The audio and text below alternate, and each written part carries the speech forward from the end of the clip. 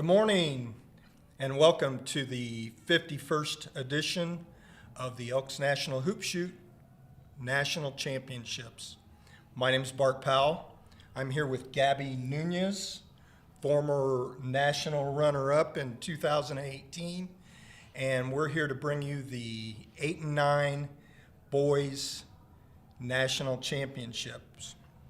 We're here at Wintrust Arena in Chicago, Illinois, home of the DePaul Blue Demons and the Chicago Sky. So we got a super venue for our event today. Here's how it'll work. There are 12 contestants in each division, and each one will come out the first time and be able to take up to 5 practice shots. They can take one, they can take none. You will see an official hold up their hand and let you know how many shots they're going to take. After that, they will take 10 shots for score. Then they will come back around again and they will not get any practice shots and they will be scored on 15 shots. So, Gabby, you were here twice. Yes. How many practice shots? I shot 5. I try to see that ball in that basket as much as possible, so I shot 5. I took all 5 practice shots. Okay. Yeah. How nervous were you? I'm nervous just right now. I was nervous. I didn't know my hands could sweat like that, and, you know, I like to say that silence is loud, and the silence was very, very loud, but I was extremely nervous. Sure. Did you do anything to keep yourself calm? Yeah. Breathing exercises? Obviously I prayed, but also just like having a song stuck in my head, whatever song I was listening to on the way here or my favorite song, whatever it was, I was just, you know, vibing in my head and just getting my thoughts together. But, you know, music definitely helps. Right. Yeah. Right. Well, the boys division in the 8 and 9-year-old category has traditionally been a very tough division.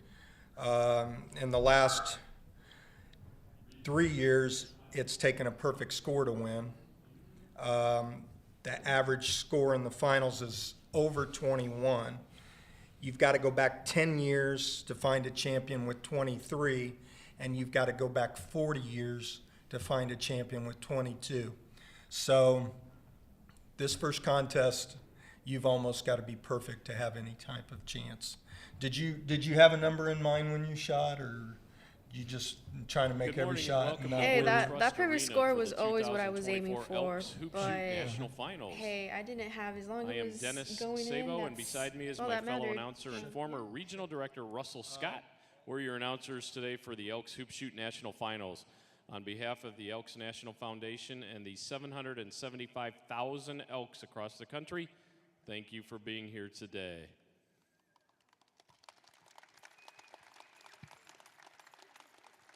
The road to Chicago ends now. You're about to witness the top 8 and 9-year-old free throw shooters in the nation, title of national champion. The top boy and top girl in this division will have their names and pictures displayed in the Naismith Memorial Basketball Hall of Fame in Springfield, Massachusetts, the birthplace of basketball. And now let me turn it over to Russell Scott. Thanks, Dennis, and good morning. To make the contest more enjoyable for everyone, we ask that all Hoop Shoot fans follow these rules. Rule number 1, right now, everyone take out your cell phone. Turn it to silent. Please keep it that way throughout the contest. We encourage you to use your phone or tablet to follow our online shot tracker or post to social media about the contest, but we don't want to hear you using them. Speaking of silence, that brings me to rule number 2. We ask that you respect the finalists and try to be as quiet as possible. Once the gym doors close, there will be no exiting or entering the arena until the final free throw in this division is made. Rule number 3, no flash photos.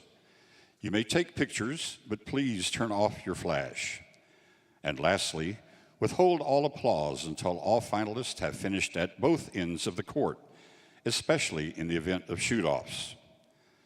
Please refer to pages 2 and 3 of your contest scoring booklet for a complete list of rules. To follow the unofficial results and commentary using your smartphone or tablet, visit the Hoop Shoot Shot Tracker at elkshoopshoot.org. You can find that link on the back of your contest scoring booklet.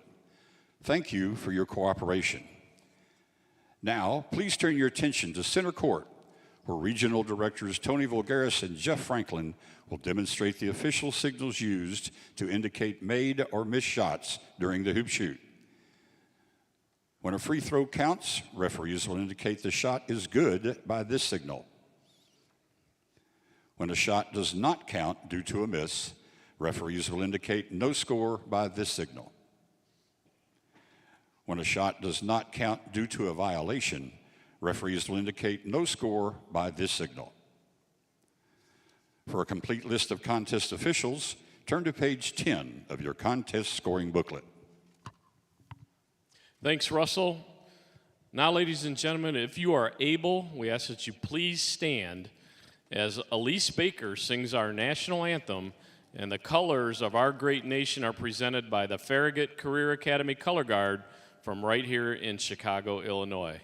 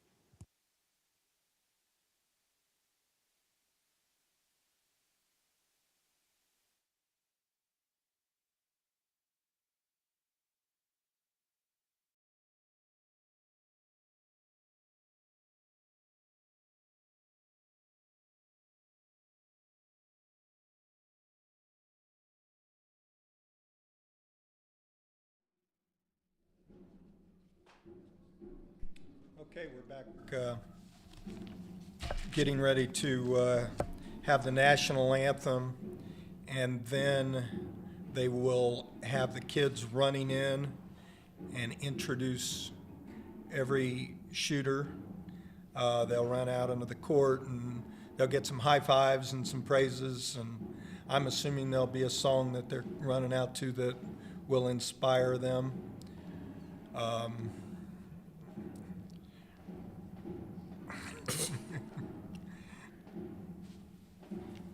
I couldn't read that, so.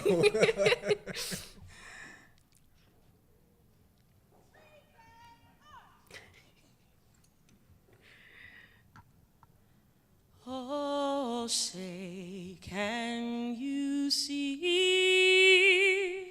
by the dawn's early light what so proudly we hailed at the twilight's last gleaming, whose broad stripes and bright stars through the perilous fight o'er the ramparts we watched were so gallantly streaming, and the rockets' red glare, the bombs bursting in air, gave proof through the night that our flag was still there. Oh, say does that star-spangled banner yet wave o'er the land of the free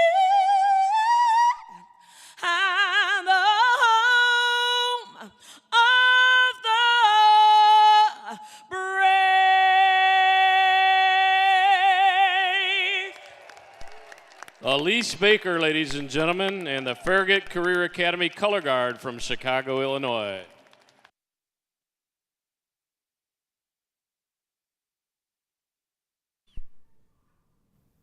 Wow, that was a great rendition of the national anthem. And that just shows you the quality of the hoop shoot program. I mean, they brought a singer in like that. You know, the program's very special, as high quality as that was, with the high quality of the shooters that we have here today. So now, like I said, they're going to line up on each end, and each contestant's going to be introduced, and they're going to run into some music, high five a bunch of people, trying to get rid of the nerves here.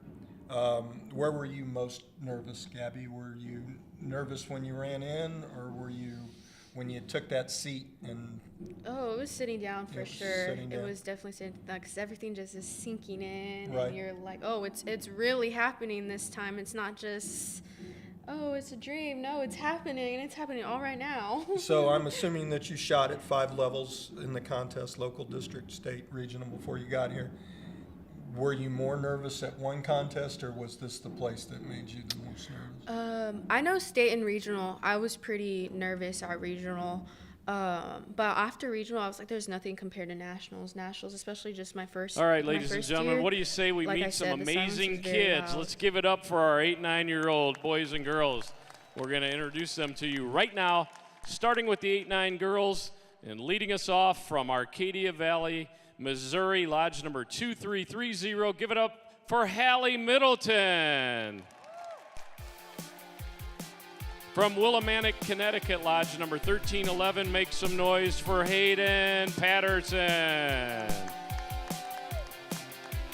From Boise, Idaho, number 310, it's Ari Komoda.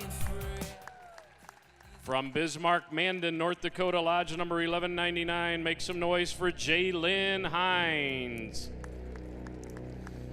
From Clovis, California, number 2599, Miss Jordan Hidalgo. From Kingfisher, Oklahoma, lodge number 2416, give it up for Presley Page. From Clearfield, Pennsylvania, lodge number 540, Miss Nora Fought. From Coleman, Alabama, lodge number 1609, Allison Rice. Representing North Glen, Colorado, number 2438, Caroline Kuman. From Winchester, Virginia, number 867, give it up for Eva Reed. From Chillicothe, Ohio, number 52, make some noise for Miss Ainsley Weaver. And from Brainerd, Minnesota, number 615, Miss Darcy Martini.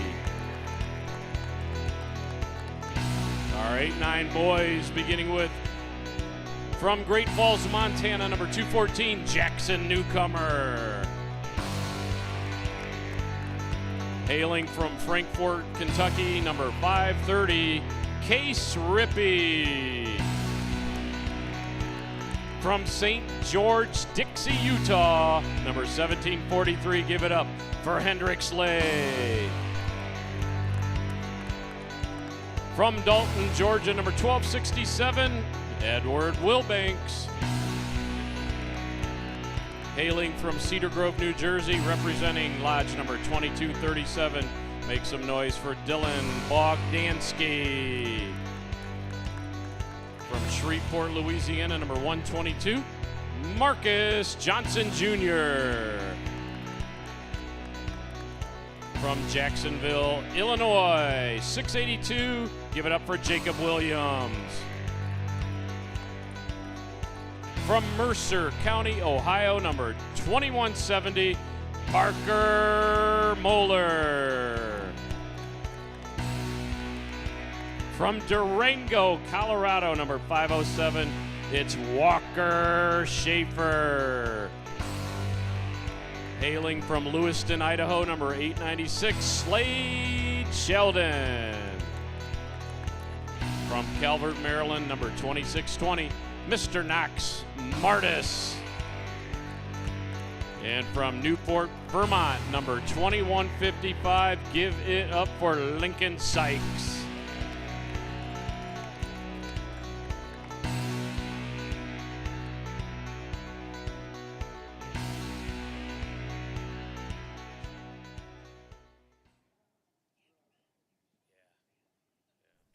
Okay, we're getting ready to start the contest. Something a little different that most of At these this time, contestants we ask haven't that had the to deal doors with please be closed. and during their floor course of managers, competition is you are ready, the there's contest 12 begins. competitors. And most of these guys have only had to wait for 3, 4, 5 different shooters. If you're from New Jersey, you had to wait on 13.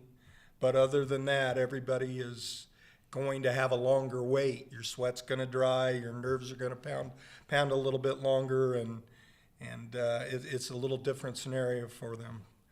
Our first contestant is Jackson Newcomer, and he's from Great Falls, Montana. He's shot 94% during the course of this contest. Gabby, you have anything else about Jackson?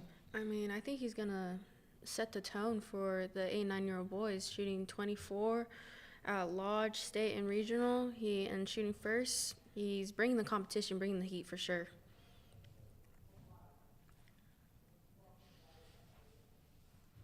And once again, they're allowed up to 5 practice shots.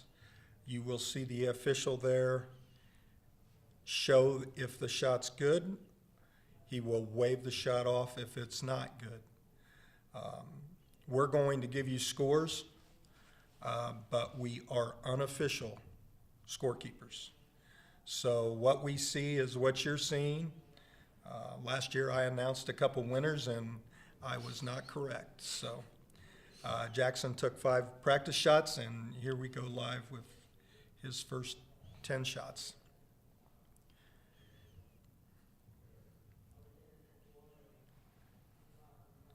He's got a Creighton jersey on, I believe. Yep, he's a Creighton Blue Jays fan. What do you think about the form, Gabby? Good follow through? Very good follow through, especially for an 8 and 9-year-old. It's very good. Love it when they keep their hand up there. Mm-hmm.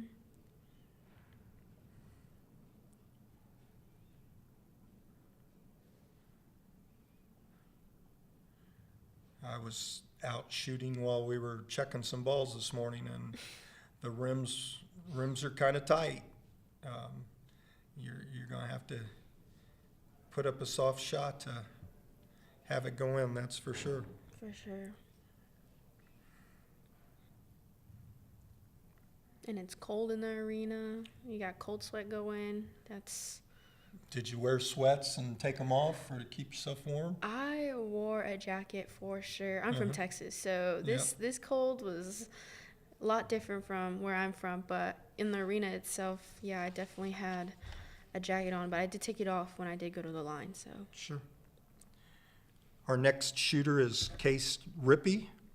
Case is from Frankfort, Kentucky.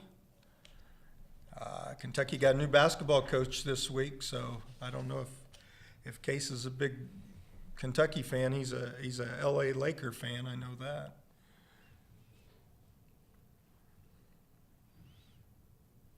Favorite book is I Survived. I'm not a book reader, so I think they're like war books. I remember them from school, so they have like different war telling stories and things like that. all right, here we go live. Got pretty serious, pretty focused.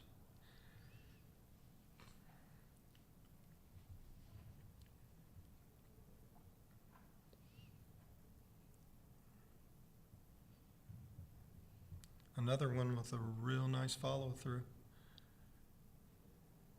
And he did go 25 at regional, so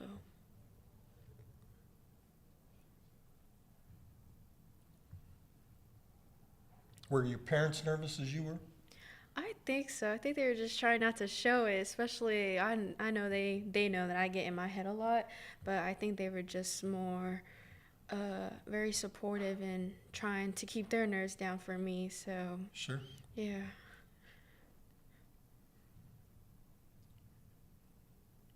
Yep.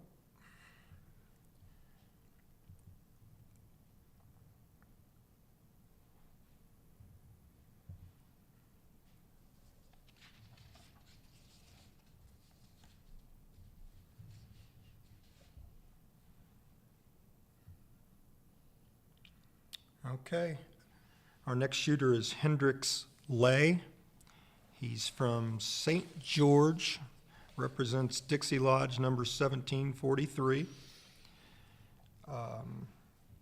And once again, another Laker fan. Did you hear any noise when you were out there shooting, Gabby? We always try to be extremely quiet, and nobody wants to ever drop anything or step on something. Yeah. Did you notice anything like that? If anything, my thoughts within my head, my breathing. I was trying to keep my breathing in check, but no, I was scared to sneeze actually too. I was like, oh, I better not sneeze. But no, I love the quietness. Sure. All right, we got a lefty shooting. A lot of lefties, especially in practice today. Okay. Yesterday. Girls and boys too. Uh-huh. Once again, keeping that hand up there. There was a shooter about 6 years ago. His name was Anthony Thompson, two-time national champion, and he actually would keep that hand up until the ball hit the court. Oh. And he was extremely good. Won the Getty Powell Award, I believe, 1 year. Anthony's going to be a big-time college basketball player in the next couple years. Oh, yeah, that's great. I think that's the beauty with the shoot, too, is you have different forms, different techniques, different shots, you know. I think that's the beauty of it all. And we have a four-time national champion named C.J. Cogill. Yes. And C.J. took the ball all the way around his head and let it go. And how he made shots was unbelievable. But to each his own, you know. Yeah. Our next shooter is Edward Wilbanks, and Edward's from Dalton, Georgia. Now we got a Golden State fan, so I'm assuming he wants to shoot today like Steph Curry. Who doesn't want to shoot like Steph Curry? And I don't know. I don't think he took any practice He didn't shots. take any practice shots. So Okay, just straight into it. he's rolling. No dribbles either. Yeah. And that would be tough, just walking up there cold and not taking that practice shot. For sure. Hey, but whatever gets you going. Right?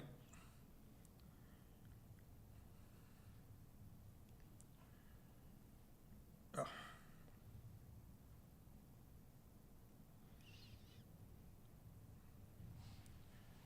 So what shot did you think was the toughest shot in the competition? I think that first shot of the 15 is probably the hardest because you shot your 10, you don't get no practice shots. Right. You're up there and it's like, this is my last impression for myself and for this whole national competition. So I think the first shot of the 15 is definitely probably the hardest, at least for me. So Sure. yeah. Sure. Our next shooter is Dylan Bogdansky, and Dylan is from Center Grove, New Jersey, so here's one of those New Jersey kids that have been through this timeline about waiting. He had a perfect score at his state contest. And here we go again. He's another Los Angeles Laker fan. 2000 specific. Yes, he Yes, is very, very specific specific. about the two. Yeah. And I don't know how that could be because pretty sure he was not born Probably at not that time. Mom and Dad probably gave him a little history lesson. All right. And his nickname is Pickles.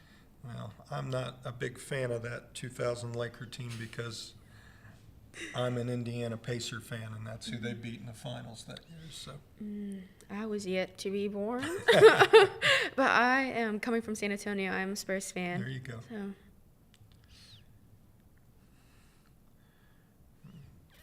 Dylan's got a quick release. Very quick release. All right. all right. I think that's the best score that I've seen so far. Yeah. Our sixth shooter is Marcus Johnson Jr. Marcus is from Shreveport, Louisiana, and represents lodge number 122. And here we go. We got a Mavs fan, so he's getting closer to your area now. Closer to Dallas, yeah. Yeah.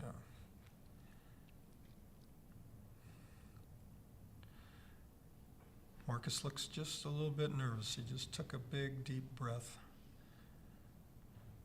And I can't imagine. You definitely you got a little lean going there, trying to lean that one in. Yeah, each rim, each court, each net, each ball is always different. But your technique and form should always be the same. All right, Marcus took 5 practice shots, so here we go. First score with him.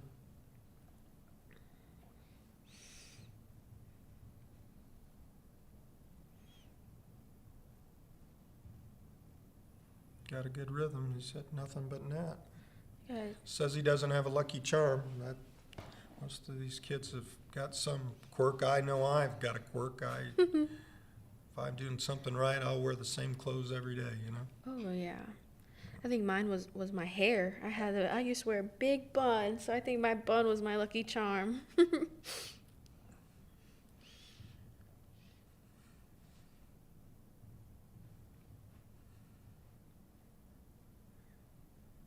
I also did the spin with the ball. I think touching the ball as much as possible. Obviously, it's not timed, but you want to take your time, touch the ball as much as possible, right. Spin it, give it a nice go. So he's spinning it in his hands. There's a lot of kids that'll spin it off the floor and bring it back to them. Yeah. Did you just spin it in your hands? Yeah, I spun it in my hands. I like I said, I loved touching the ball, getting the feel, and that was my rhythm. So I think, not trying to be biased, but I think those who spin the ball in their hands may have a little oomph to their shot. So, well, he definitely had a strategy. Kept the same focus on every shot, and he's our first perfect score. So Marcus Johnson Jr. is our first perfect score. Next shooter is Jacob Williams. Jacob's from Jacksonville, Illinois. Once again, another Lakers fan. Man, these young kids, they're loving the Lakers, and I'm assuming they're loving LeBron James. A lot of them their favorite book is also I Survived series, so I guess very popular among the young boys. Right. Right.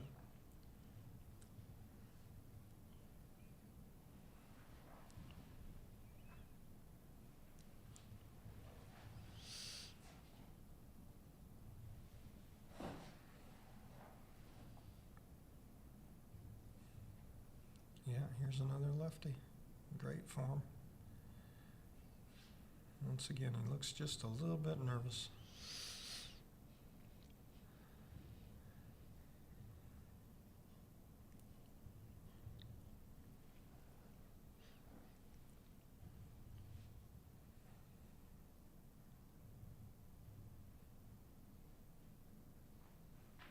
Pretty tall for 8 or 9-year-old boy. Yeah, he is.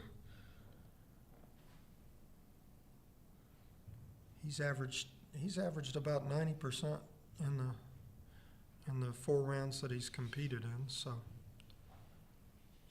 he's on pace to do that again.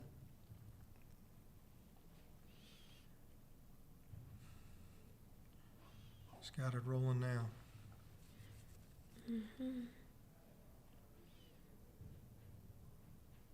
And another 9 of 10. I believe that's 2 9s and 1 10. So starting to heat up. Our 8th contestant is Parker Moeller. Parker is from Mercer County, Ohio. And I have watched Parker shoot, and it'll take him about 1 minute to shoot these 10 shots. Ooh. He is just going to let it rip.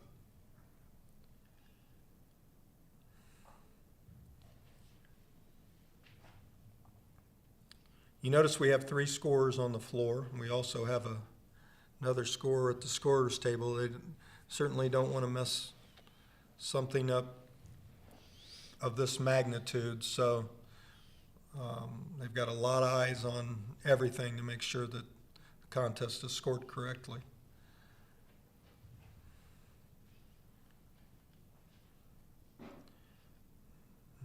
is just letting it fly. You got those focus eyes. Yes. For sure. Yep. So what are you aiming at when you shoot? What are you looking at? Certain part of the rim? I would align my right foot pretty straight. I would try to go straight within the rim, the basket. So if I try to aim as straight as possible, whether it was left or right, that's how it was. Line judge. Yeah. Oh, okay. We also have a line judge, and the line judge for this contest is Jeff Franklin. And you cannot go across that line until the ball goes through the hole. So they obviously take that pretty serious. Our next contestant, oh, by the way, Parker did score a perfect 10 out of 10. Our next contestant is Walker Schaefer. Walker's from Durango, Colorado, represents lodge number 507. And he took his shots extremely fast. He's got a Wisconsin Badger shirt on, and he's a fan of the Milwaukee Bucks. So Durango, Colorado's a long way from Milwaukee, so he must have something going on there. For sure. And he did say that red Wisconsin Badger shirt is his good luck charm, so.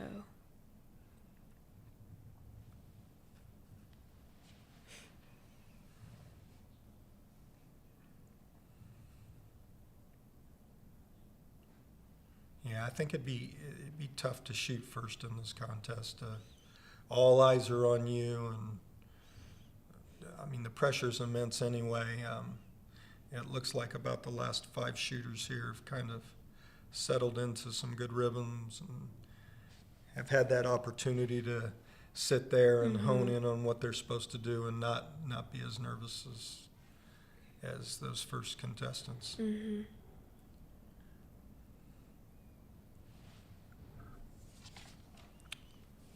Our 10th contestant is Slade Sheldon. Slade's from Lewiston, Idaho, and represents lodge number 896. Slade's a Seattle Seahawks fan. Says his biggest fan's his family. And he wants to go to Jamaica. So My parents have been to Jamaica.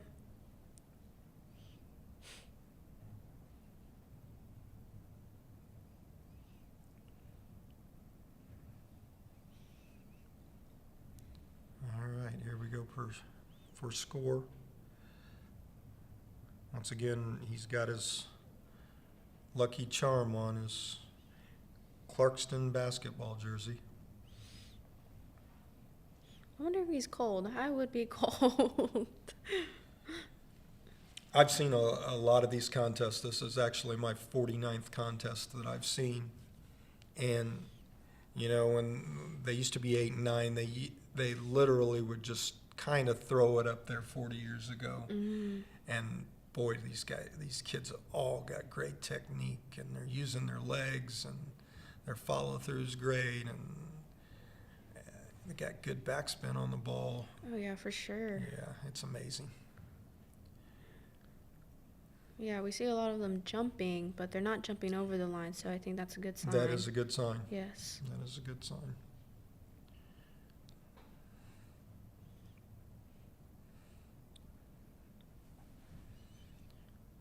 Really focused. Got a good rhythm going. He's looking at something every time. I'm wondering what he's looking at after every shot.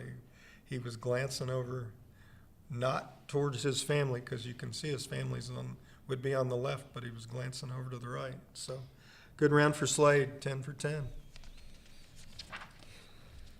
Our next shooter is Knox Martis. Knox is from Calvert, Maryland, representing lodge number 2620. He's a Bengals fan. Wow, a Bengals fan in Maryland. That's interesting. And once again, he's wearing his Blue Cutters t-shirt. That's his lucky charm. Black and white shorts, blue Under Armour socks, and I'm not sure what the name of that shoe is. Orange J's. Orange yeah, J's. he has J's Okay. on his feet. Okay, and I'm not in tune with J's. So. They're probably just Jordans. Okay, all right. I'm betting that you're right. So.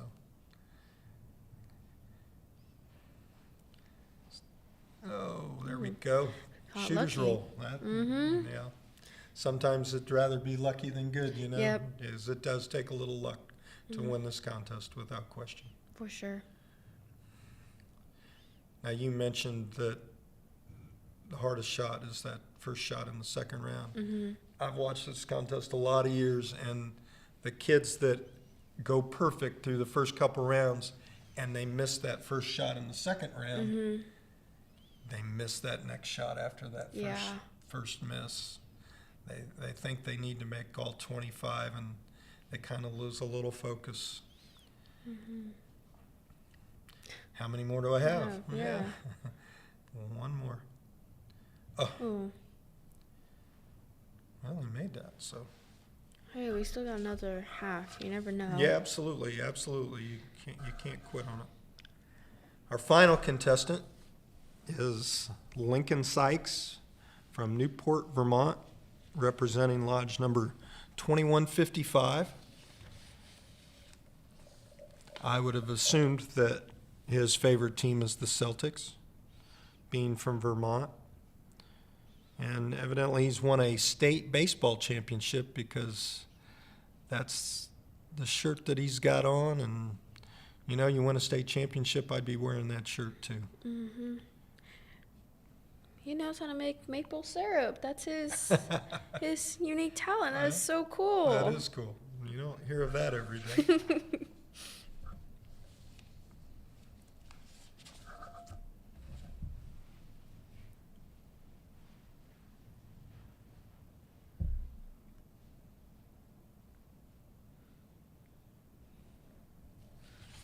I think also being the last shooter, you have some pressure on you too. Either finish with a bang or Right. change the pace of the competition. A lot of pressure first and last.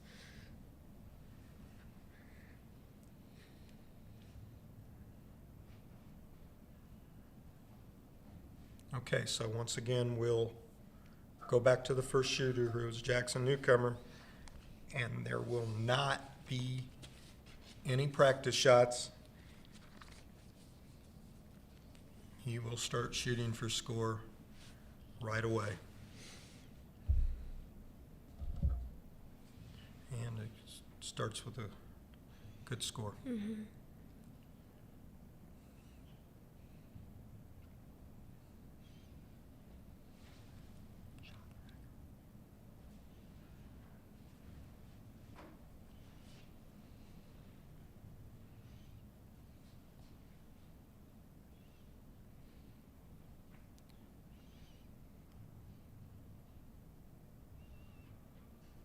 So in that first round, we have a three-way tie, 10 perfect scores. And I'd say that's about the average. Sometimes you get 4, sometimes you get 5, but normally 3 or 4 are right on track.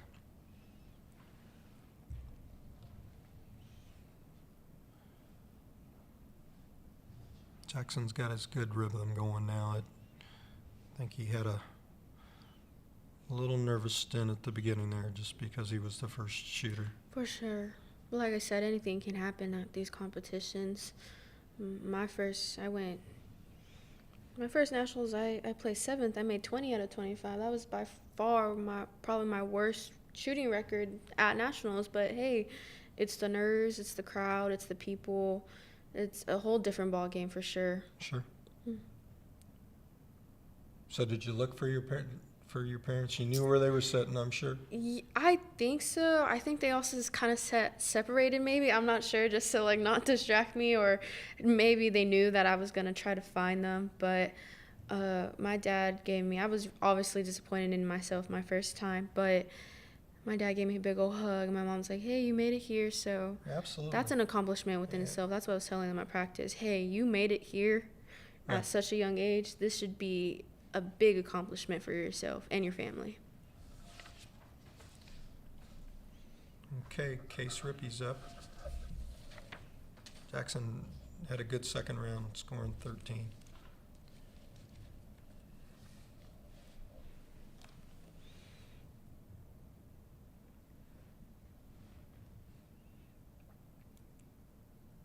Well, you had a pretty good track record. You shot in the contest twice, and you made it to the national finals twice. That's very impressive. Were you you obviously didn't know about the contest 4 years prior? Yeah. You'd have probably been on. How much basketball did you play? I would like to say straight out the womb, probably. Yeah, I started off small, and then unfortunately I didn't find out about the hoop shoot until middle school. One of my middle school coaches was like, hey, you want to give this a try? No one really takes it that serious, especially, for girls at least. So I was like, okay, I'll give it a try. And I asked my dad, and we practiced, and it was great. All the people I've met, all the support that I had from my local lodge to my state to my region, it was a wonderful experience for myself, and I stuck with it. I was like, this is a beautiful opportunity for everyone. So I said, I gotta stick with this. Sure. Yeah. Sure. And for sure, if I knew before, I would have been in that Hall of Fame for sure.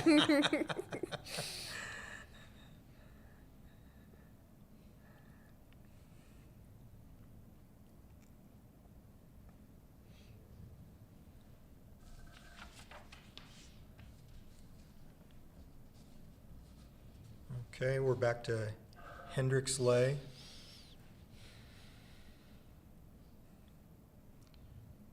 You still have friends that you met from? Yeah, so actually a couple of backboard members, myself, Faith, and our newcomer, Sophie, we all competed, I believe, in 2017 together. So I like to say that Faith is my rival. She did beat me, but I came back. But yeah, we all competed together, and I'm so glad that we're all here as Sure. backboard members. That's cool. Yeah. That's cool. And the backboard members that we have here today, that's actually, you see two boys underneath that basket, and they're called backboard members, and they have been here as national finalists, most of them a couple times. Yeah, for sure. So we like to keep them involved in the program, and I'm 100% sure you still like being involved with the program. Yes, they asked us in the morning, are y'all nervous? I said, nope, not at all. I'm not competing. Better than me.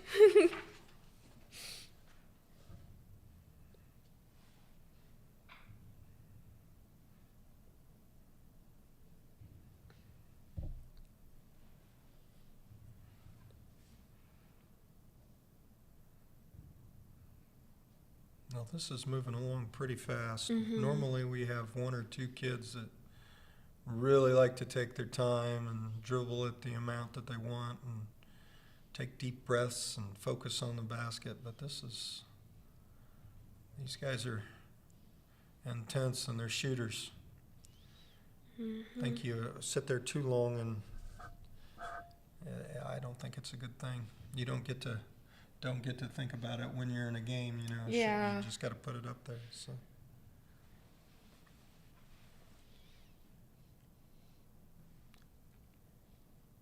Edward Wilbanks is our next shooter.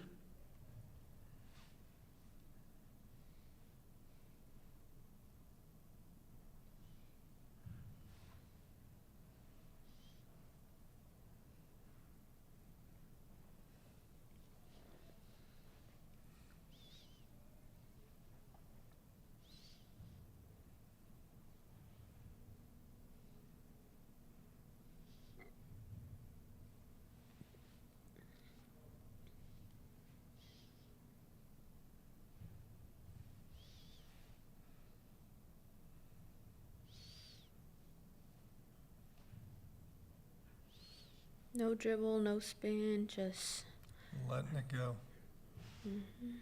Places it on the hand the same way, though, every time, it looks like, on the same part of the ball. But yeah.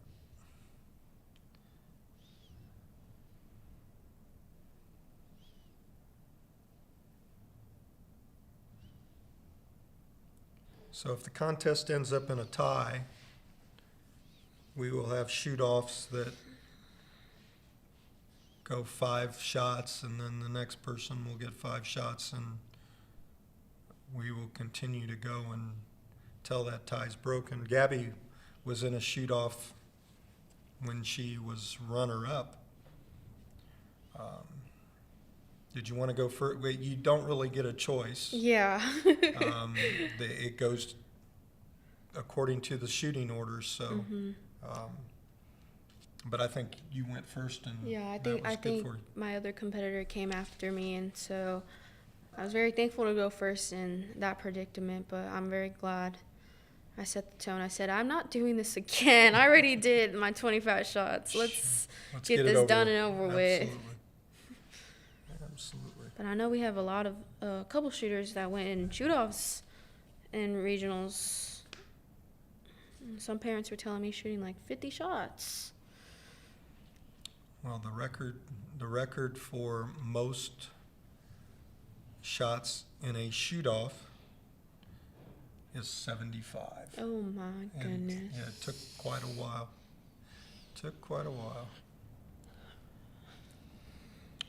And I believe the winner had 73 out of the 75. So he ended up hitting 97 shots out of 100 to win a national championship. Wow. Yeah. His name was Zeb Alford. Wow. What a record. Yeah, that was something. This is Dylan Bogdansky.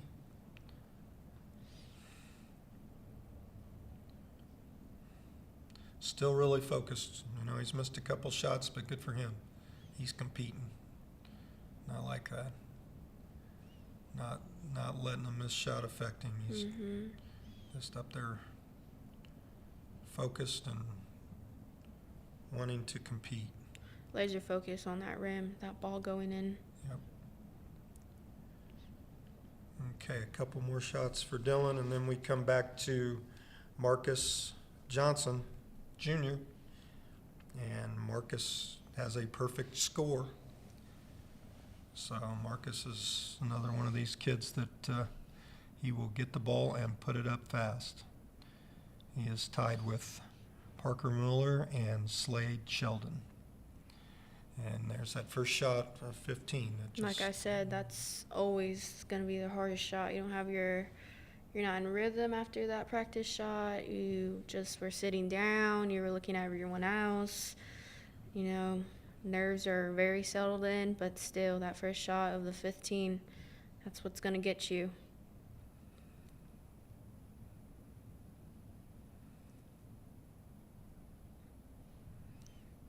He took a little more time that time.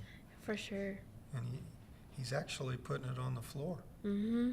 So he's changed his strategy here a little bit after missing that first shot. Yeah, taking your time, slowing it down a little bit. Got that gum going. He got a good rhythm chewing the gum. I like that. Yeah.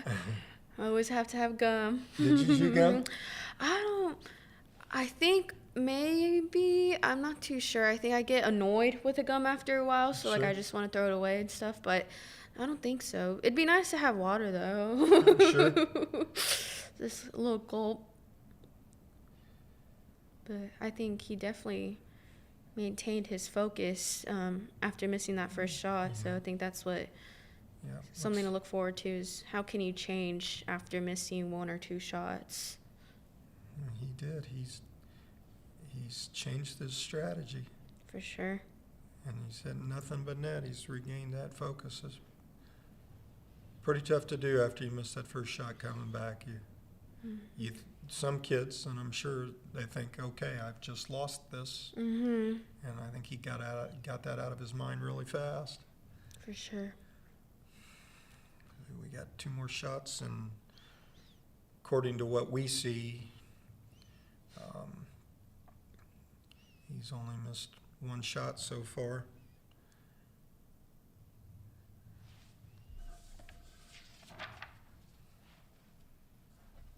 So technically, Marcus is on the leaderboard with the 24, and once again, these are unofficial scores, so Don't shoot the messenger here. So we're halfway through the second round. This is Jacob Williams. Jacob rattled that first shot in.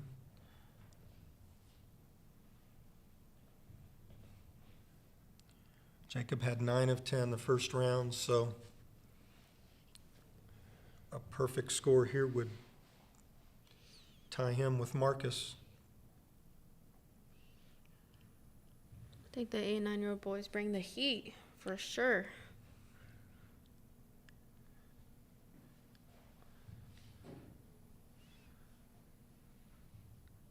He also has laser eyes on that ball Yes, on he that does. rim. Yes, he does. Mm-hmm.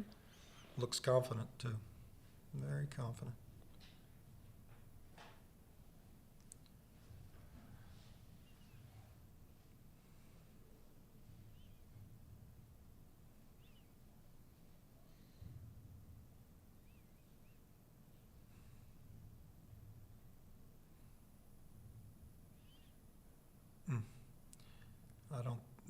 You could tell by his release right there. It came down really fast. And he mishandled the ball or something, and he knew it when he let go of it.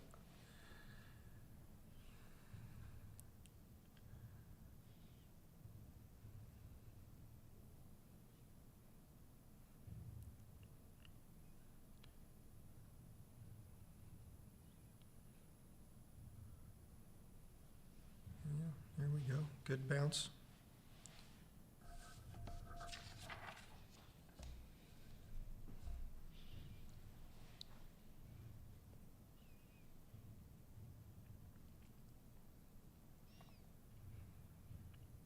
Okay, good round. Good round. Okay, our 8th shooter is Parker Moeller. Parker was perfect that first round, so if he goes perfect in this round, he will be the leader in the clubhouse. Oh, there's that first shot.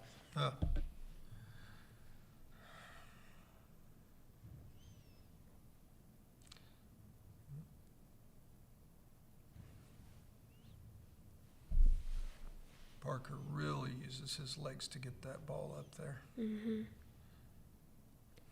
mean, talk about no dribble, no spin, no nothing. Yeah, Just there he goes. Yeah. have at it.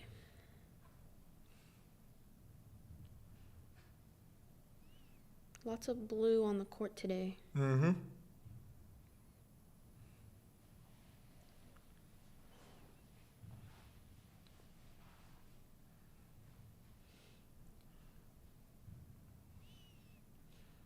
Give me that ball, I'm going up with it. There you go. Not rattled by anything, doesn't look like he's counting anything. Just gonna shoot until they tell him to stop shooting. No, he had to lean there a little bit.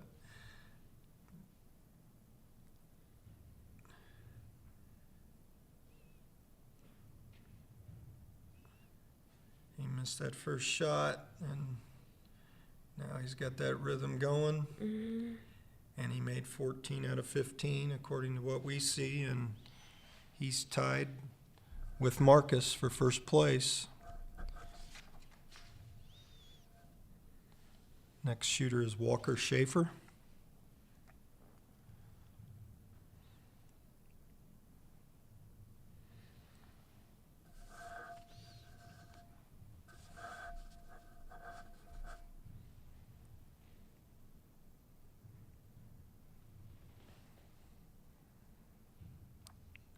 We have one other shooter that can tie Marcus or Parker, and that's Slade Sheldon, and Slade shoots next. And Slade's got a perfect score, so he shoots 15 out of 15. He can be a national champion, so he's got that on his mind if he's watching. Yes. And did you watch the other shooters? Ooh, I don't think so. Like I said, I was really just trying to focus on myself and my rhythm and my shots and what can I make, and like I said, what can I feel accomplished and be proud of, leave it all on the floor. So I think I was looking at the floor, to be honest. And yeah, I just got too nervous seeing the other girls shoot. So when you got in that shootout, obviously you shot first. If you would have shot second, do you think you would have watched that shooter ahead of you and see what she made? Maybe. Yeah. I'm not too sure, maybe. But like I said, I wanted to end it then and there. So whether I went first or second, it was going to end then and there. Sure, sure.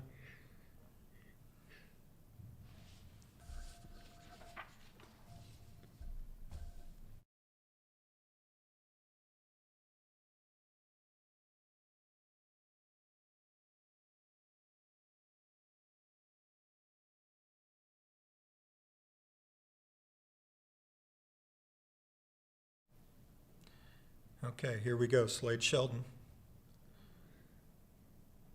Yeah, that first shot. It's almost like their knees aren't ready for it and they're not using their legs. And get in there. Oh. And there's one that's missed that second shot after the first shot.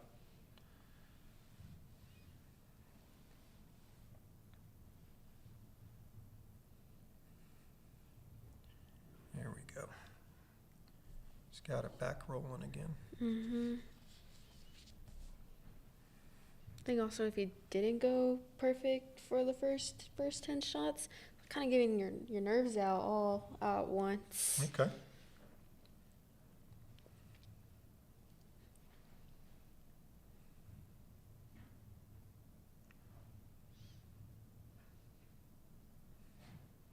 He's got a little unique shot. He's a leaner.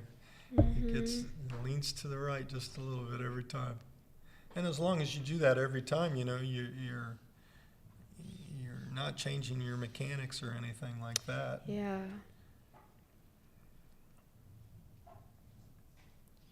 You got a routine, stick with it.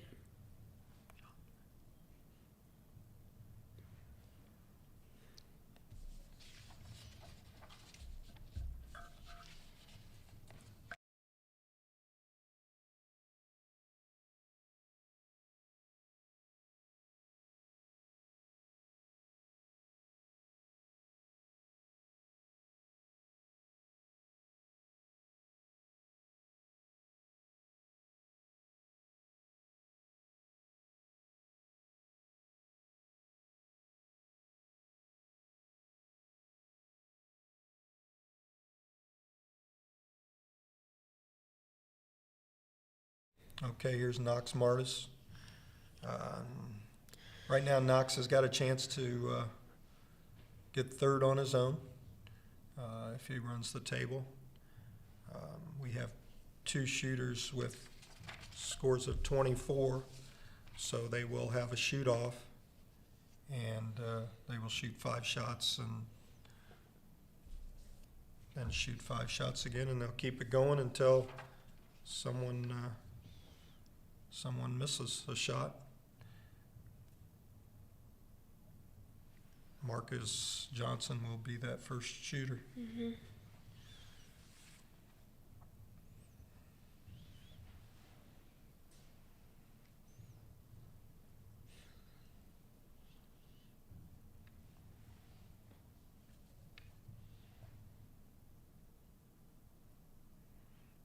Got it rolling. For sure.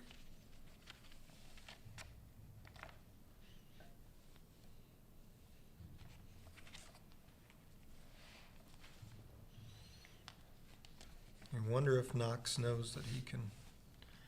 We give out trophies for first, second, and third, so you just wonder if he knows he can take a piece of hardware home at this point. 3 more shots and he's got third. When you do get that hard, it's a hefty thing to travel with. Especially, I know a lady on the plane was like, "Do you want to put it on top?" I said, "Nope, I'm holding this the whole time. No, don't take it away from me." Absolutely. Our last shooter of the regular contest is Lincoln Sykes.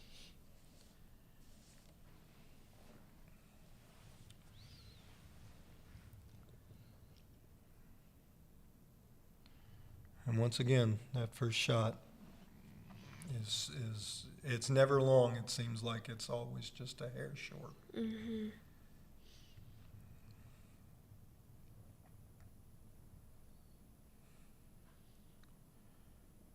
Backboard boys are doing a great job not letting the ball hit the court. One bounce to them and then goes right away. That way, you want the ball to get back to the head referee as fast as you can, just to let them keep the rhythm. You don't want that ball going all over the place and having to wait 20 seconds, for the ball to get back.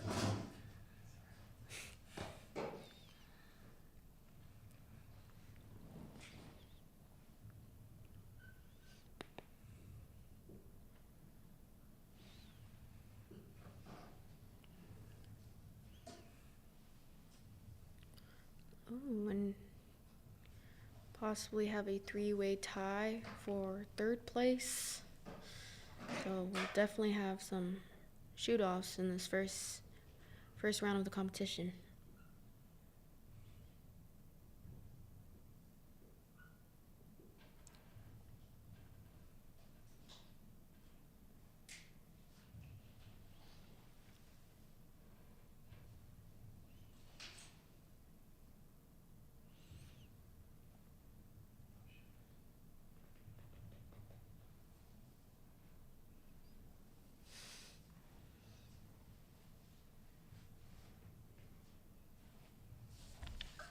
All right, Lincoln's finishing up his shots, and then we'll get to a shoot-off.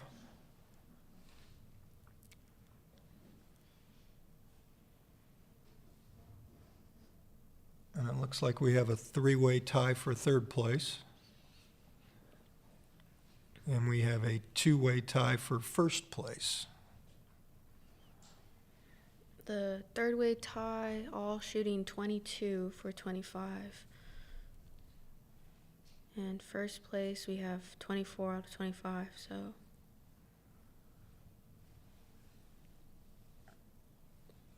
No 23s.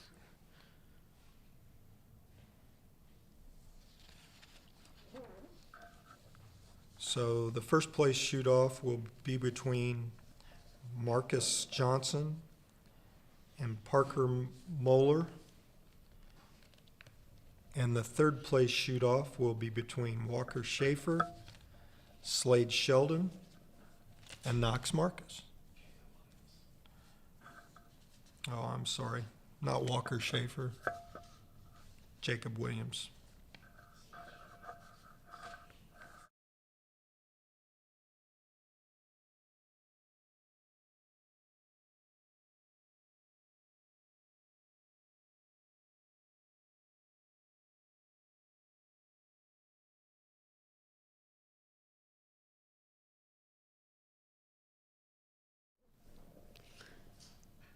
Extra what? Extra free throws. Oh, we always love more. Bring it on.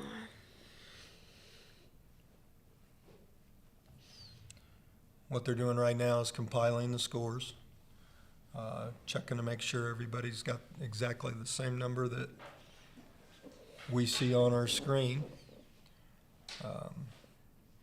There's the trophies. You can see a partial trophy. That trophy's about 3 foot tall. So, Yeah. like Gabby said, it's fun to take home on an airplane. Mm-hmm. And they probably announced your name on the airplane. Did they do that for you? No. A lot of kids, they say, look at this. This girl's won something special. Everyone did stop me like, oh, look at that, look at that. I'm like, I did that, so. Looks like right now the boys are turned around. They're watching, I think, a shoot-off on the girls' end. Mm-hmm. Parker's smiling. It doesn't look like he's nervous. So Marcus is also having yeah, couple Marcus is. giggles. Yeah, they're both giggling a little bit. I don't know if they know what's about to happen. Right? Also, I think these shootouts just show how much work have you been putting in. Absolutely. Yeah. How many shots did you shoot a day? How many times a week did you practice? Oh, I was telling Nicole, she's another member on the backboard. I said I would wake up at 5 a.m. and shoot like 50 shots with my dad. Thankfully with my dad, or just anytime I could, just shoot, which is always time for fun and rest and stuff, but shooting free throws is fun. So Sure. yeah, definitely after my first national appearance, I was like, I'm coming back here, especially my last. So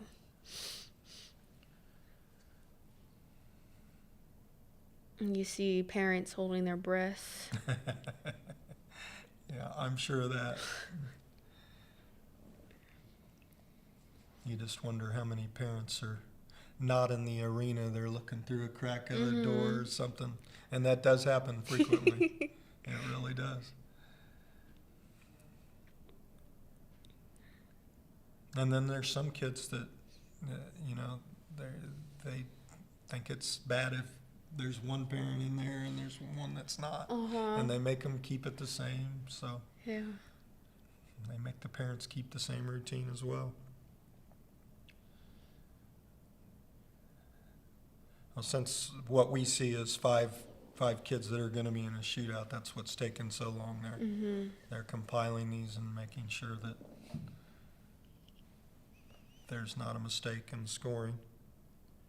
And once again, they will shoot 5 shots, and they do not get to warm up. So there are no warm-up shots. They compete for score right away.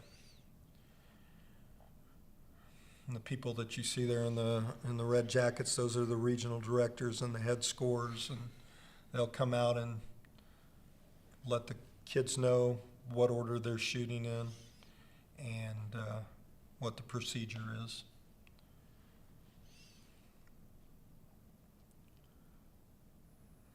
You notice it's still very quiet, so no cheering, no clapping, no getting up until the whole Whole thing's competition done, right. is completed. You also hear announcements, but Right, yeah. right.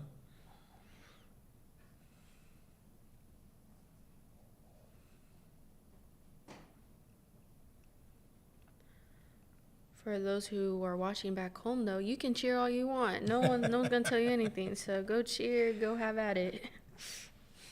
Well, I'm sure right now Ohio and Louisiana are on pins and needles here, so.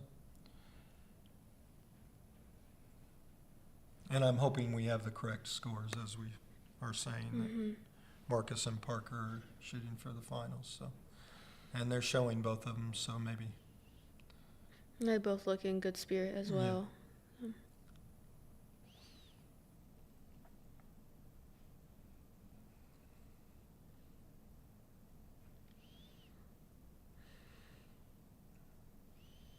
Like I said at the beginning of the broadcast, we're shooting at Wintrust Arena, and the arena holds about 11,000 people. So, you see a lot of empty seats there, but the backdrop is just a little bit different for these kids.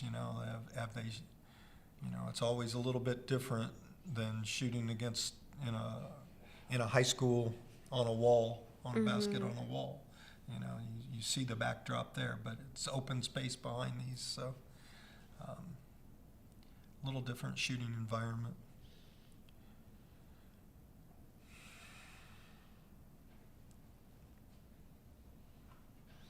And it looks like the girls had a pretty good competition too, because they're having tiebreakers as well.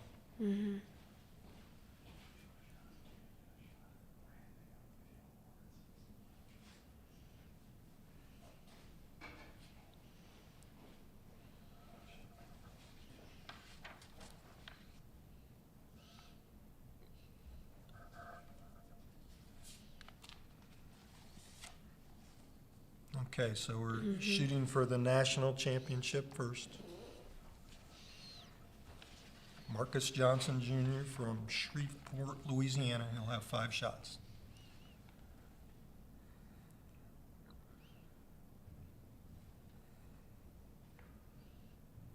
First shot's good.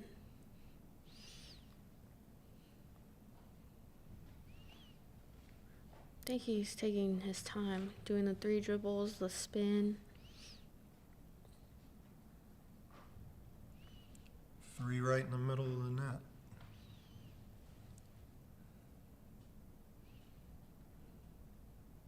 Oh, and of course I just jinxed him.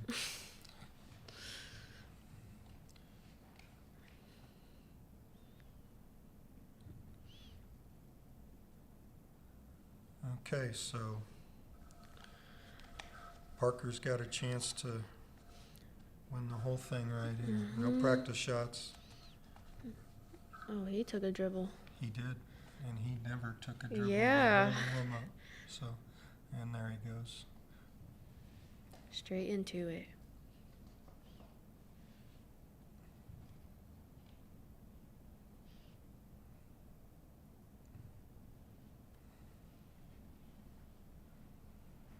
And 5. And there's your national champion, unofficially, but I think it's pretty official now that we've watched it. So, Parker Moeller from Mercer County, Ohio, representing lodge number 2170. His regional director is actually handing him the ball, so there was a slight advantage for Parker there, knowing the guy that's handing him the ball. So we'll see if any of the other regional directors call for a technical foul on that. So our three-way shoot-off for third place will begin. And there are 3 scores: Slade Sheldon, Jacob Williams, and Knox Martis, all scored 22, 22. 25. Mm-hmm. And they will shoot in the order once again that they just shot in. So, and they will continue that order until someone settles the battle. Mm-hmm.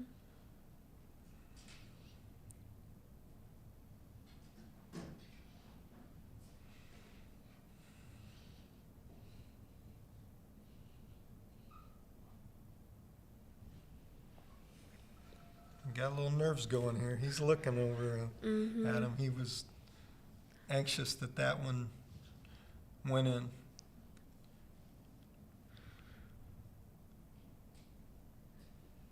And we saw Marcus and Parker, I believe they're having some giggles, some good smiles going on before and after as they sat down. So one thing that the Elks and the hoop shoot teach you is sportsmanship. Absolutely.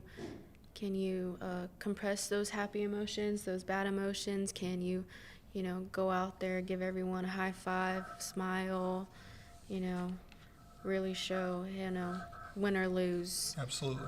you had a great time. Absolutely. And you see these guys when they're exchanging positions, they're slapping each other, as they walk by, and that's awesome in the heat of the battle, For sure. Yeah. They're all going to the same thing, so nothing different there.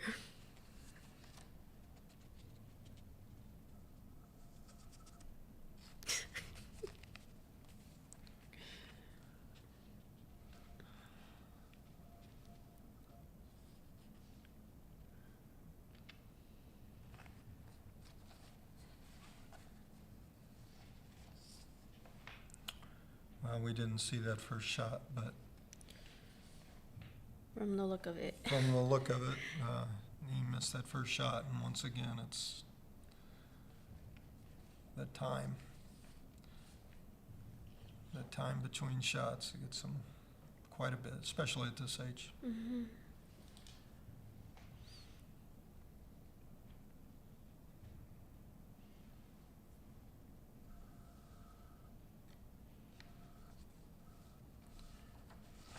So that ended pretty quickly. And it looks like that Jacob Williams,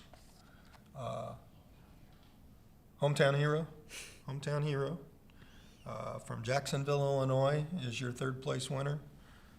Marcus Johnson finished as the runner-up. And Parker Moeller from Mercer County, Ohio, is your 8 and 9 Division Boys National Champion. It was a good contest, real good contest. Very good. 10, 11 have a lot to bring, too.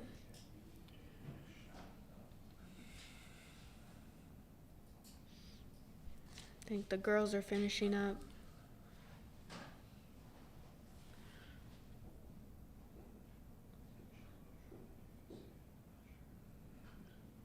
I always enjoyed looking at the boys, or just on the complete opposite, you know.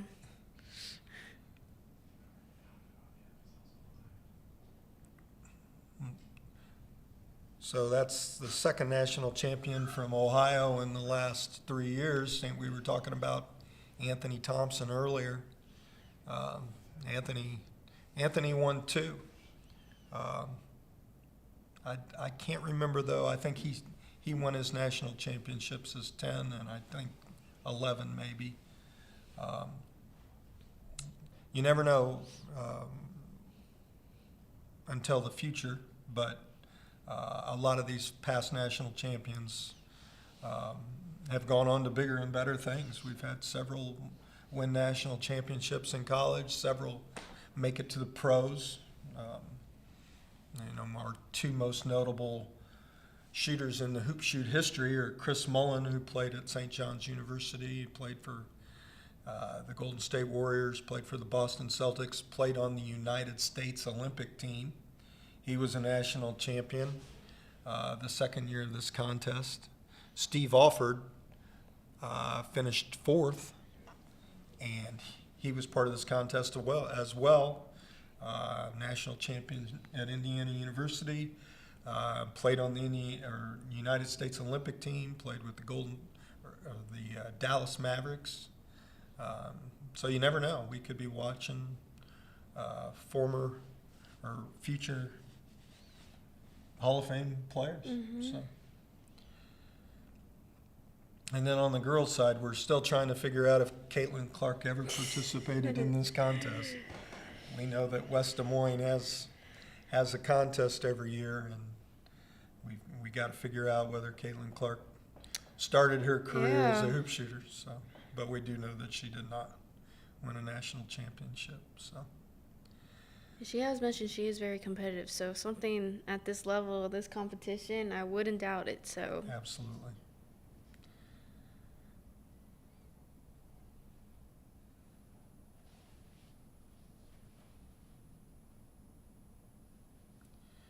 So once again, they're compiling all the scores.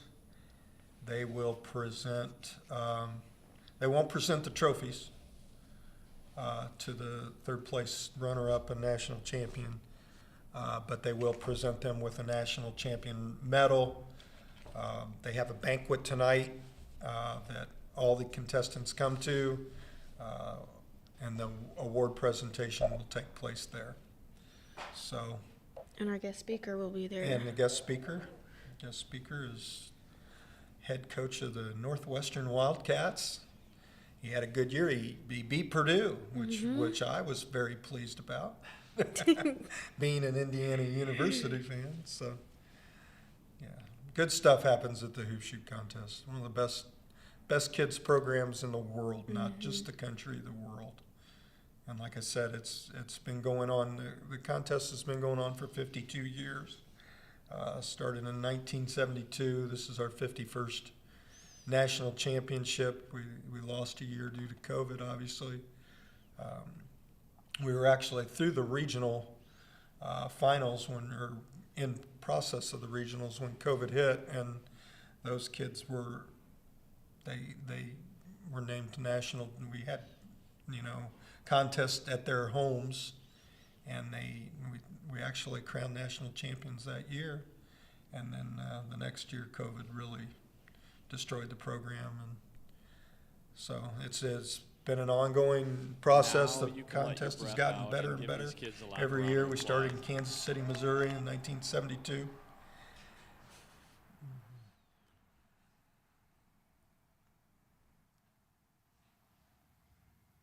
What an amazing performance at So they both made ends of the national court champions. Like I to said, our 8 and 9-year-old contestants. Unbelievable shooting from top to bottom. Congratulations, kids.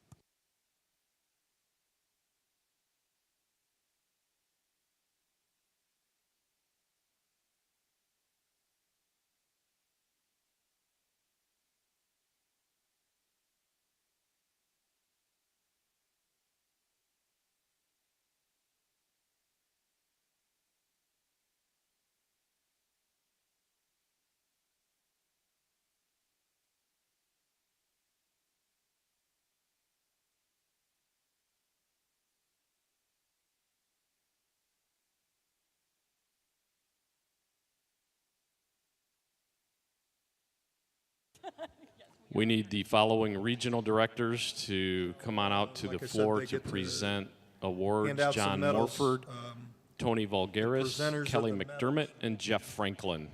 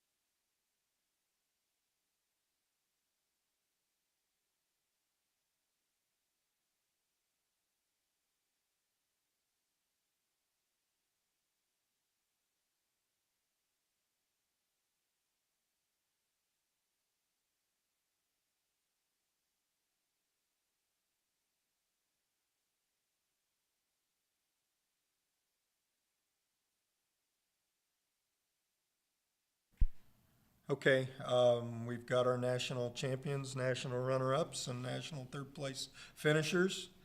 Our PA announcer, who's Dennis Szabo from Ohio, he got a national champion, so he's pretty excited. You might hear a little extra in his voice when he calls Parker's name. For sure. But they'll each come forward, and their regional director will place their medal around their neck. So you've had this done before. Yes. Pretty cool. I had the biggest smile on my face. All right, I we're had gonna the biggest sense of present the joy medallions and pride that I've ever felt before. And the hats to our top three in the girls division, and finishing in third place with a score of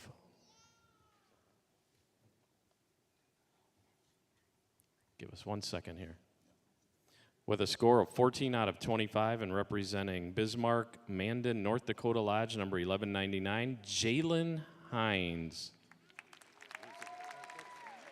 Excuse me, it was 23 of 25. Jalen Hines, 23 of 25. 23 of 25, Jalen Hines. The national runner-up with a score of 24 out of 25 and 3 of 5 on the tiebreaker shoot-off, and representing Kingfisher, Oklahoma, number 2416, Presley Page.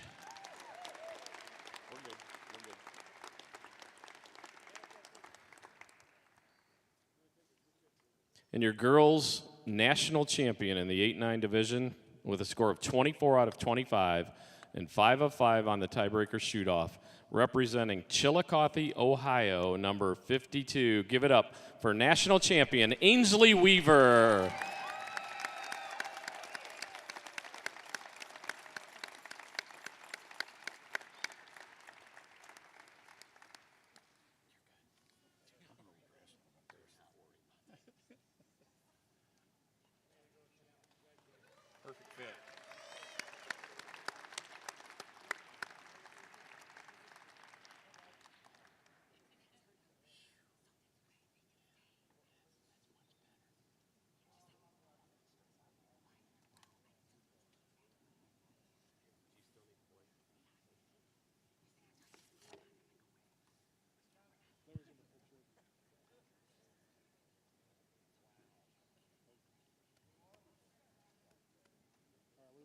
All right, give it up for your top three in the girls 8-9.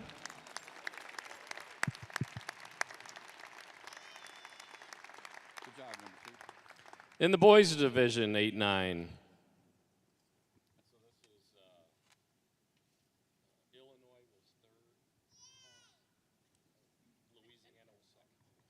In third place with 22 out of 25 and 5 of 5 on the tiebreaker shoot-off, and representing Jacksonville, Illinois, number 682. Give it up for Jacob Williams.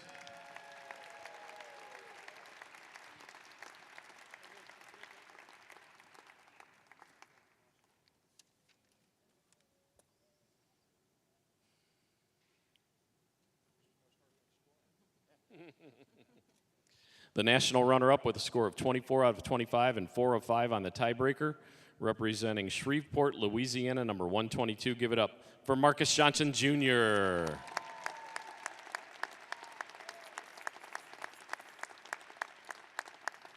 Your boys 8-9 national champion with a score of 24 out of 25 and 5 of 5 on the tiebreaker. And representing Mercer County, Ohio, number 2170, your national champion is Parker Moeller.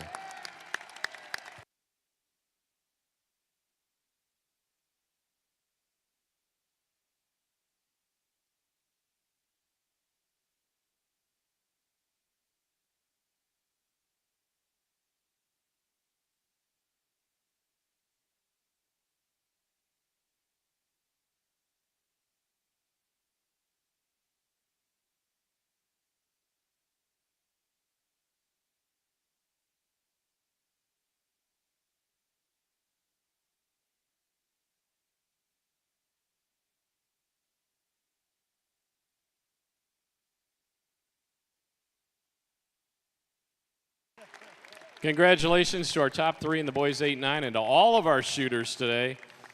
All 24 of our 8-9s. Amazing competition. Momentarily, we will ask you to turn your attention to center court for the recognition of the 2024 class of Elks Hoop Shoot Hall of Famers.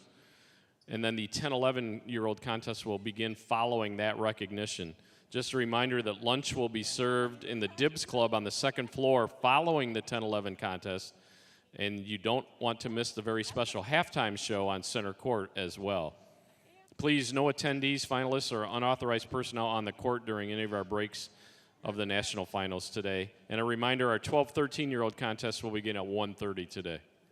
Give us just a couple of seconds and we'll get to our Hall of Fame induction for the class of 2024. There's Keith.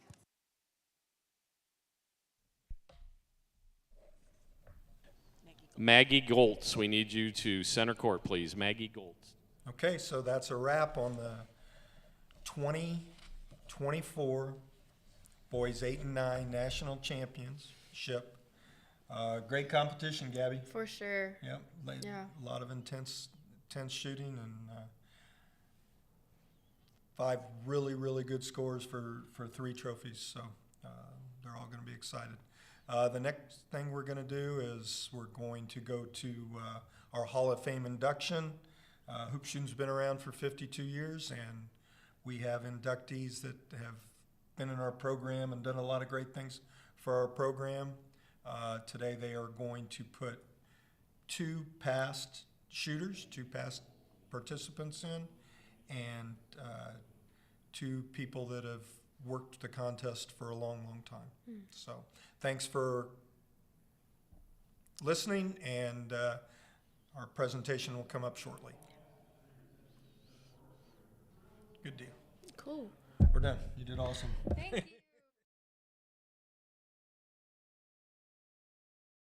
Help make the program what it is today. 2022 Elks Hoop Shoot Hall of Fame members Keith Mills, our past national president and former regional director and Hoop Shoot participant, along with contest manager, Region 7 director Larry Torres, will present the medallions.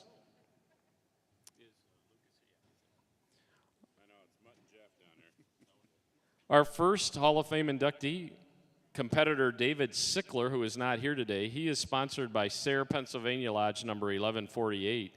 David Sickler not only made it to the national finals an astonishing 4 times, but he took home back-to-back Frank Heiss national championships in 1985 and 86. David is now a 24-year member of Sayre, Pennsylvania Lodge number 1148, and accepting his Hall of Fame induction medallion today is Northwest Regional Director, Mr. Steve Lucas from Pennsylvania. Let's hear it for David Sickler, our first honoree in the Hall of Fame class of 2024. We don't have David's up here. No. Oh, you don't get nothing. So why'd you bring him up here? Yeah, he doesn't get it. Way to go, Lucas. Maggie Goltz is another back-to-back national champion. Maggie Goltz is sponsored by Falls City, Nebraska Lodge number 963. She reached the national finals in 2007, 2008, and 2009, taking home the win in both 7 and 8. In 2007, she won the Getty Powell Award as well with the top score of 24 out of 25. She's with us today. Give it up for Maggie Goltz, one of our Hall of Fame inductees today.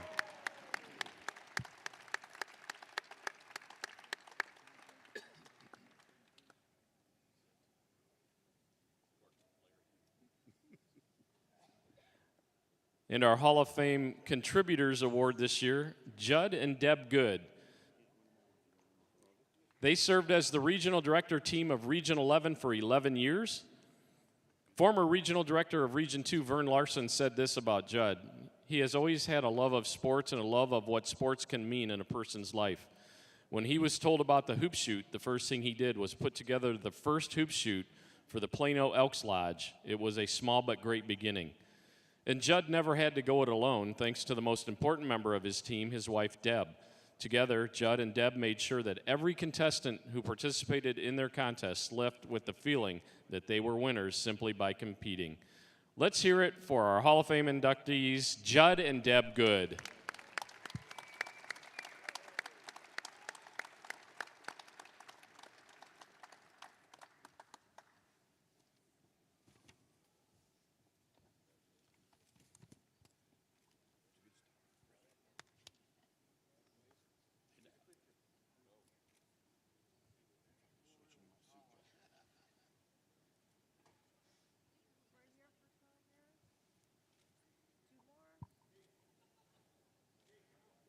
Let's give it up one more time for these incredible individuals whose legacies and shoulders, the program now stands. All right, now we're back to the Elks Hoop Shoot Hall of Famers future, the 10, 11-year-old warm-up period. That will begin in 5 minutes. So if we can get the kids to the floor, 10, 11 girls to my right, 10, 11 boys to my left.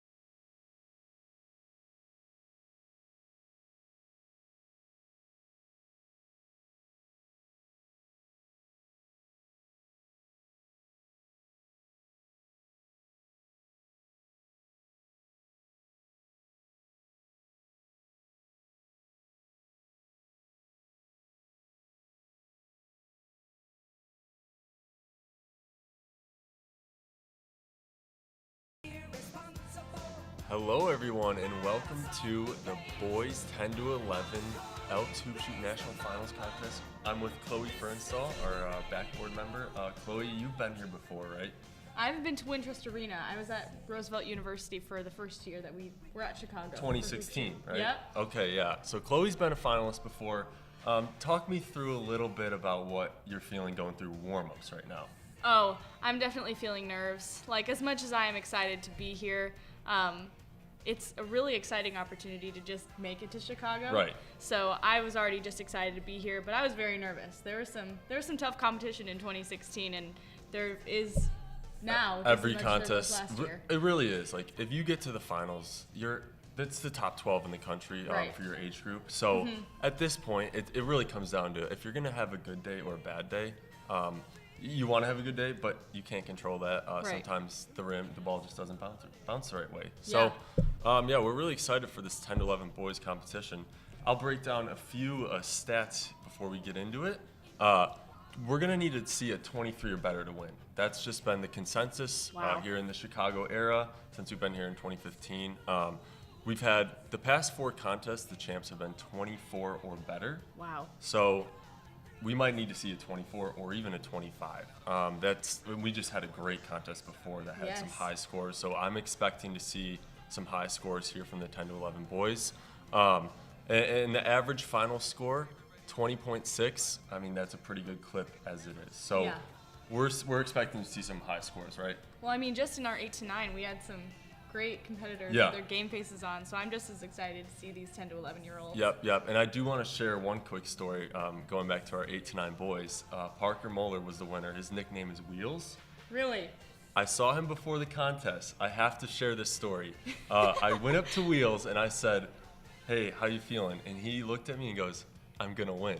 And he went out and won. So that's just the Wow. cool aspect of some of these kids. They got some confidence shooting in this arena, 10,000 seat arena with a lot of fans here. Yeah. So all eyes are on them, and it's gonna be really exciting to see the 10 to 11 boys. Well, and also just like hoop shoot is all about grit. Yes. And unleashing gritty kids. Yep. So it's been really exciting to see like how these kids lock in Yeah. and get ready with their routines and their practice, and like all the practices led to this moment. So Right, now it's yeah. just the opportunity to show it. So Let's talk a little bit about what they've done up to this point at the finals. So Thursday they all arrived. They came in. They got to get all their trading cards, their best swishes, which I'm sure some of you at home wrote for the kids. And then they go into Friday. They get to practice some more. Yeah. Get to the Cubs game. Did you get? You Oh, got yeah. to experience some of this that as was well. that was Yeah, great. yeah. I loved being at Wrigley Field. That was a cool Yeah, experience. it was a lot of fun. It was just fun to be out. It was a beautiful day in Chicago, and we had a great time at Wrigley Field. And just everything we've done so far has been great they all seem to be enjoying it. Yeah. Well, and like getting to meet your fellow finalists and getting to meet kids from all across the country, that's cool Yeah, in itself. I've as much as heard it is. actually a few have first time they've flown in, so Yes. or been on a plane. So Yeah. things like that. It's just a really fun event that we get to host, and we're really lucky to be a part of this. Exactly. Yeah. Grateful to be an alumni, grateful to be a part of Backboard, be able to come back and mentor these kids as they come to nationals. It's been an exciting and they're experience. vying for a shot to be in the Basketball Hall of Fame. Yeah. So that's pretty cool. Wow. So we've already crowned 2 of those champions in the past contest, the girls 8 to 9 and the boys 8 to 9, and we're looking for 2 more. I think we're going to have a good one coming up. Yes. Because right now they're currently practicing. Is that correct? Yep, they're warming up right now. We're getting ready.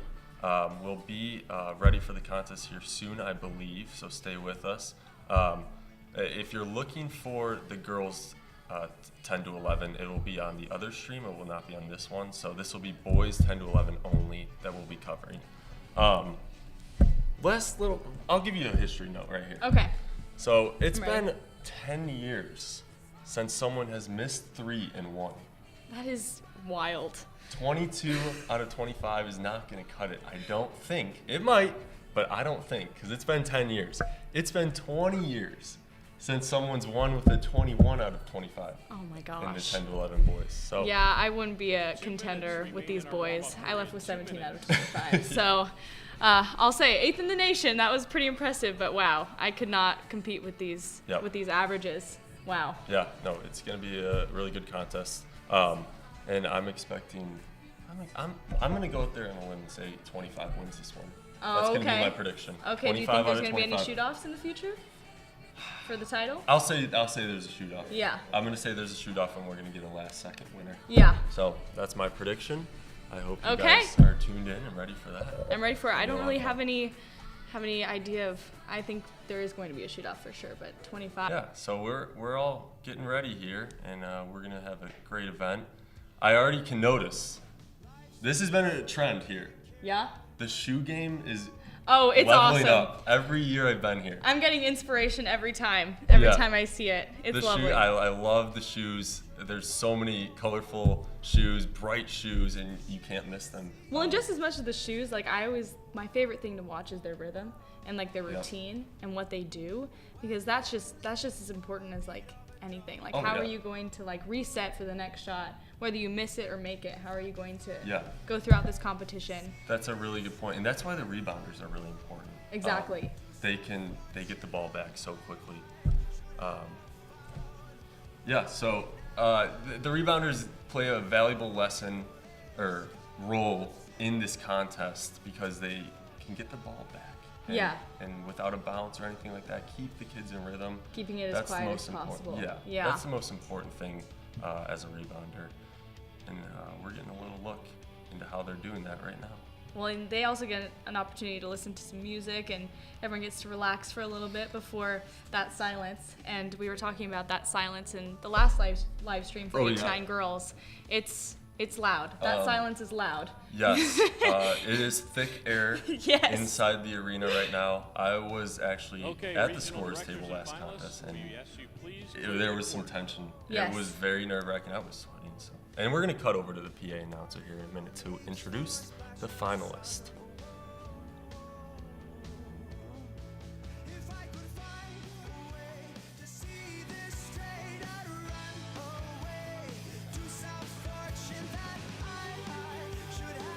All right, we're back to watch the top 10, 11-year-old free throw shooters in the nation compete for the title of national champion. The top boy and girl in this division will have their names and pictures displayed in the Naismith Memorial Basketball Hall of Fame in Springfield, Massachusetts, the birthplace of basketball.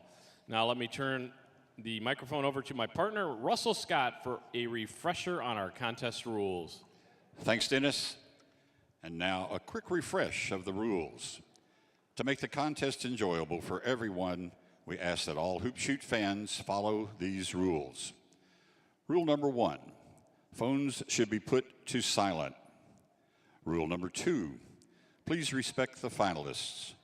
No exiting the gym, no moving while contestants are shooting, and please try to make as little noise as possible. Rule number 3, no flash photos. And lastly, withhold all applause until all finalists have finished at both ends of the court, especially in the event of shoot-offs. If you didn't get all that, please refer to pages 2 and 3 of your contest scoring booklet for a complete list of rules. To follow the unofficial results and commentary using your smartphone or tablet, visit the Hoop Shoot shot tracker at elkshoopshoot.org. You can find that link on the back cover of your contest scoring booklet. But please be patient with our shot tracker as we're having a little bit of technical difficulties, but we're working on it. Thank you for your cooperation. Now for those who may come in late, please your attention to center court where Regional Directors Kelly McDermott and John Morford will demonstrate the official signals used to indicate made or missed shots during the hoop shoot. When a free throw counts, referees will indicate the shot is good by this signal. When a shot does not count due to a miss, referees will indicate no score by this signal. When a shot does not count due to a violation, referees will indicate no score by this signal. You'll find a complete list of contest officials on page 10 of your contest scoring booklet. Thank you. And now, ladies and gentlemen, your 10, 11-year-old 2024 Hoop Shoot national finalists, starting with the girls. From Des Moines, Iowa, Lodge number 98, let's hear it for Lauren Kielman.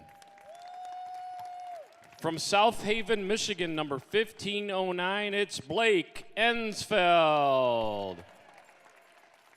From Manchester, Connecticut, number 1893, give it up for Diksha Reddy.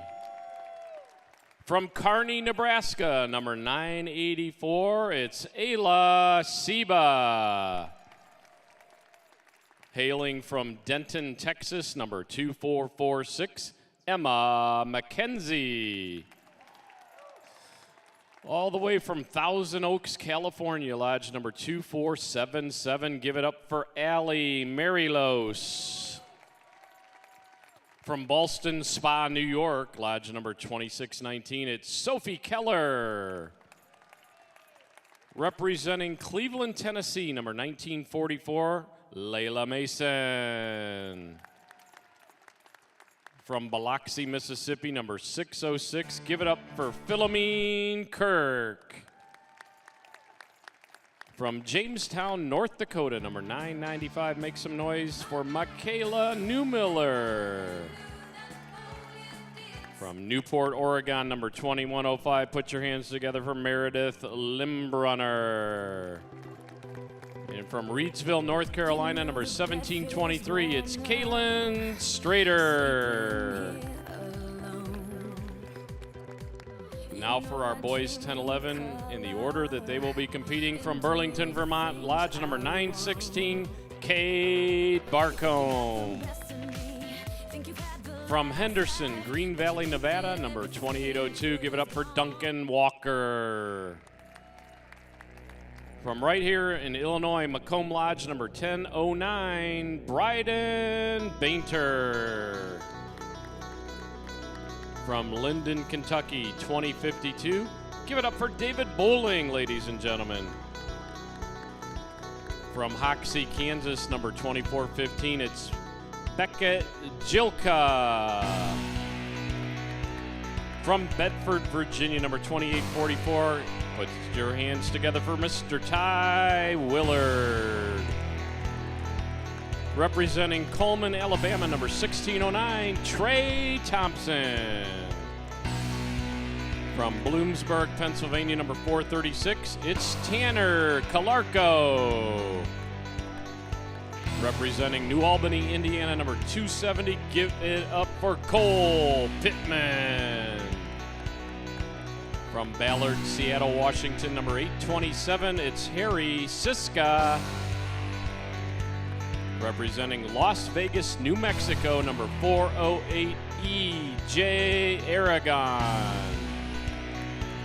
And from Brookings, South Dakota, number 1490, give it up for Camden Cadwell.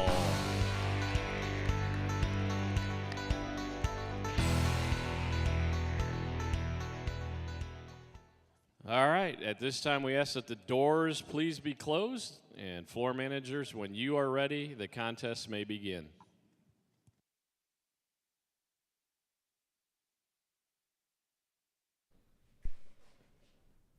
All right, we're back here for the 10 to 11 boys contest. They're gonna get ready here and shoot their warm-up shots. So how the contest works is we're gonna have up to 5 warm-up shots. They'll have the option of doing 1, 2, 3, 4, or 5, and then they'll take their 10 shots. They'll sit back down. The next competitor will come up and do the same process. We'll go all the way through to the 12th and then back to the first for 15 more.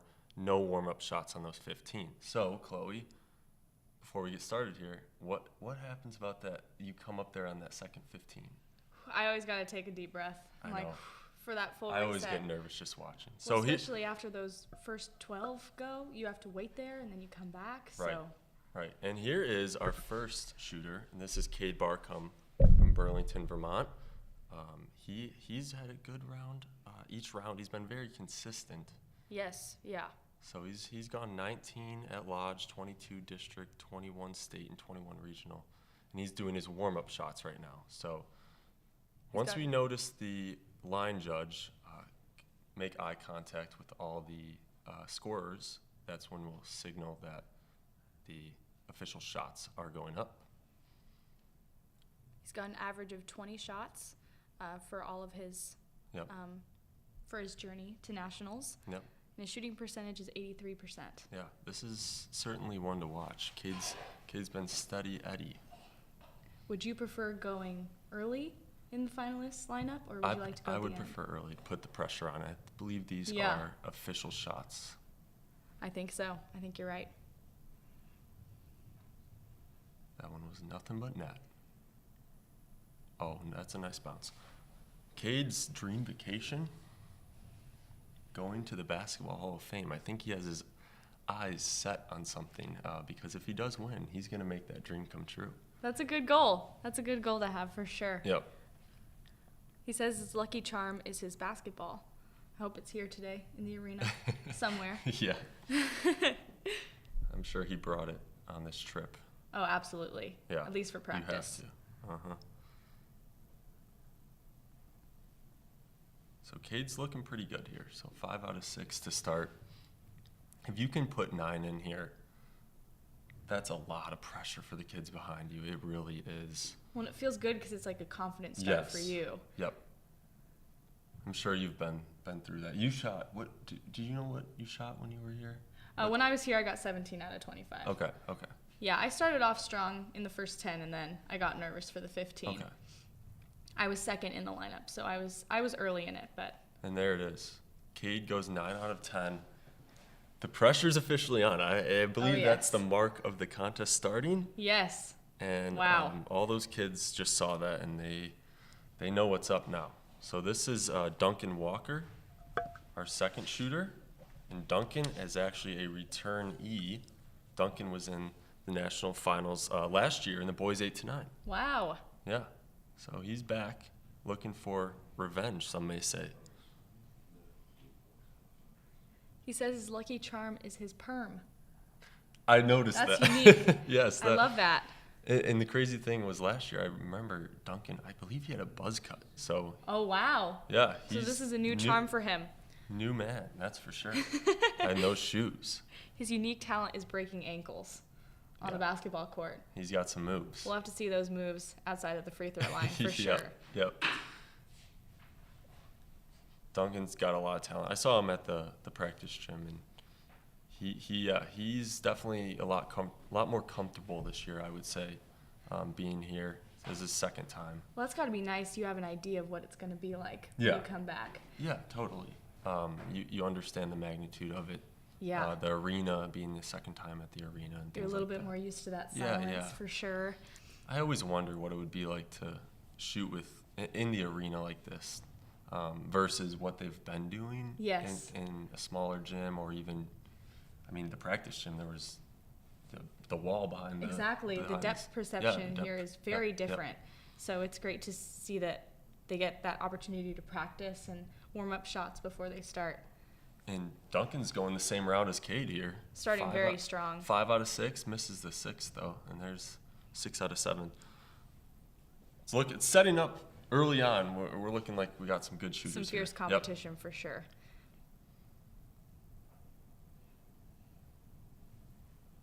We'll have a second returnee later in the round as well.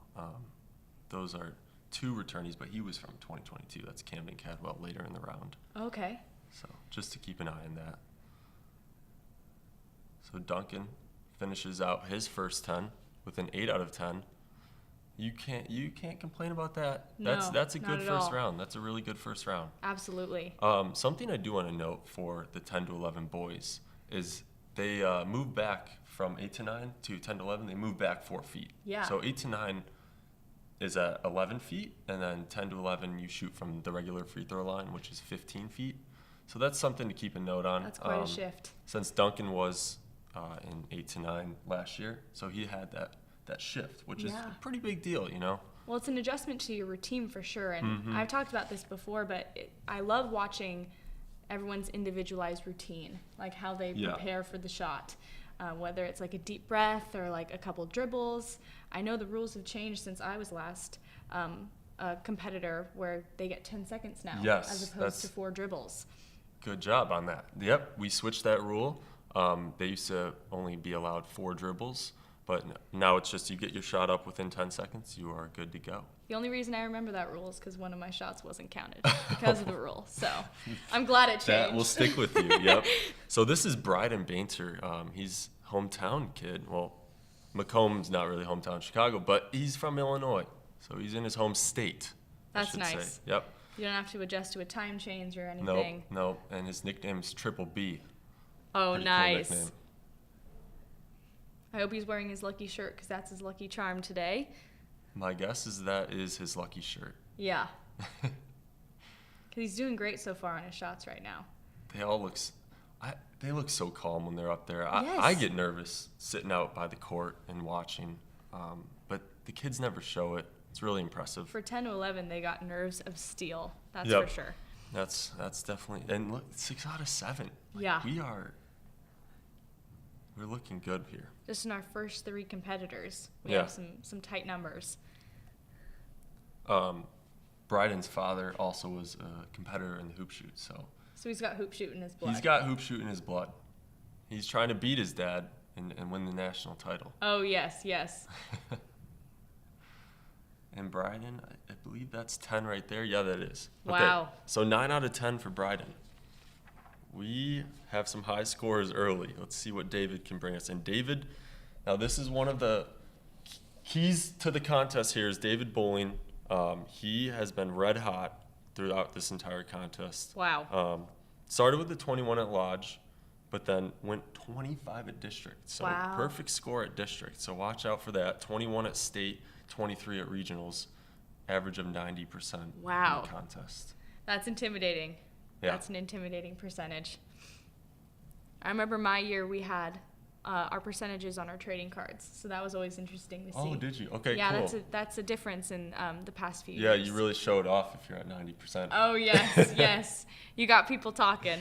Yeah, I'll trade my card. Of course. 90%, check that out.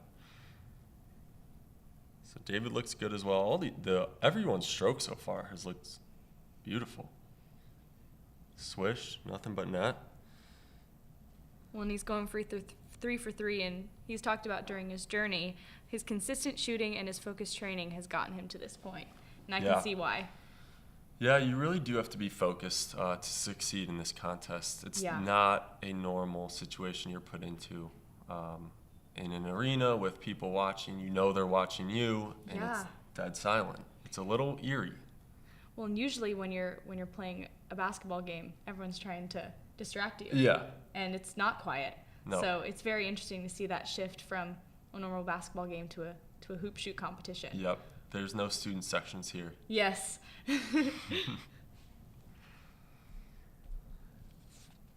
So David's, I do want to point this out. David's favorite team, Miami Heat. They just Okay. made the playoffs last night, so congratulations on that. I'm sure David was keeping track of that. Oh, absolutely. They beat the hometown team, Chicago Bulls. It wasn't close, but it's all right. Ouch. And I think David goes 9 out of 10. Look Wow. at this. This is turning out to be a great contest. I think that's 3 now that are finishing 9 out of 10. Yeah, I believe Currently. that's 3. Wow. And then 1 8 out of 10. So we are rolling. And this is Beckett Jilka from Hoxie, Kansas, Region 8. Yeah, Beckett's been really, really good as well. He had to battle through a shoot-off in the regionals. So Really? he's overcome some adversity. And there we have the leaderboard. Wow. Cade, Duncan, Bryden all at 9, David at 8. Well, and he has a pretty nice shooting percentage Or as well. David's at 9. Sorry about that. David's at 9. Duncan's at 8. So yeah, we've got a lot of kids up there, and yes, good shooting percentage from Beckett, right? Yeah. What are we sitting at with Beckett? We're sitting at an 85% for a shooting percentage and an average score of 21, That'll which is play. pretty nice. You have a good day. You absolutely have a chance to win this national title. But as we said before, you can't really miss 4 shots in this competition. No, you So can't. an average You of can't. 21. You They gotta look keep like they fighting. know that too. Oh, I think they absolutely. may have heard us. Yeah. So, Beckett's rolling right now. Oh, yes. 7 for 7. His favorite part about the hoop shoot? Shooting free throws. Really? Yeah. Huh. I'd hope so. Yeah. I'd hope you enjoy that. It'd be pretty tough to get to. I'm this sure. point. I'm sure if he's on a basketball team. Oh yeah. He's got the Hunter Dickinson shirt on. I just noticed that. Wow. One of the stars of the Kansas Jayhawks. So 10 out of 10. 10 out of 10. For Beckett. One to beat. Look at this.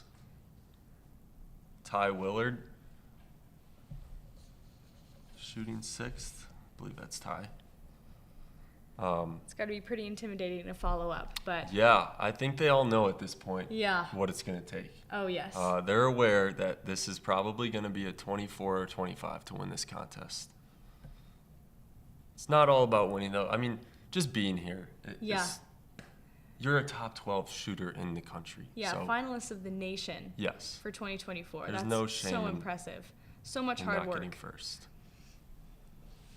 Ty, I actually got a chance to see Ty at the Region 10 contest. He's a ball of energy. He's really fun to be around. Ty is really fun to be around. He's a funny kid. And a note that I talked to his dad yesterday. His dad's a Virginia fan. Uh-huh. His mom's a North Carolina fan, which if we see, he may have the North Carolina shoes on. But what they told me is, yeah, he does. He's got the Tar Heel colored shoes on. What they told me was they both hate Duke, so it's fine. Oh, okay, so it You all know? works out. Yep, the rivalry, yep. Good, So good. The household's all okay. Talking a little bit about Ty's journey, in the district regionals, he thought it was over, but because he felt like he had shot the worst. Yep. But he ended up winning and had a shootout for first place where he went 4 for 5. Yep, yeah. It was intense. So Yeah.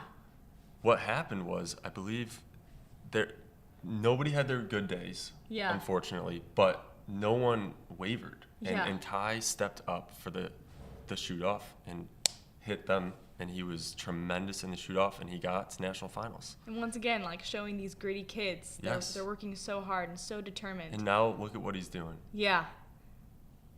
He's 8 out of 9. Another one in the running. Wow. So a good first round for Ty. He goes 8 for 10. This is a great finish. Yep, this is going to be a good 10 to 11 contest. Who do we have next? Let's see. We got Trey Thompson from Cullman, Alabama, Southeast Region number 12. Shout out to Cullman. I know they've had a lot of shooters in the contest here recently. Cullman's been known for having some good hoop shooters. Oh, yes. Oh, yes. He said he learned about hoop shoot through his school and that his dad won the county he said many years ago. Okay, many years ago. Throwing dad under the bus. But then his dad lost in districts, and then same for his uncle. So very interesting to see. Yep, they've got a family of hoop shooters, that's for sure. Yeah, and Trey made it to the finals. That's really cool. They must be proud. Trey's a Golden State Warriors fan. We see that a lot these very days. good. Yes. Steph Curry's definitely making an impact on the kids. I mean, I can see why. Yeah, Very no, impressive. A lot of fun to watch. Yeah, absolutely. He's also got some great statistics from his lodge, and Yep. he made 21 out of 25, then with districts, 20 out of 25, and then at state, 21 out of 25, and then at regionals, 22 for 25, with an 84% shooting percentage. That's pretty sweet. Yeah. There's a lot of good competition. You know that. Oh, absolutely. You just get here and everyone's good. Everyone can win. Yeah. It's really hard. So no shame in not getting that championship. Absolutely. Well, and then just like meeting all these amazing kids and talented basketball players. That's Hopefully the fun you can part, run into right? them in the future. Yeah, that's the fun part. Whether you come back to hoop shoot or you see them at a tournament or Yep. really anywhere. That'd be so cool. Become a backboard member. Exactly. Yep. Get to hang out with your fellow alumni. Trey's looking very good so far. Wow. He goes 9 for 10. Wow. Another 9 for 10. This is just so fun to watch. This I'm is- very excited to see this I round mean, of this, 15 this is coming crazy. up. I Wow. don't think I've ever seen this before. Yeah. Honestly. The lowest so far is 8, I believe. Yeah, and we have we have 2 people that have 8 out of 10. 2 of the boys currently, and that's our lowest. And now we have Tanner Calarco. He's from Bloomsburg, Pennsylvania, lodge number 436. That's Region 5. So he's representing Region 5, Bloomsburg, Pennsylvania. He said his lucky charm is his sneakers. Those are good Those looking are sneakers. nice. Those are really nice. One green, one, I think that's pink, maybe yeah, red. I need to up my shoe game. Maybe you got them during Christmas. Yeah.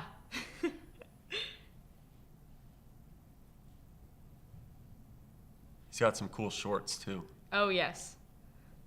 I'm loving the style.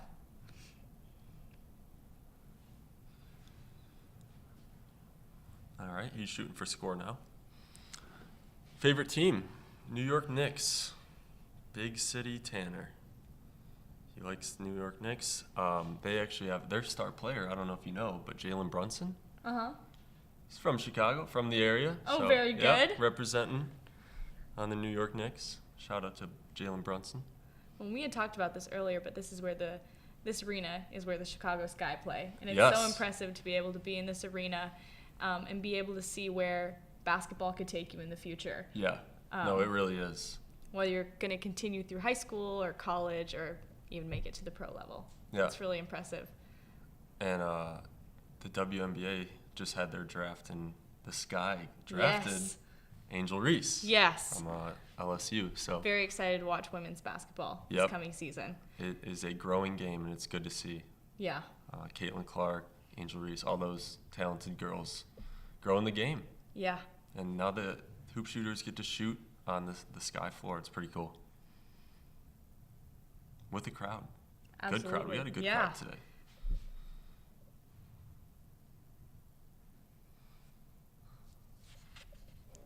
So Tanner's, something to note with Tanner's, he's improved throughout the contest. So he's definitely been practicing. He's gone 17 his first 2, and then he went 19-22 the last 2. So he's just improved each round. All right, next up, we have Cole Pittman representing New Albany, Indiana. Lodge number 270, Great Lakes Region number 4. Shout out to New Albany. Cole has one of the better nicknames here. It's Clutch Cole, and I keep calling him that. Every time I see him, I say, "What's up, Clutch Cole?" And he loves it. He just smiles. So I like Clutch Cole. He's pretty fun guy to be around. Well, and his free throw skills are coming in clutch. That's for That's sure. right. That's right. His scores have been really impressive. Oh, very cool. Very cool to see. We're at his lodge, his first in the competition for his journey here to the finals. He got 25 out of Yeah. 25, a perfect score. And then he goes to districts, 24 out of 25. State, 21 out of 25. And then he shot for 5 for 5 in a shootout to win it. And then he went to regionals and had 22 out of 25. That's a great Yeah, journey here. I always like seeing when the kids have gone through a shoot-off. I think that is really impressive. Yeah. You know, that's a lot of pressure to Absolutely. get in a shoot-off. You kind of think you're done, but nope, you got to head over to a shoot-off to When you know you're win the so event. close. Yeah. Yep. It's a His lot of shooting pressure. percentage is 92%. That's really nice. 92%. Wow. That would be probably leading like the NBA. Yes. My guess, somewhere Yeah. down there. So, someone should sign Clutch Cole, I think. Yeah, good plan. I can Oh, see the rims merchandise out. already for Clutch Cole. Yep. So, He's looking good. He just had again, sometimes the ball doesn't bounce your way, Yeah. unfortunately. Yeah. That's just the way basketball works. but it's just great to see how they take a breath, reset, and get back into that next shot. Yep. 8 out of 10 for Clutch Cole. We'll head over to our 10th shooter, 10th out of 12. Henry Siska from Ballard, Washington, lodge number 827, representing Northwest Region number 1. a fellow Washingtonian. Oh yeah, I there come you from go. Seattle, Washington, so I might have a little bit of bias This is your guy. towards Henry. Yep. What's it like being in the back of the 12? Do you think? Well, I actually wasn't in the back. I was Okay. second to go. So you went early. Yeah, but throughout my hoop shoot journey, I found myself in different parts of the lineup, and at my regionals, I was the last to go. Yeah. So you just really have to lock in. My method was looking down the whole time, Okay. which that's a long time. We see that happen, and it is hard with 12, Yeah. right? Yeah, because you can't help but like count the shots or count the amount of swishes you hear. But Yep. just That's a good point. because it's all about you. It's your game to win or lose. So just focusing on yourself and making sure your head's in the right space is so important. Yep. It's hard to block out everything. Yes. You can do your best Exactly. looking away and things, but you still hear the ball bounce and you hear the swishes and things Yeah. like that. Which Henry's doing a lot of so far. Doing a great job so far. Get in there. All right. He says that his lucky charm is the shorts I got at a basketball tournament in Las Vegas, and he wears them for every free throw competition. Those are pretty cool shorts. Those are some nice shorts. Light blue faded into a pink, pretty nice. Absolutely. I understand why they're the lucky ones. And he's got some nice shoes as well. Oh, absolutely. Once again, the shoe game The is shoe game, strong I'm telling you. in this lineup. The shoe game just gets better and better every year. He also had a fantastic set of statistics on his hoop shoot journey to finals, with a shooting percentage of 84% and an average score of 21 shots. Great job. Yep, Henry's been good throughout, consistent. Yes. Next up, we have EJ Aragon. He's from Las Vegas, New Mexico, not Nevada, New Mexico, lodge number 408, and that's Southwest region number 11.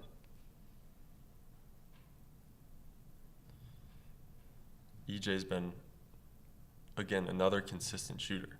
I mean, 21, 23, little bit of a lull in state, 17, but got snuck by getting out of state with a 17, and then regionals 20 and a shoot off as well, 4 out of Yeah. 5. And it looks like he's wearing his lucky charm, his Don's Muscle shirt. Oh, nice. Good to see. Nice. He's got luck on his side, hopefully. His dream vacation is Chicago. Okay. He made it. I think he did that. That's Yep. perfect. Dream vacation, he is here. And if he comes out maybe with a national title, That'd be even that better. might top it off. Yeah, Yeah. he might want to come back again. Exactly. I hope he's been able to see the sights of Chicago. Yep. It's beautiful. So Yeah, we've really had a great weather weekend as well for April in Yeah. Chicago. Absolutely. We'll take 55 and sunny here. yeah, I'll in take April. it Yep, for yep. sure. So EJ is looking good so far. 7 out of 8, or 8 out of 9. And that should do it, I believe. Well, and he said his favorite part is adding more trophies to his collection Well, of hoop shoes. So he's hopefully got that he can find opportunity. one. Absolutely. 9 out of 10 for EJ. This is our 12th shooter. So this is the final of the first 10 and the warm-ups. We will have no more warm-up shots after this, after Camden shoots. Camden Cadwell, he is a returnee from Brookings, South Dakota, lodge number 1490, Northwest Central Region number 2.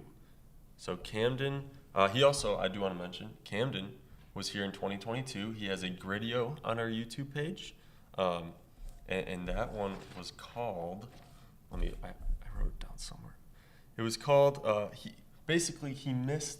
he had a schedule. It was the national finals date and his first communion were on the same day, and Camden realized that at Lodge. He said, oh, we're going to have a conflict. So Oh, man. Camden knew he was going to make the finals that year, and he did. So Wow. he had to miss his first communion in Wow. 2022.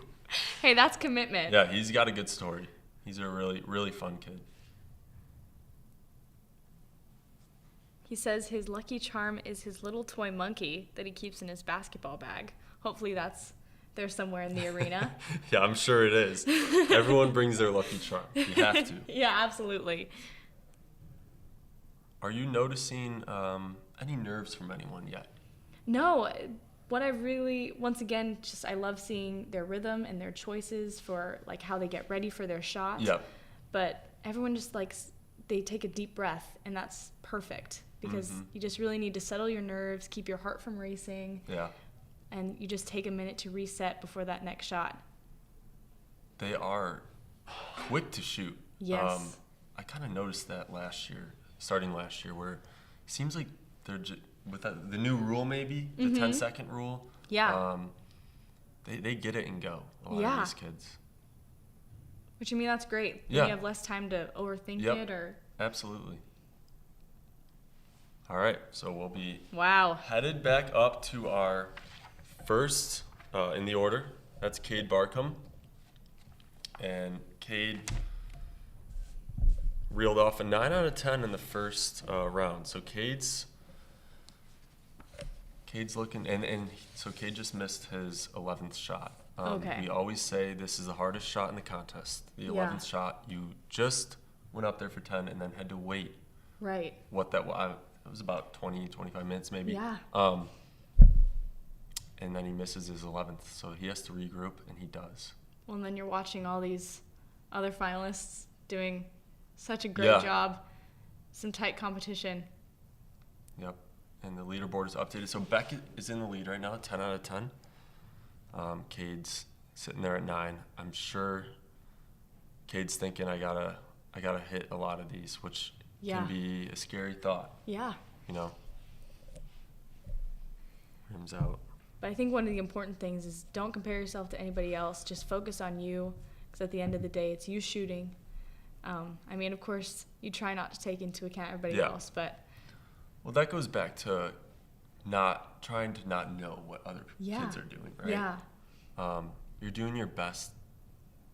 Like, it's so hard, right? Yes. It's so hard to Yes. not want to have that information, because there is some benefit of knowing if someone is 10 out of 10. Right. But Right. you know, it can linger in your mind and things like that. But having the skill of being able to shoot free throws really well and have that coolness under pressure can be applied to the game and is For sure. it's so helpful. Applied to life, right? Yes, absolutely. They really can. So Cade's got, I believe, one more shot here. He'll be done. This is for 20. Rims out.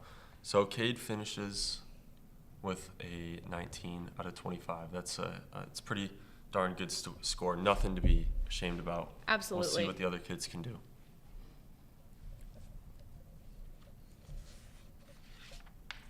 This is Duncan Walker.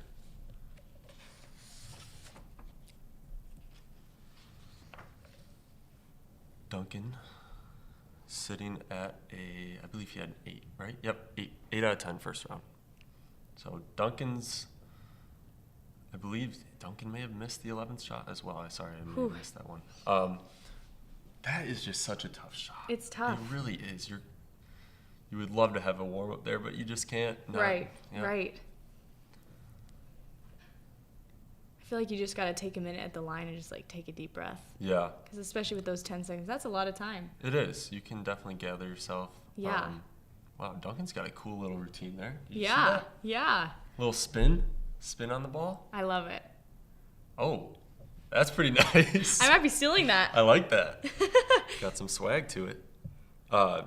Duncan's nickname I like as well. I forgot to mention this first go around. Dunk and Dunkers. Oh, nice. Pretty good stuff. Hopefully he's I able like to those dunk names. it at some point. Yeah. Well, he said his hoop shoot journey started at a local rec center, and after not winning last year, he's excited to be back. So And he did make it back. we are excited to have him back. So That's so difficult to be here 2 years in a row. yeah, Very few do it. yeah, Very few. So again, congratulations to all of them. But yes. yeah, to get here 2 in a row is really hard. Lots of practice, lots of free throws, but it always pays off in the end. Just this opportunity alone. All right, so Duncan's got 2 more here. He's sitting at 18, I believe, and that's 19. So he's tied with Cade right now. and he hits the 20 mark. Duncan hits 20 out of 25.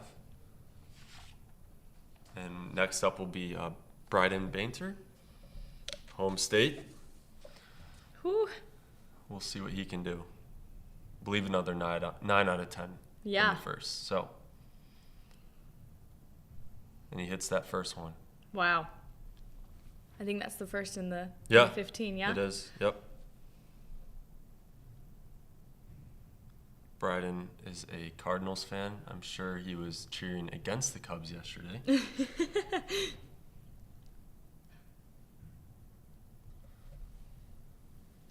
And he's looking calm, right? Yeah. No nerves absolutely. showing from Bryden. It's so impressive to see. And they're just 10 or 11. That's so cool. Yeah. Yep, it is really impressive. Some of these kids, they go on and I truly believe there's a track record of success from these Yeah. kids. You can just see it. For sure. The will to win, but also just the respectfulness that they show all of us is second to none, and we're really happy to have them here Yeah. for this contest. Well, it's safe to say these finalists have made the job easy for these rebounders, Anthony and Drew. Yeah, It's they safe to haven't been say- running around. Yeah. That is for sure. Looks like Bryden's also a baseball. I believe that might be his lucky shirt. Oh, yeah. Yeah. Cardinals fan, has a shirt, baseball, so he's a big baseball fan.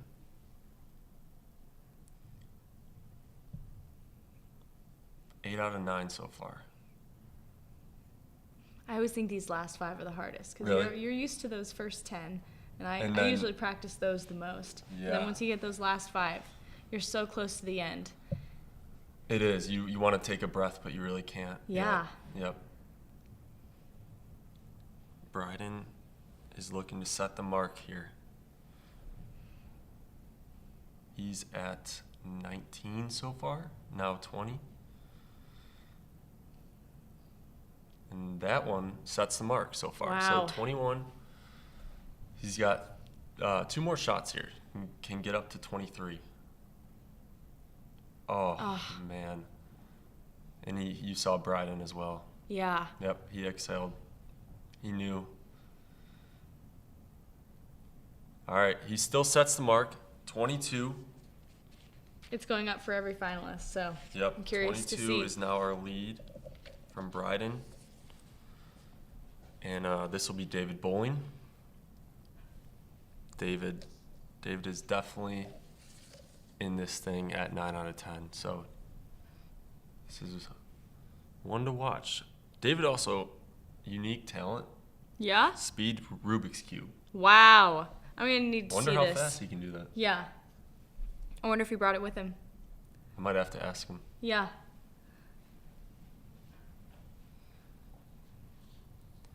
I was hoping that David would be shooting 5th because his lucky charm is wearing number 5, but Yeah. unfortunately he's shooting 4th. I know. That would have been great.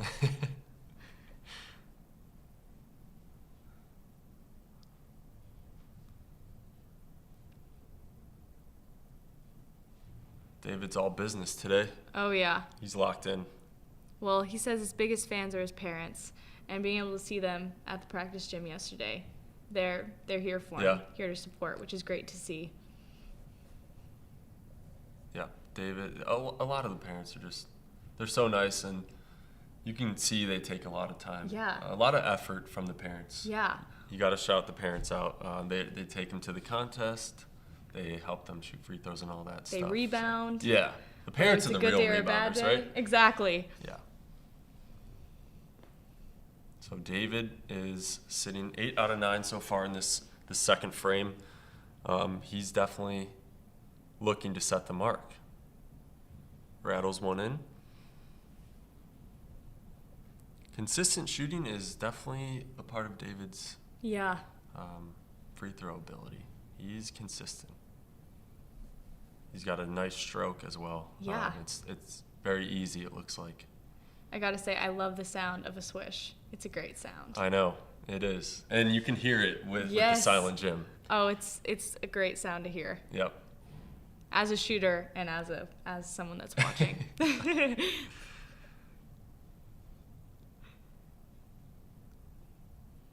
So David, I believe, so he's at 22, and this would be our new mark. Whew. David, Wow. unofficial. This, by the way, I do want to let everyone watching know this is unofficial scoring. We're pretty sure these are right, but we're not 100% sure. And David just, from our scoring, just set the mark at 23 out of 25. And now we're at Beckett, Yep, Beckett, who shot 10 Kansas for 10 fan. in the first set. So yeah, this is our one perfect score left. Oh, I shouldn't have said that. My bad, Beckett. Yes, thank you. Thank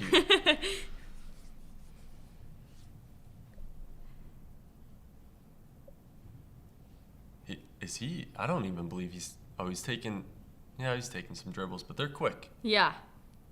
He's taken a few dribbles. That's also why we changed the rule. The whole premise of the rule was to keep the contest moving. Right. He's getting 3 dribbles in about 2.5 seconds. Yeah. So.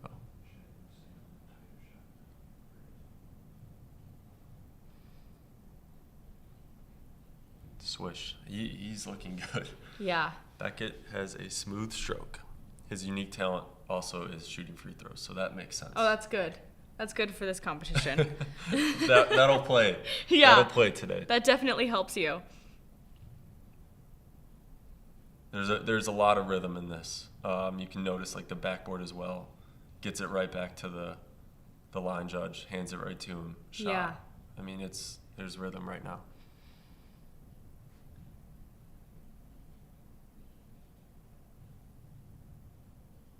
So he's at 23, so that's tied. He's now tied for the lead.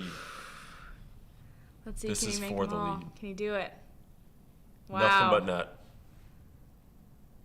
25 out of 25. Is it possible? Wow. Kaboom. Oh my gosh. We have it. Kaboom. Wow. 25 out for of 25 from Beckett. Did he hit the rim? I really don't think so. They Maybe all on a look like couple. nothing but net. Maybe on a couple. Those All were some right. great shots. Wow. That is tough to follow. And if any of the kids in the competition were watching, Yeah. they might know that he just hit 25 out of 25. So that's. Yeah. But you still got to fight. Yeah. You still want to get as high as possible. Second and third, get on the podium. Yeah. Or you want to keep battling. You know. Exactly. Keep fighting get for it. through it. It's a tough spot to be in, but this is what it's about. Yeah. For the rest of the kids, you know. And so now our shooter is Ty Willard. Yep. Doing great so far with 4 out of 5. He's focused. Ty is focused. Rims out. Ty's a Buffalo Bills fan, which is interesting because he's from Virginia, but Oh, interesting. maybe he's a Josh Allen fan. Who knows? He said that his unique talent is that he can do a ton of backflips in a row on a trampoline, at least 30 before he wants to throw up. Yep. So I'm really happy we got that in there. Yeah, I know. This is good. These are good things to know Yep. about our competitors today. And that does not surprise me because, again, I said earlier, A but ball of Ty is a energy. ball of energy. He's a lot of fun. I'm sure his friends love being around him. And hopefully they are watching as well. Finish strong, Ty. Yeah.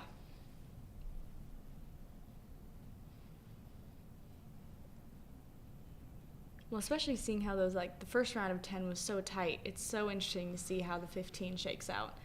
When you Yep. have to go for 5 shots longer. Yeah, no, it feels like an eternity, I'm sure, Yeah. waiting for all the kids to finish up. So Ty just finished up, and we'll be moving on to Trey Thompson.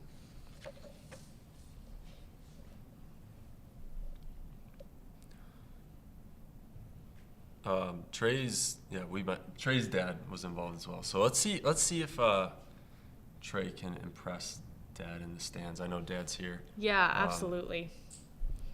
He's a great sport and mentor to Trey. Dad's a big Golden State Warriors fan too. He told me that. Oh yeah? Yep. We were talking about what they're going to do next since they lost in the playoffs. Yeah, tough. The other night, I know Trey was a little upset about that.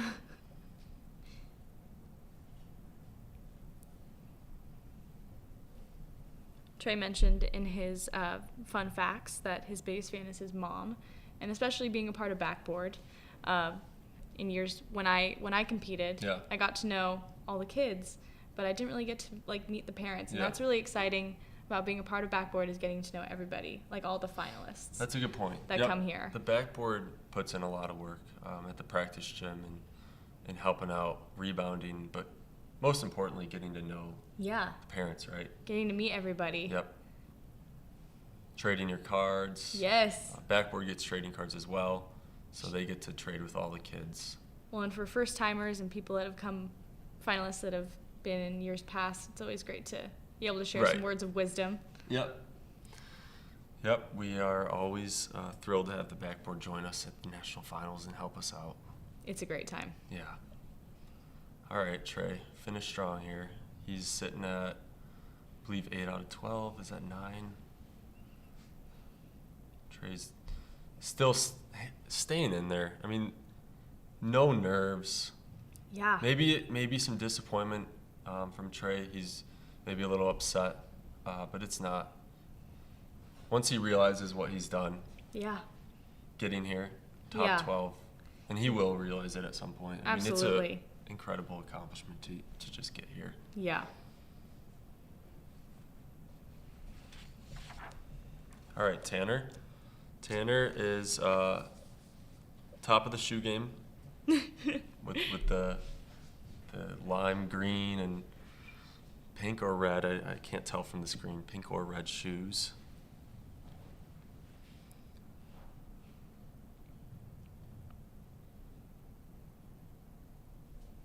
Makes his first couple here. What do you think it's like for the kids shooting in this arena? Just walking in. So cool. Did you get to Well, see I mean, anyone? my first time walking in was last year with backboard. Yeah. Because we were at Roosevelt University my year, and like just to catch breath, I was like, oh my goodness, it's so big, it's so exciting, and then to just be on center court. Yeah. And be able to have your opportunity where all eyes are on you. That's pretty cool. It's really cool. I just always love seeing the kids walk in to Yeah. the arena. Well, and then their entrance earlier before their competition Yeah. started, they get the spotlight on them. I know they get the spotlight, the music going, gets everyone excited. Their epic entrance. It's great. Yeah, and I believe they're on the video board as well. 'Cause Yeah. the Yeah. trading cards get shown on the video board in the arena, so It's a once in a lifetime experience. there's a lot of cool things about just being at Wintrust Arena, and it's a very new arena, so they have a lot of state-of-the-art stuff here. And Yes. Yeah. I'm Well- sure me personally, I would be very nervous, and you would be Oh, able yes. to see it. You would be able to see it on the line from me. Yes. But these kids, they just battle through everything. Well, and these kids get to keep their eyes on the prize when they see the trophies. I know, yeah. the scoreboard section. They're on the scores table. That's Yeah. right. Yep, sitting right there. Take a peek over there. Yeah. Get a visual of what it would be like to hold it. I'm sure they were dreaming about it last night. Absolutely. So Tanner's finishing up his 15 here. He's 8 out of 12. That's still really, really good. Mm-hmm. He's got a couple more. And he's the 8th in the order. So we're coming down to the wire here. We only got four shooters left Yeah. after this. And we still got spots open for second and third. Yes. Absolutely. It's a fight. First is Beckett's, I believe. He's 25 out of 25. Yeah. I don't believe anyone else got 10. So Beckett has first. So he can rest control. easy Yeah. at this Beckett's point. sitting back right now. Yeah. And he's smiling. I'm sure he's feeling good. Yeah. So here's Clutch Cole. Oh, very My good. guy, Clutch Cole. And there's our scoreboard. As you can see, Beckett there at the top, 25 out of 25. Wow. Cole had 8 out of 10 in the first round. And we got a 23. David, 23 is in second. And a 22 by Bryden so far in third. So Cole, I believe his best he can do here is 21, but it's still, you see if he can keep focus and Yeah. keep making these shots. This is the time, right? Like Yeah. this is where you show your grittiness. Yeah. Because I mean, if you have the idea of like, okay, I'm not getting first, like you just gotta see how many you can get Yep. within that time that you have. They because- know they can't get first, but you still gotta go Yeah. up there. You might not even want to go up there. You Right. might just, there's thoughts in your head and stuff, but But just continue to be strong and just like show your skill. yeah. And Cole's doing just that.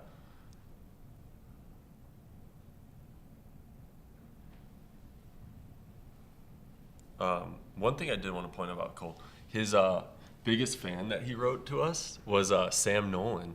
Oh, who really? Actually, shout out to Sam Nolan, 2022 runner-up for 8 to 9. Sam Wow. Nolan, yep, from the same lodge, New Albany, Indiana. So yeah, Sam was a really nice kid, and he had a crazy shoot-off competition with Croy Kendall in the 8 to 9s in 2022, where they went 35 extra shots. Wow.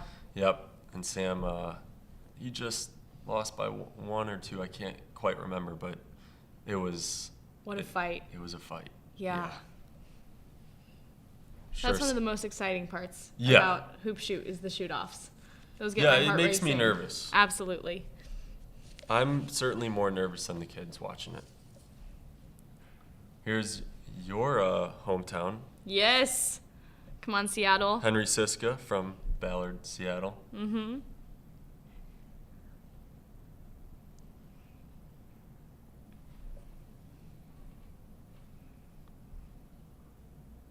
Henry's got 1 out of 2 so far. I believe he hit, if I'm correct, 8 out of 10 in the first, but I'd have to double check.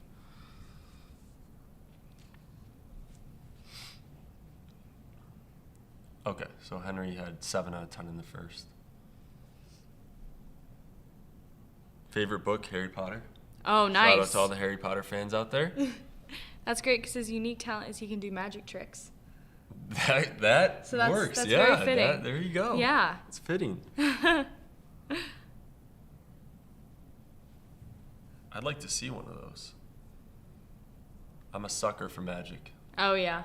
It's fun to watch. It gets me every time.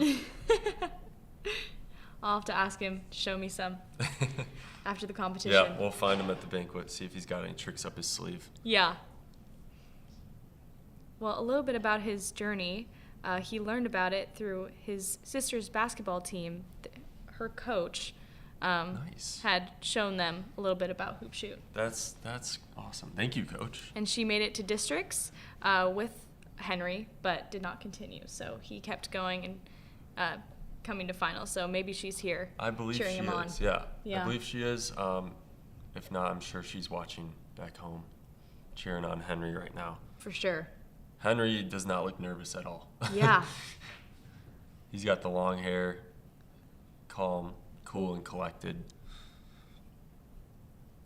Rims out there. He's got one more here. See if he can make his last shot. It's always Swish. good to end on a make. Yep. Finish I on a love it. swish. Yeah. At home on a swish. No, that's pretty nice. Great way to end it. Good job, Henry. All right. We got EJ. EJ's coming up from Las Vegas, New Mexico, if you remember. Oh, yes. Nevada. Yes. EJ looking to finish strong as well. He can do cool tricks with a yo-yo. So EJ's got some talent. Yeah. I got a lot of people to come and see do these unique talents Yeah. after the competition. Goodness. So EJ hit 9 out of 10 his first round, something to keep an eye on here. He's missed one in the second so far, but still, I believe 22 is in third. So 22 is in third, 23 is in second. He's got a chance if he can finish strong here to get up there in the leaderboard. Yeah.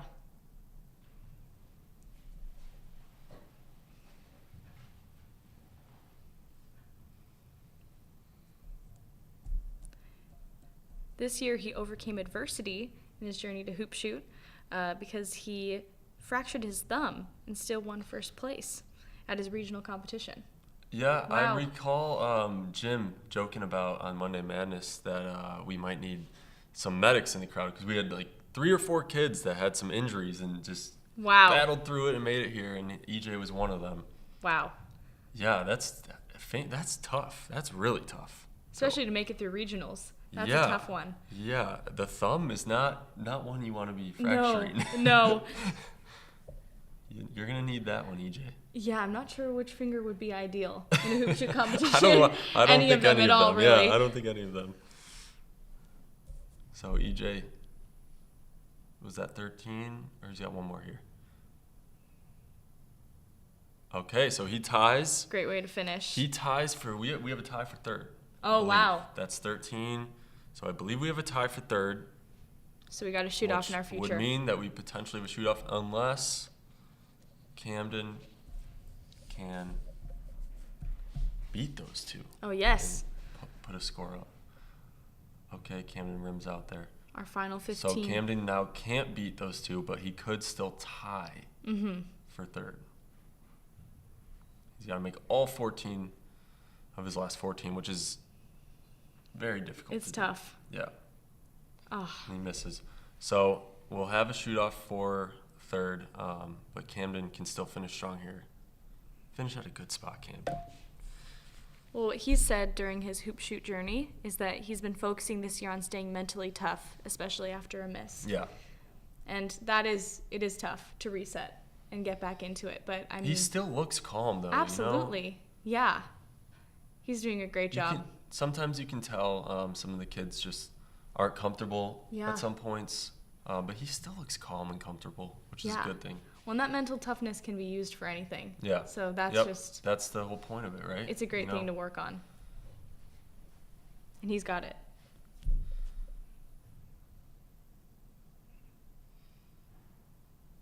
I think he's starting to get a little upset with himself, but that's okay. Yeah. 2 years ago when he was here, Camden tied for 5th in the boys 8 to 9. Wow. So he's gonna be. I mean, he's still got some years in the program. Absolutely. He's gonna have a chance to get back. I'm sure he's gonna be motivated as well. Well, and just like this is his first year shifting to the Right. free throw line, 4 Yep. feet back. It's a big difference. Yeah. It's a huge difference. We'll also see if his brother Carter can make a run next year as well. I believe he competed in the 8 to 9 division this year Yes. and made it to state. So we might have 2 Cadwells in the finals next year. We'll see. Yeah, we'll have to see for 2025. Yeah. Finishing up with Camden. That's it. It's a good finish. Yeah, he finished strong. So that finishes it up. I believe we will have a shoot-off for third place coming up. We'll see what the scores have as well. So the scores on the court are the official scores. We just have the unofficial results, but we believe that third has a shoot-off here coming up. And we'll see. We'll find out soon. Yeah. So what are you thinking if you're Beckett right now? Oh. 25 out of 25. I'd be smiling from ear to ear. Yeah. That'd be a great Yeah. feeling. You have nothing to worry about. You don't have to shoot off for anything. Yep. That'd be And Beckett has a chance to be the Getty Powell winner, which is yes. the highest scoring boys and girls. There's 2 Getty Powell winners. He has the highest scoring boys potential for the Getty Powell. Yeah. And if he does that, That'd be there's huge. might be some perks that come with that. For sure. Yes. We'll see if we'll find out more in the 12 to 13 boys competition if that remains. Exactly. But Beckett is sitting there and he's feeling good. Feeling good. As we wait here for, I believe the girls may still be going on the other side as well. So the building still remains silent. Oh, yes. It remains silent through the whole competition. Yeah. All the way through the shoot-offs until we announce the winners. So Once it's those an eerie shoot-offs are feeling done. there. Yes. Once those shoot-offs are done, you can finally take a sigh of, whew. Yeah, when you're You did in a it.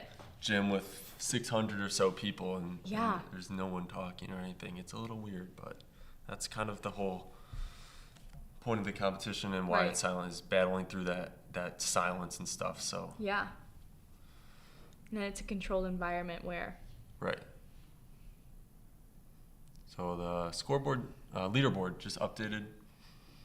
Beckett, David, and Bryden and EJ tied for third. So we're going to see a shoot-off here. wow. Still a lot of pressure. Oh, yes. You want to get on that leaderboard. Yeah, absolutely. Get a chance at stealing a trophy. At this point of the competition, you're here. Yeah. You want to get on that. So Yeah, the top three. EJ and Bryden. It's a cool place to be. You get a medal. You get a medal. Yep. Present them with a medal and all that. I believe that's Bryden. Bryden, you're about to be in the competition. No yawning. We caught Bryden at a tough time there. His buddies might have to screenshot that one. He's laughing. He probably hears us. I mean, it's a long time sitting in that It chair, is a so long I don't time. blame him. It is a long time. That was funny though. That was good to see. All the competitors. It's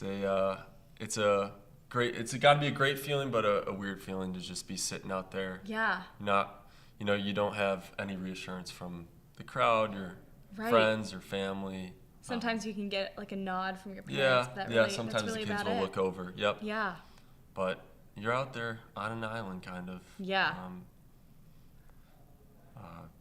Trying to shoot a free throw in the silence, and there's Camden chatting it up with EJ.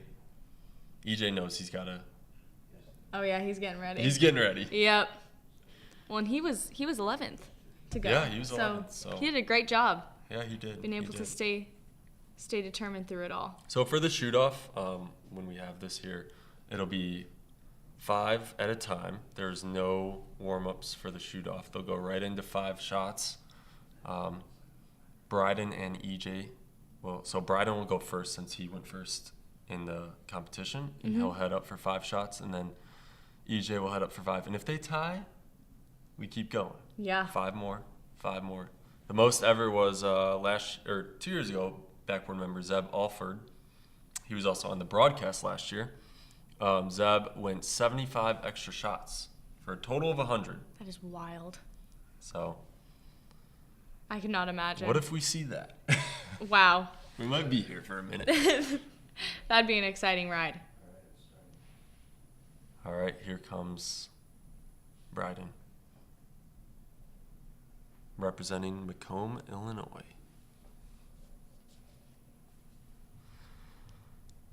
First of the 5.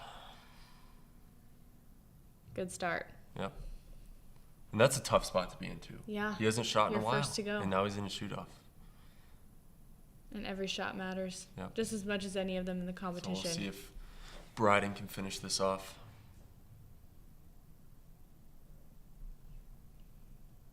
The good thing about starting the shoot-off Missed is that you're the one. one to beat. Yep. You want to set the tone, right? Yeah, You want to set the tone here. exactly. Back rim. Bryden's upset with that. See if we can get this last one. All right. 4 out of 5 for Bryden. Yeah. That's not going to be easy. No. That is not going to be easy.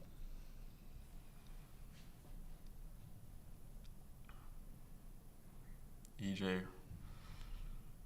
First one's tough. Yeah. That's the one, right? I mean, He made it you over. really got to make that first one. So EJ hits the first. Second's in. Okay. EJ's looking good. Ball's getting back quick, in a rhythm. You can see Bryden in the background getting nervous. Yep. Oh no, there's Bryden. Oh, he knows. He's feeling it. There's 4. Look at him. This is a great shot. Oh man. Oh. Ice in the veins. EJ knows. Oh my gosh. EJ knows. Oh, Bryden's being a good sport about it though. Yeah. EJ was really excited. That was cool to see. It's great to see once the Nothing to be competition's ashamed done. of from Bryden and all the competitors. Those smiles when you just know that you did a good job. Oh, look at EJ. He's really happy. That's good to see. Third is impressive. Very impressive performance from Yeah. EJ today. Especially when you got to fight for it and Yep. shoot off. Oh, Bryden's being a good sport about it. He's upset. He'll be back. He Bryden put up will a be good back. fight. 4 Yep. out of 5 is great. He's going to be back. So I think we're going to be, my guess is we're waiting for the girls to finish up, and then they will announce the boys and the winners. Yeah. Which we think we know, but they got to officially announce it. Right. Get a look at the crowd. No craziness out there. No. Everyone's being good, staying quiet for the girls. Yeah, so that should conclude our boys 10 to 11 competition. There was some really impressive shooting in the first 10, right? Yes. Yeah. I've never really seen that many 8s, 9s, and 10s. Yeah.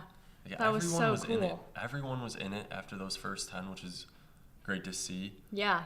But then those 15 really set up who's going to be in the top. Which I think Beckett, I believe he went 4th, I want to say. Yeah. I believe Beckett went 4th, and he put the pressure on. He put the pressure on, that's for sure. Yeah. And he did a great job today.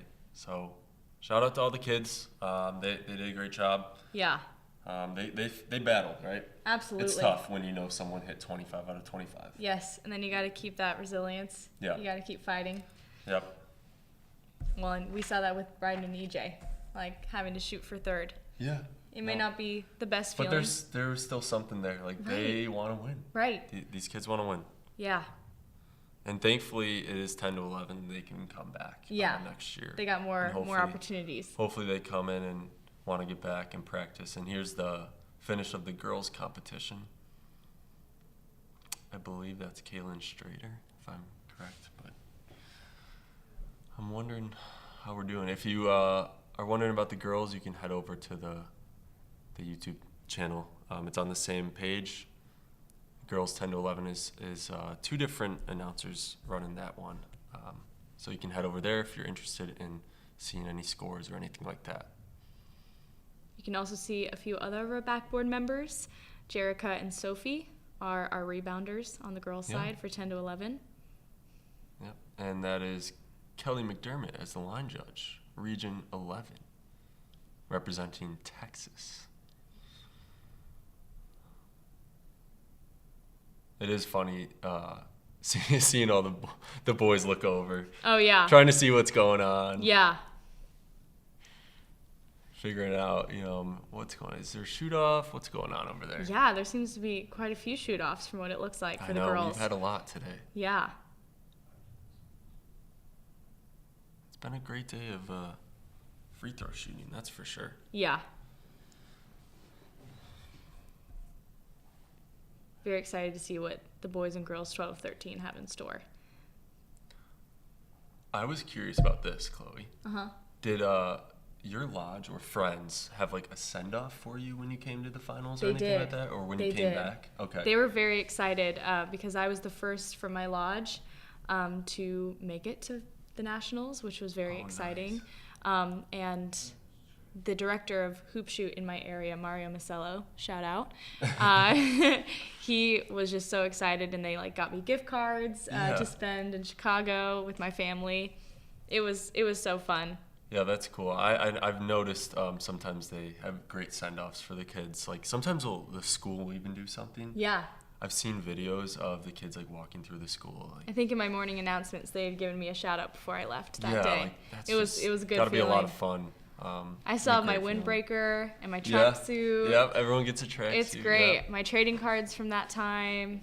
I have so many memories. Such a cool event. Lucky I was able to be here for a year. Now Ty's we can looking give him a around. round of applause. Look at all the boys What are a looking. great effort by our There we 10-11s. go. So I think that's the. We'll head to the PA for the announcement of the winners.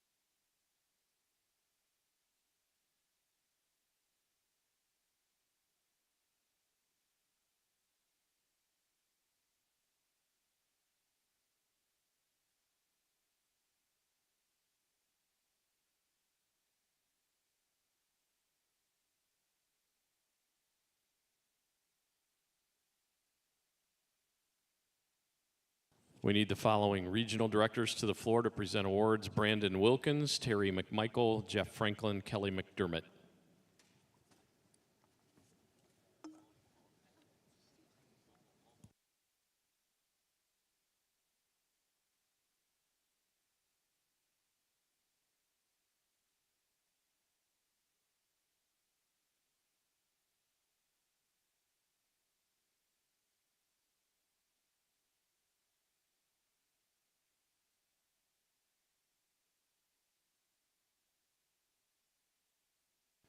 In the girls 10-11 division, we'd like to present the awards right now.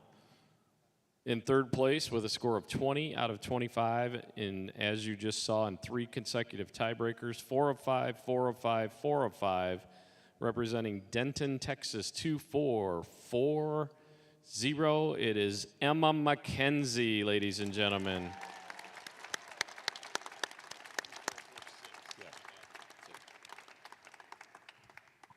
The national runner-up with a score of 21 out of 25, representing Cleveland, Tennessee, 1944. Let's hear it for Layla Mason.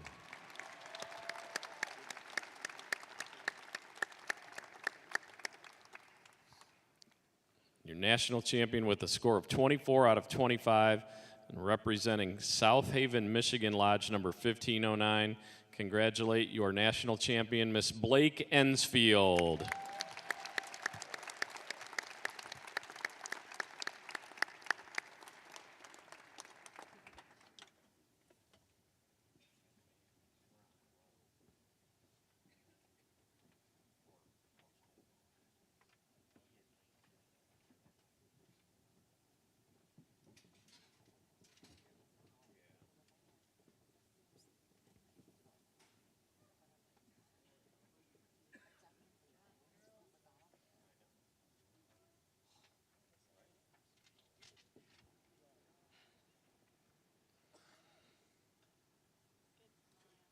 About a nice round of applause for all of our girls 10-11 participants and our 3 trophy winners.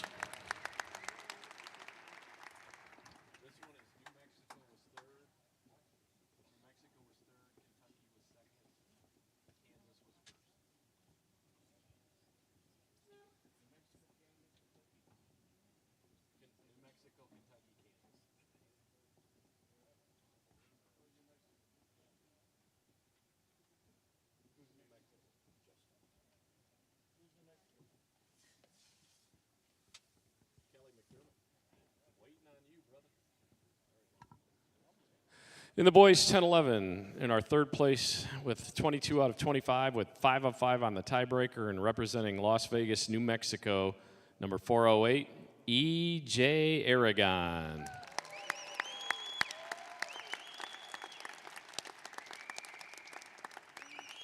National runner-up, 23 out of 25, representing Linden, Kentucky Lodge, number 2052. Give it up for David Bowling.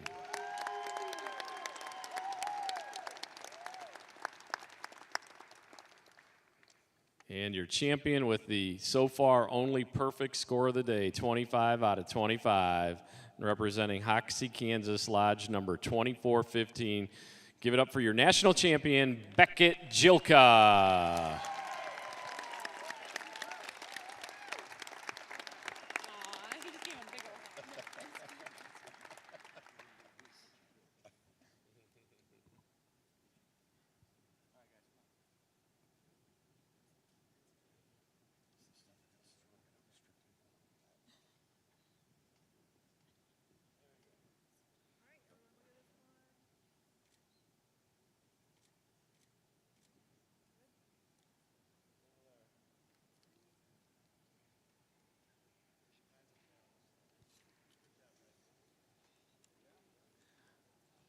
All right, one more time for all of our 10-11 boys and our 3 trophy winners.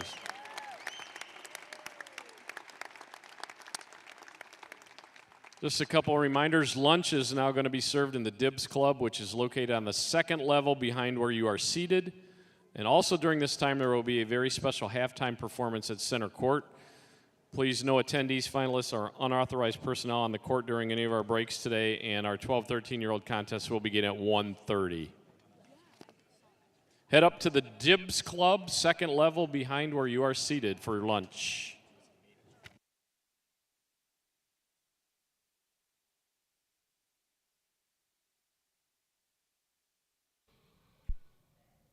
All right, and that concludes our boys 10 to 11 contest. Congrats to Beckett Jilka from Hoxie, Kansas. And we will be on a little bit of a break. We'll be back around 1:30 for the boys 12 to 13 contest. And that will wrap us up. Yeah. Thanks for tuning in, everybody. Thank you for tuning in, everyone.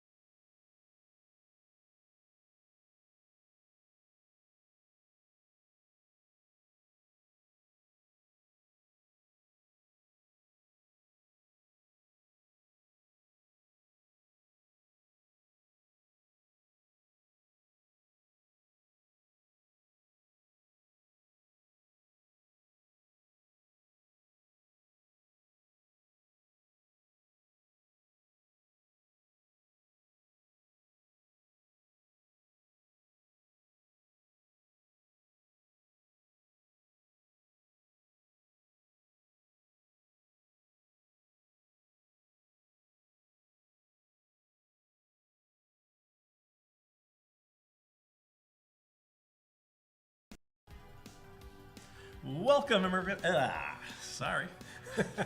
Welcome, everybody, to beautiful Wintrust Arena in Chicago's South Loop neighborhood. I'm Jim O'Kelly. I'm with the future Elks Hoop Shoot Hall of Famer Bart Powell, and we're going to bring you the national finals of the boys 12-13 division.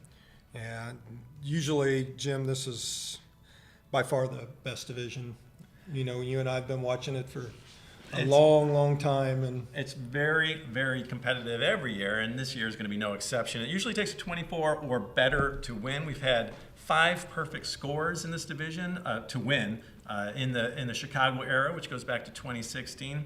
Now we're breaking down this field today, and there's some players that we want to watch going in. Of course, we're going to bring you all the action, but the story of this field starts with the Jackson 25. Jackson Ramirez out of Walnut Creek, California. He won boys 8-9 in 2020 with a perfect score. Of course, we've never seen him shoot in person because we had to conclude the 2020 season virtually thanks to a little thing called the COVID-19 pandemic. Right. Last year eligibility, Jackson makes it back here, and not just makes it back, he's rolling in on the strength of a perfect score at regional. He was also perfect at the lodge level. The first 4 rounds of this tournament, he's only missed 3 shots, Bart. Absolutely, and I'm going to add one there because he's from California. Is he from California? He sure is. He's from California, and California has a semi-state there. So he's actually shot in 5 contests before getting here. There you go. And only missed 3 shots. So hitting 122 out of 125 shots, it deems him the favorite without question. He is the favorite, but to take home a second national championship, he's going to have to stare down the duelist from the Dairyland, Rylan Burr. This kid is a tower of power from Sheboygan, Wisconsin. He's 6'4", Bart. That's taller than you. That is, and to be honest with you, I don't think he's going to be staring him down because if he's looking at him straight on, he's probably looking into the middle of his stomach. Right. But yeah, 6'4", that's amazing for being a 13-year-old. And Rylan was also perfect at regionals. Right, exactly.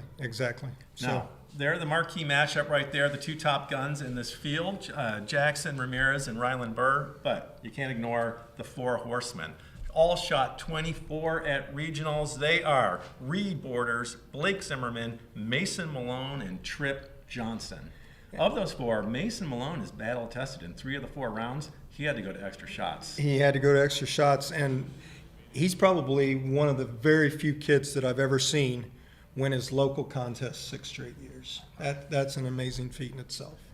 So, and then of this field of 12, these 12 excellent free throw shooters, there's only one who's shot in this building before, and that's Patrick Wingate, who was here in 2022. So we can't ignore him either, lurking in the shadows, right, and waiting to pounce. Waiting to pounce, and experience does help without question. Those are the 7 we're eyeing right now, but we're not sure how this story is going to unfold. What we are sure is we're going to bring you all the action. Absolutely, and it'll be a great contest without question. Like I said, the 12 and 13-year-old. And now, Bart, you've seen a lot of great contests in your day, almost every single national finals, right? I've seen 49. 49 in the 51. I missed one in Kansas City because of school baseball, and I missed one in Indianapolis because college spring break. So, yeah, I've seen a lot and a lot of great contests, a lot of great shoot-offs. The shoot-offs are what you remember the most, you know. The kids that shoot perfect scores you remember, but it's the kids like Zeb Alford who went into a 75-shot shoot-off. That sticks out in your mind without Back in 2009 when the finals were in Springfield, Massachusetts, Zeb out of North Carolina found himself in, I believe it was a 5-way tie for first. And 2 of those boys emerged after the first round. The other one was from Utah. Right. Former national champion from Utah. Yep.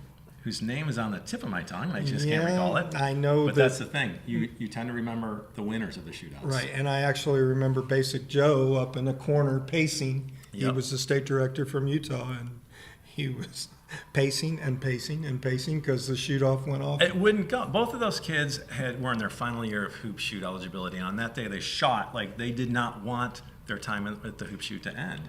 That shoot-off went 75 extra shots, rounds of 5 before it was resolved. We're about to kick you over to the voice of the hoop shoot, our PA announcer, Dennis Sabo. If we cut out abruptly, that's why. We want to make sure you guys don't miss a thing. They're lining the kids up.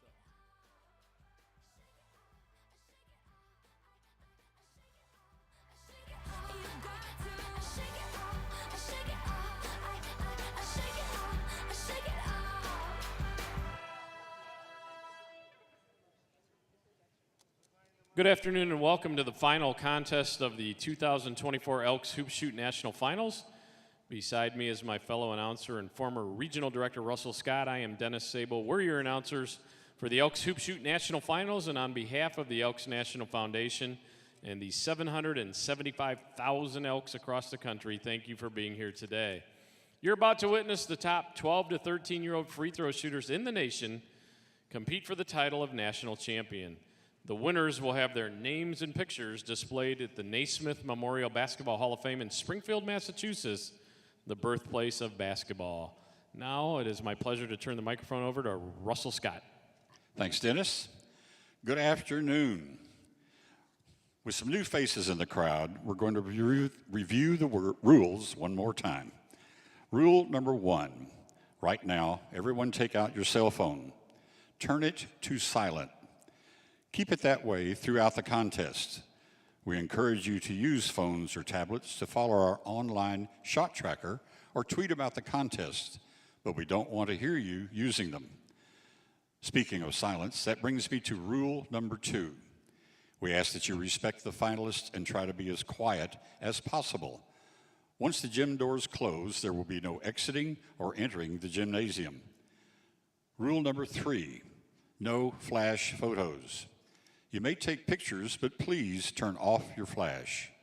And lastly, withhold all applause until contestants have finished at both ends of the court, especially in the event of shoot-offs. Please refer to pages 2 and 3 of your contest scoring booklet for a complete list of rules. To follow the unofficial results and commentary using your smartphone or tablet, visit the Hoop Shoot Shot Tracker at elkshoopshoot.org. You can find that link on the back cover of your contest scoring booklet. Thank you for your cooperation. Now, please turn your attention to center court, where Regional Directors Brandon Wilkins and Steve Lucas will demonstrate the official signals used to indicate made or missed shots during the hoop shoot. When a free throw counts, referees will indicate the shot is good by this signal. When a shot does not count due to a miss, referees will indicate no score by this signal. When a shot does not count due to a violation, referees will indicate no score by this signal. For a complete list of contest officials, turn to page 10 of your contest scoring booklet. Thank you. And now, your 12 and 13-year-old 2024 Hoop Shoot National finalists, ladies and gentlemen. Let's make some noise for them as they come out on the floor, starting with the girls. From Brattleboro, Vermont, Lodge number 1499, give it up for Olivia Rogers. From Sheridan, Wyoming, number 520, it's Olivia Brogdon. From Muskegon, Michigan, representing Lodge 274, give it up for Malia Delasco. From Harrison, Arkansas, number 2311, it's Delcy Lively. From Oneida, New York, number 767, make some noise for Riley Hodkinson. Representing Green Bay, Wisconsin, number 259, Ava Kumachak. Hailing from Dalton, Georgia, number 1267, it's Kamaria Burse. From Plano, Texas, representing Lodge 2485, Alexis Wong. From Green Valley, Arizona, Lodge number 2592, give it up for Gabriela Gonzalez. Being sponsored by Raleigh, North Carolina, number 735, it's Daraji Harris.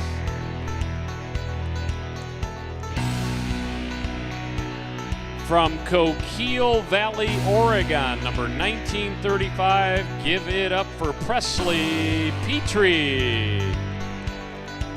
And from Missoula, Hellgate, Montana, number 383, welcome to the floor, Presley Newman. For our 12, 13-year-old boys, first out of the chute from Morgantown, North Carolina, number 1852, Reed Borders. From Camillus, New York, number 31, make some noise for Owen Salisbury. Hailing from Gillette, Wyoming, number 2825, it's Peyton Sorensen. From Greater Spokane, Washington, number 228, put your hands together for Blake Zimmerman, ladies and gentlemen. Representing Sheboygan, Wisconsin, number 299, it's Rylan Burr. Walnut Creek, California, number 1811, sends to us Jackson Ramirez. From Highland, Arkansas, number 2539, welcome Paul Turner Arias. From West Warwick, Rhode Island, number 1697, give it up for Patrick Wingate.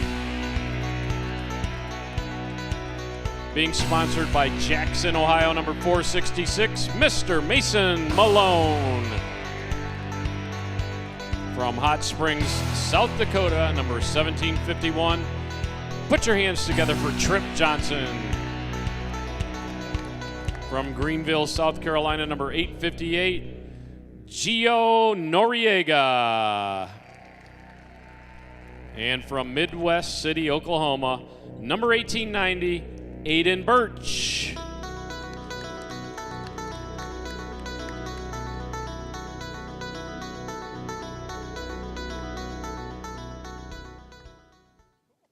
At this time, we ask that the doors please be closed, and floor managers, when you are ready, the contest may begin. Good luck to all of our contestants.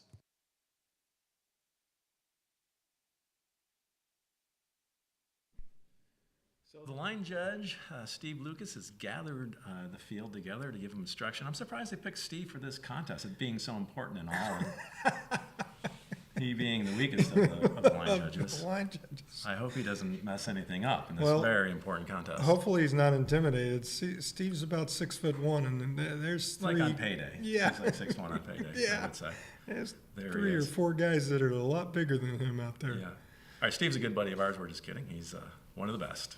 Been around the program a long time. We got Reed Borders out of North Carolina approaching the line. Reed is one of the guys who hit 24 or better at the regionals, and that's been the magic number in the Chicago era and for a long time before that. You have to go back 14 years to find a champion who won with a 23, and 37 years to find one who won with a 22. Well, he's a little guy. He's about a foot off that line, and he's got to jump forward to get the ball up there, but looks pretty consistent at what he's doing. Well, it's been working for him. He's been shooting 89% in the tournament, but he was 20 out of 25 at Lodge. Since then, he's only missed 6 shots. It's pretty solid then.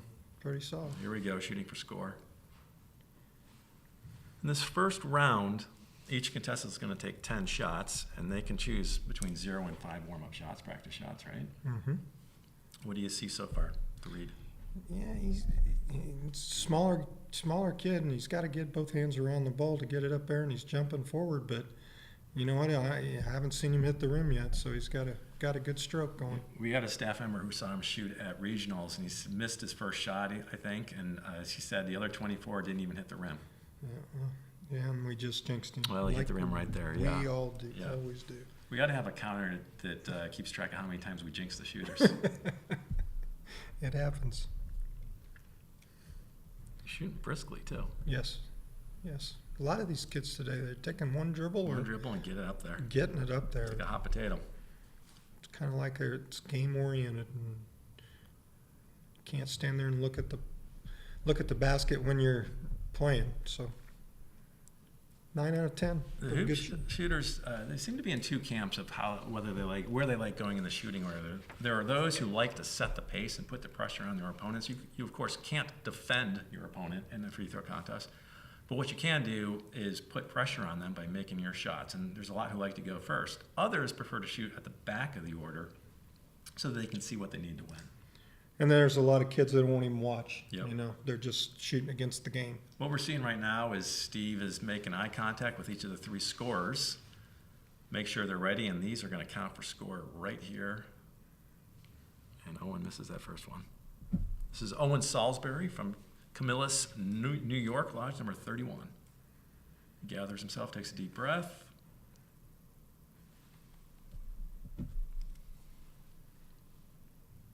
A lot of nerves. A lot of nerves. I can't imagine doing something like this at this age. And I couldn't think of things to get me out of it. I'd be so nervous. And it seems like he's taking some deep breaths, which is... He's taking his time. He has 10 seconds to deliver that shot.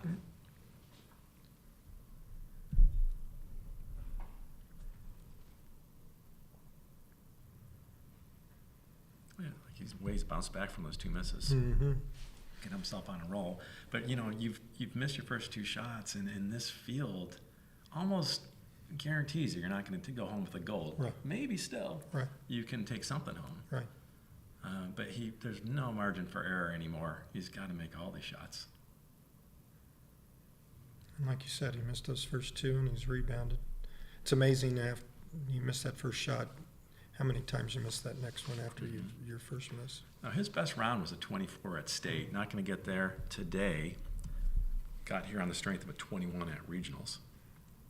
And he just called for a technical on that one? He just got called for a technical.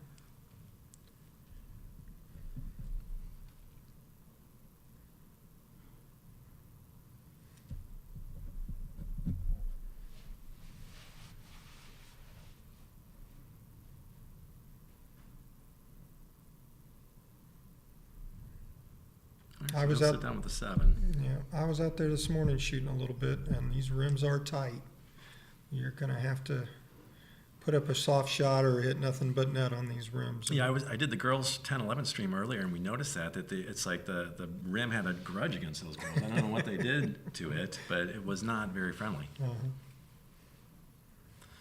We have Peyton Sorensen. He's out of Wyoming at the line right now. About to shoot for score here.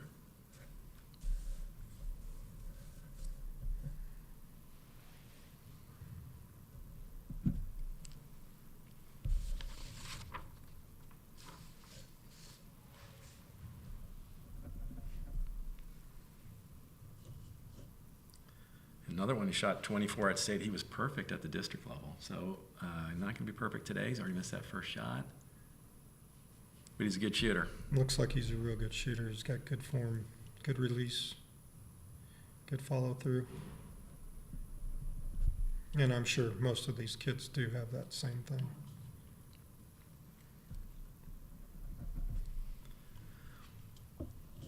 The regional there's 12 regions. We have regional champions here. And at a regional finals, you're going to shoot between 2 and 5 against 2 and 5 opponents. A little different at the national finals, where you take your shot and you have to wait for 11 other shooters to get that second chance. All right, you're not going to get around there for 25 or 30 more minutes. You know? Yeah, if you have a tough first round, you're sitting for a long time your thinking head's- about it. Yeah, and your brain's spinning, man. That was pretty smooth. He had a smooth shot, smooth stroke. This is Blake Zimmerman, another of our 24s at regionals, 24 at the district also. He's shooting 94% for the tournament.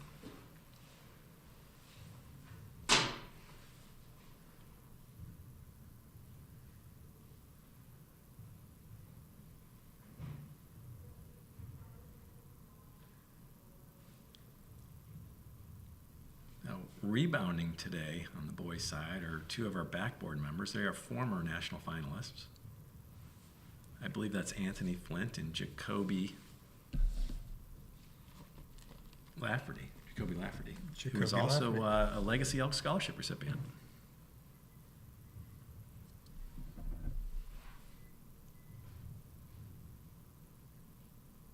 Here's our first score, right? He's our first score. He's 2 for 2. Boy, Blake's got a good release too.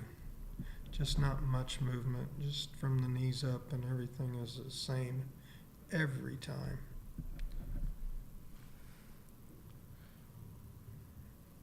Good looking hairdo also on this I guy, like it. right? I like it. Can you remember when you had hair And like I that, had Mark? a lot of hair like that at that point in time.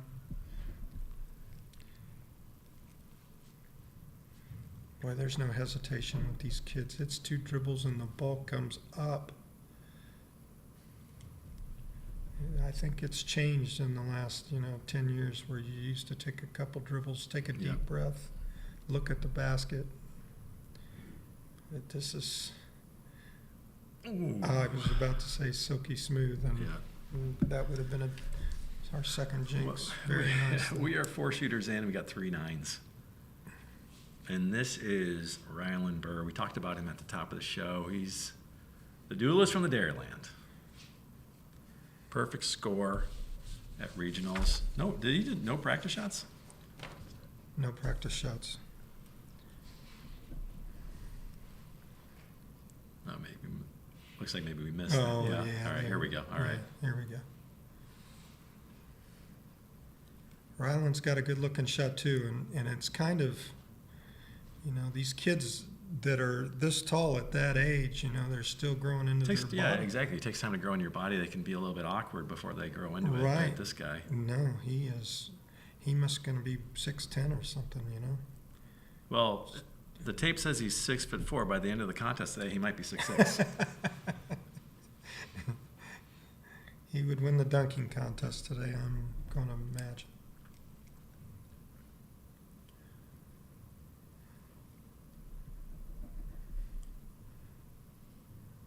Once again, not a whole lot of hesitation. One dribble and good looking shot. Oh, he's our 5th shooter, and right behind him is Jackson Ramirez, the 8-9 champion in 2020, back in his final year of eligibility, looking for a 2nd championship, also perfect at regionals. So that'll be a fun matchup to watch today. We'll see how Jackson responds to these 9s in front of him.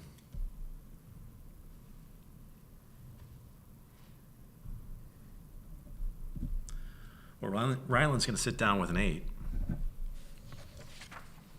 And at the moment, he's going to need some help to get onto the podium. Well, according to Larry Torres, Senior Regional Director, this is the prohibitive favorite. 122 out of 125 shots. Well, I wonder what's happening here.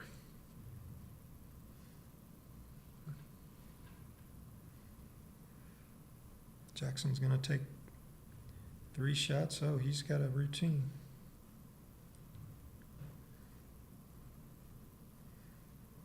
That's the one to miss if you're going to miss. Yep. That's why you take the practice shots. Find your shot. Uh-oh.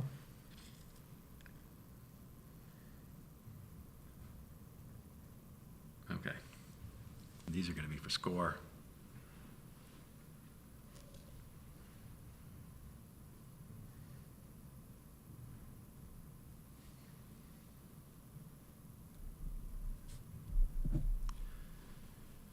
Well, Jackson's not going to be perfect today.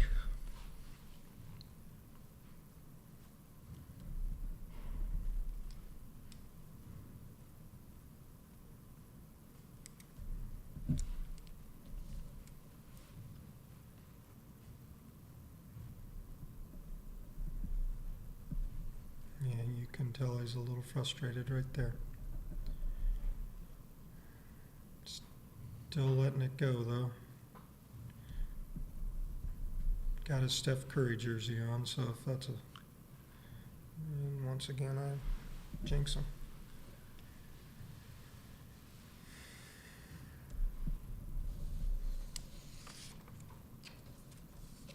Well, anything can happen, of course, but sitting down, having missed 3, best you can do now is at 22, and you're going to need some help. Gonna need a lot of help. Yeah. You're gonna need a lot of help. You might squeak out a 3rd, but it's highly unlikely. Here comes, and he had only missed 3 shots in the entire tournament up to this point. Right. Just missed 3 in that And first you just set. missed 3 there. That just shows you how much pressure's on these kids. This is Paul Turner Arias from Highland, Arkansas. Another big kid. That's an interesting form right there, huh? Yeah, he gets the ball behind his head a little bit. not a whole lot of rotation on the ball, but if you do the same thing over and over again and you practice it that way, that's why you're here.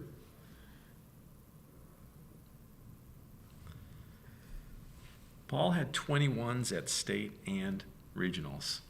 Shooting for score now. He just wants that ball back, stay in his rhythm.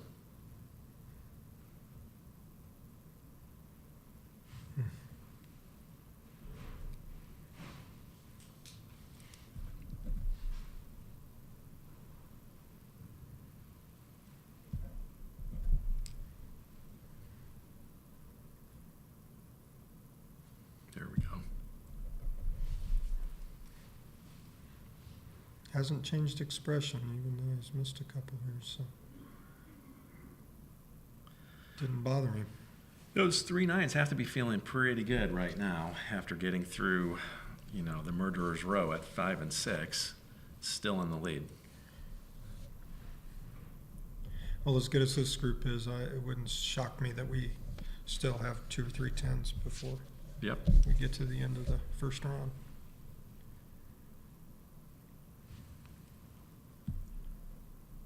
The next 3 shooters are all boys we talked about in the top of the show. Right. Keep an eye on. Patrick Wingate about to step up here, and he has shot at Wintrust before in 2022. Right. Big advantage. Yeah, for Without sure. question, big Shooting in advantage. this kind of backdrop here, Yep. probably not what you're used to in your home gym. No, not at all. Not at all. Plus, he's been in the surroundings as well, you know. Yep. So I'm going to say he's nervous, but Sure. not as nervous No, as he was the exactly first right. time. He's been here before. He knows what's coming. He's walking up. Looks confident. Patrick Wingate from West Warwick, Rhode Island Lodge, number 1697.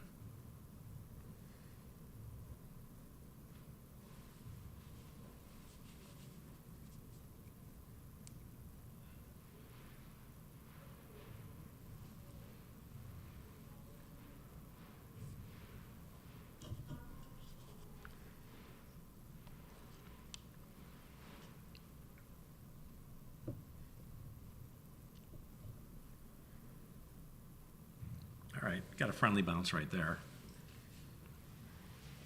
Yeah, he slowed it down and taken some deep breaths. And now he's got his eyes focused on the rim. Big breath. These count. He knows that.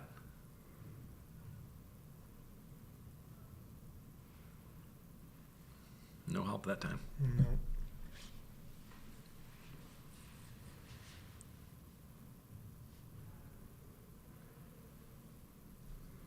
There we go.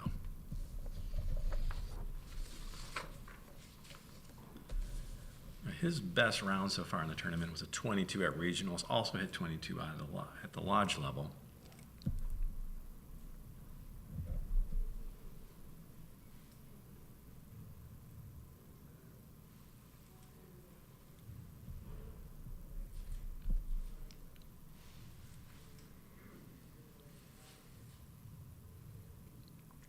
Now, waiting behind him, eager to get up to the line for their chances, are Mason Malone and Trip Johnson, 2 of those other of the 4 horsemen who shot 24 at regionals, looking to stay in that mix at the top. Right, right. I look for Mason to have a good run. Ohio is land of champions. Yeah, right? at least right now. 2 earlier today. And they actually have the most champions ever in the history of the contest with 18. Which, as fellow Midwesterners and Indiana University fans, thrills us. Well, we were tied for the lead going into today.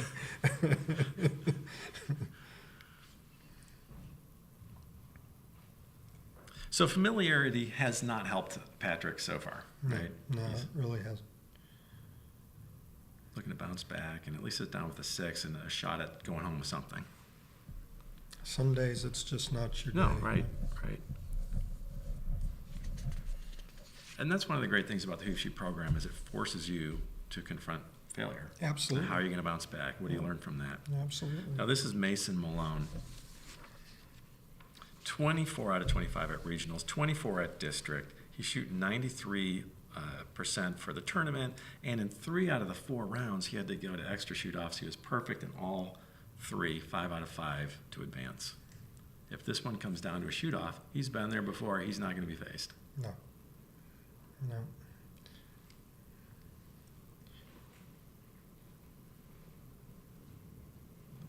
What time is it? It's time to shoot for score, Mason. And there you go.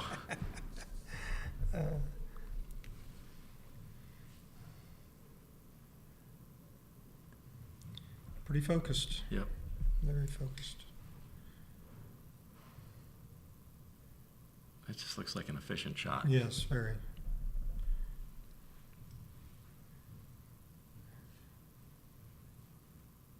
Good follow through. He has that follow through up there till that ball's at the bottom of the net. And it's working for him. Yep. You know, and 3 of his teammates in the Great Lakes region are already gone home with gold trophies. And I just jinxed him. I mean, he'd like to be the 4th, right? Right. So, well, hasn't been a perfect score yet, so he's still in the hunt. Yeah. Just got to stay focused.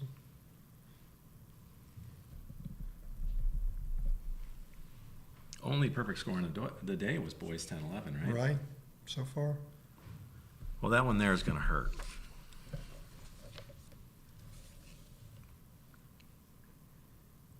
But look at that. Bounces right back to sit down with an 8. 9 shooters down, and we're looking at 3 9s, a couple of 8s.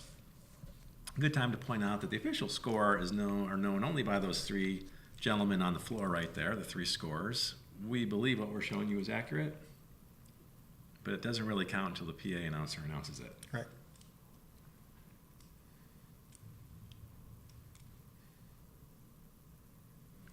This is Trip Johnson from Hot Springs, South Dakota. The last of the 4 who shot 24s at regional. He's shooting 92% for the tournament. Like half of this field is shooting prior to today, right. 90% or better. Right. Trip takes his time here, gets focused in. That's quite a ball spin he's got there too, huh? Mm-hmm. Yeah, that's a little different. Yep. All right, here we go for score. Yep.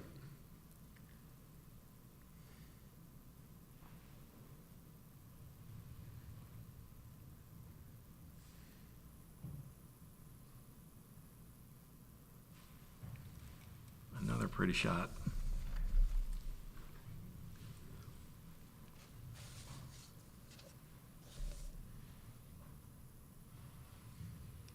Wearing one of the Elks hoop shoot shots he got at some point along his journey to Chicago. These kids, as they advance, they get so much swag that they can keep themselves outfitted in Elks hoop shoot paraphernalia all summer long. Right. First person that I've seen with a headband on. Yep. Says it's his lucky headband, so.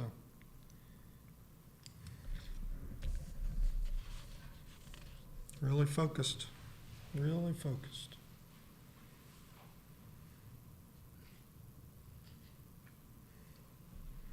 Rattled that one in. That's what you got to have. Sometimes when you're just a little off, you got to hope that it trickles in. You know, he's in the driver's seat at the moment. He'd like to stay there. He's trying to avoid the gym jinx, as we call it. And he does. He did. Good.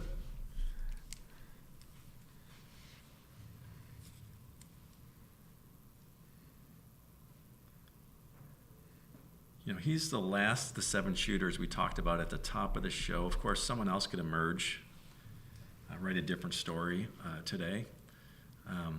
But all the other ones have gone, and he has a chance to put them all in his rearview mirror. It's interesting how he spins this ball, and then it comes back to center. That hand gets right on the seams. And All right, there it is. There's Working one. on a 10 if he stays perfect. The only other two people who have a chance to beat him are these next two, Gio Noriega and Aiden Birch. This is Gio. He's from Greenville, South Carolina, Lodge number 858. Well, Gio's a pretty confident kid, it looks like, according to his bio. His favorite part about this is winning. Winning? There you go. So if you think you can win, you can. He says he's always been a great shooter, but he knows he has work to do.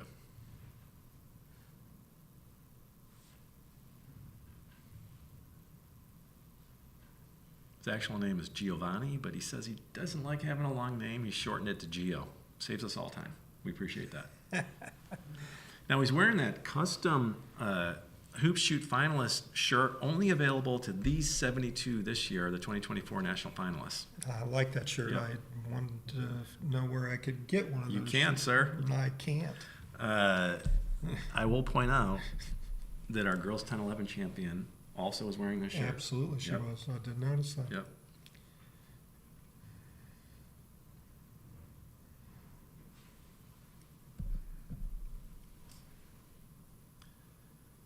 He didn't feel good about that last shot. You can see it on his face. Let's see how he bounces back here.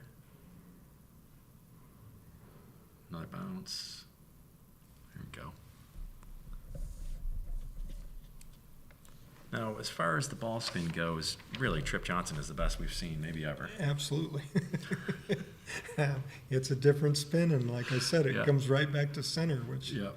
is kind of interesting.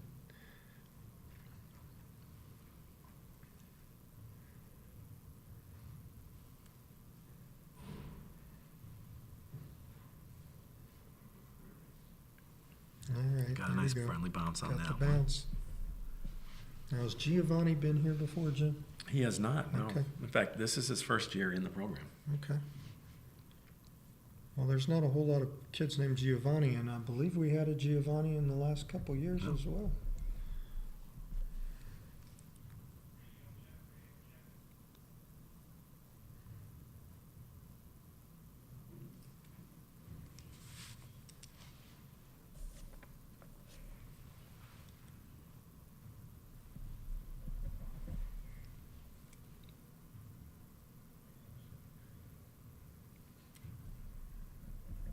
To really bounce back from that miss in the second shot.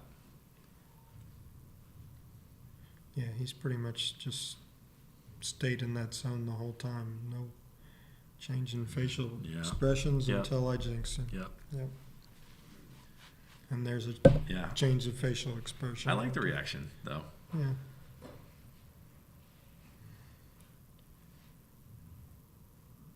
We'll sit down with an 8. Okay. We knew this was going to be a hoopananny, as we like to say, and it has been. We've got a 10, 3 9s, and a couple of 8s through our first 11 shooters. This is Aiden Birch. He is from Midwest City, Oklahoma, Lodge number 1890. Best round of the tournament was 22 at state. Also hit 21 at regionals. There's our leaderboard, boys 12-13. You see the 9s, Reed Borders, Peyton Sorensen, Blake Zimmerman, and then we've got our 10 out of 10 Trip Johnson. Bart, how many Emma Brady trophies did you bring with you? I brought 3. You brought 3? I brought 3. That's So going to be enough, no matter how. Well, maybe not. Maybe we'll not. Well, we'll see what Aiden does here, right? And of course, we don't know what's happening in the girls 12-13.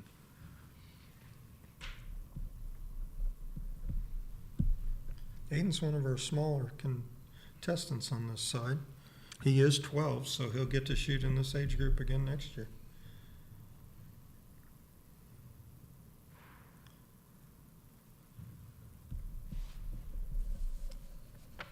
He's got a determined look on his face. He knows he's going to need a good round. He's going to need his best round to compete with these scores, these shooters today.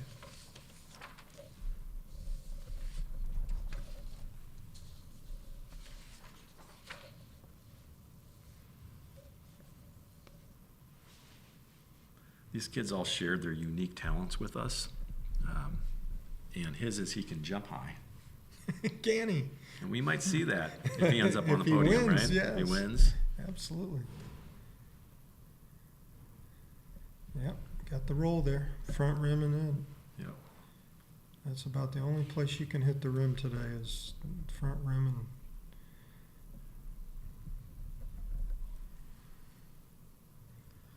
so the second set of 15 shots is looming for everybody as soon as Aiden takes this last shot. As the contestants come up for those 15s, no warm-ups, no practice shots, you go right into 15 for score. And in the 8 and 9 category this morning, we had 3 perfect scores going into the last round, and all 3 shots hit the front rim. Yeah. So it's the toughest shot of the 25 that you take today. This is the 11th shot. You've been sitting for a long time. Yep. You called it.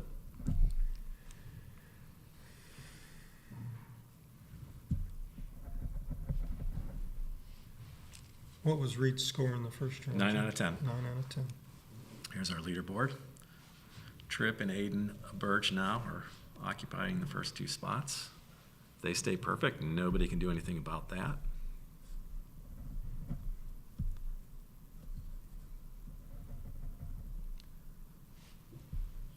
Yep. I'm trying to keep score here, and every time I look up, he's already shooting. It's pretty quick. Yep. I think the referee needs to slow down handing him the ball. Well, as we said, he's not our strongest referee in the program.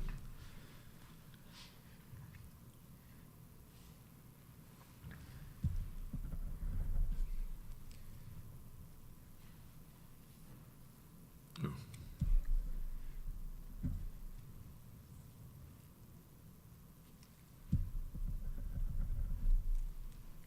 Reed is 12, so he'll get another shot to come back next year. And there is a major difference, obviously, in It's hard to make it back. Some do it, of course, but it is tough.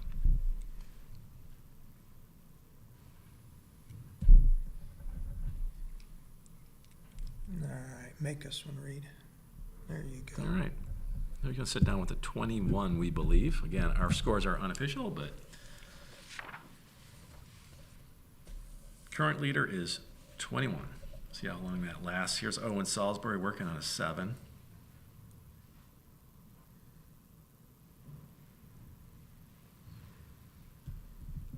The 11th shot is a killer.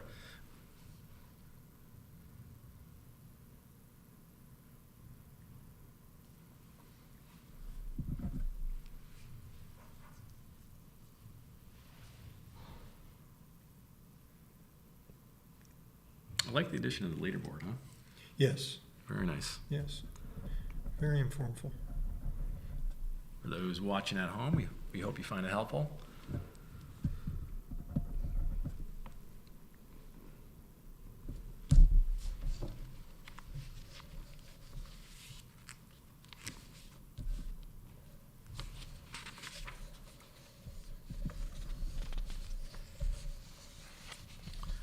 Owen's another Golden State Warriors fan. A lot of Steph Curry fans out there, right? There should be.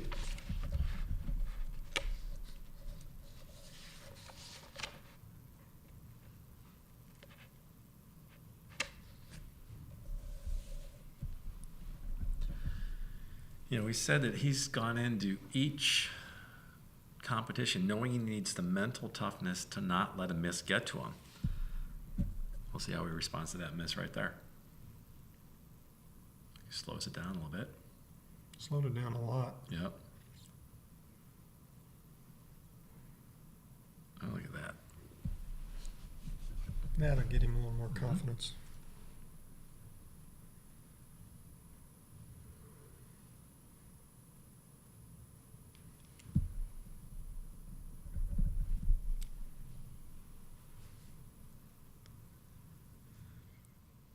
Owen, this is his first year in the program. He learned about the hoop shoot from his PE teacher, Mr. Sparks. Mr. Sparks. Thank you, Mr. Sparks, for sending him our way. Once again, Owen's a 12-year-old, so he's got one more shot at this.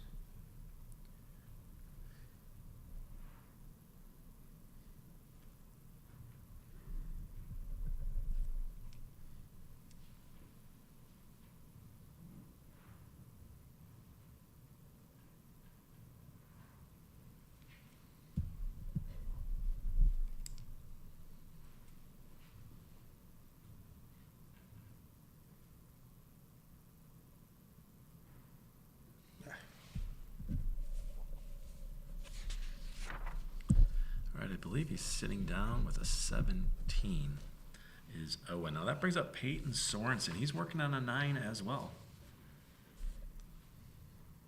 And number 11 got to him too. The first 3 shooters in Yep. the second time around have all missed that first shot. And actually, I think, if I recall, he missed his first shot. That's correct, yeah. Yeah, and Yep. then ran 9 straight. All right. Yeah, his shot looks real good.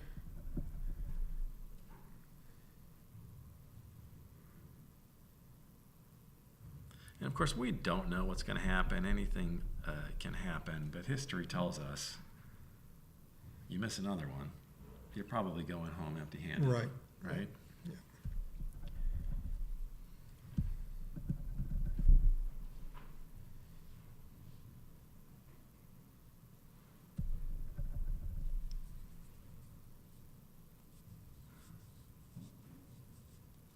I shouldn't say empty-handed. Every finalist gets that handsome custom shirt we saw. They get a nice Absolutely. participation plaque Absolutely.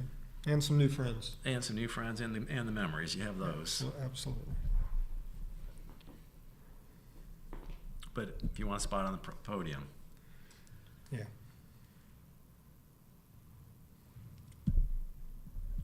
you really want a 23 or better.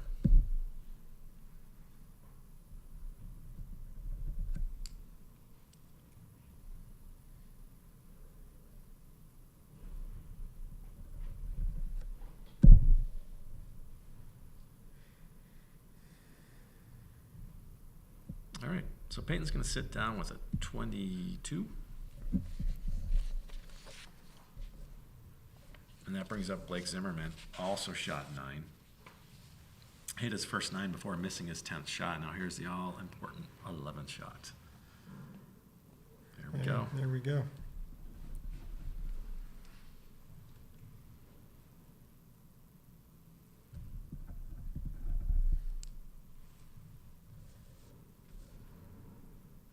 Now, Blake actually heard about the hoop shoot from Maddox Hodges, a fellow resident of Spokane, who was a 2022 national champion and the subject of one of our Gridios. Blake's also overcome something in this contest that most of these contestants haven't overcome, and that's in his local shoot, the gym didn't have any heat. And so he was freezing, so, you know. That's like, you know, the difference between that, you know, your local contest on, you know, often, Yeah. but now here you are in the national finals. You're in beautiful Wintrust Arena. Right. It's a new facility. Right. The branding looks fantastic. The Elks Hoop Shoot logo everywhere.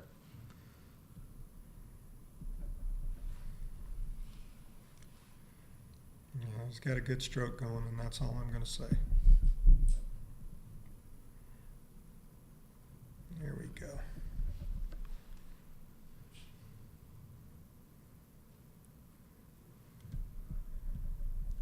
Effortless, it looks like to me.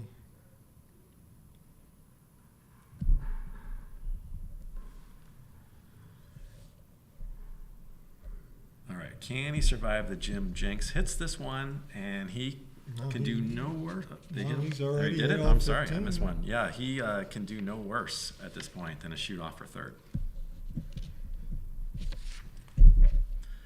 All right, here comes Rylan. A little disappointed by his first round, the 8 out of 10. But he hit the 11th shot. Missed that one. That's going to put him in a 22 range at best. And you're going to need some help to place.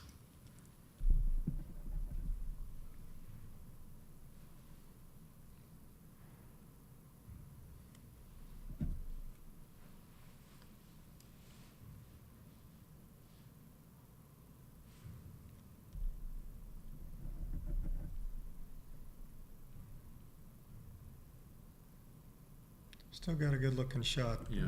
I would venture to say that we may see this kid somewhere on TV down the road. You know, maybe we can get him to Indiana University. We need something.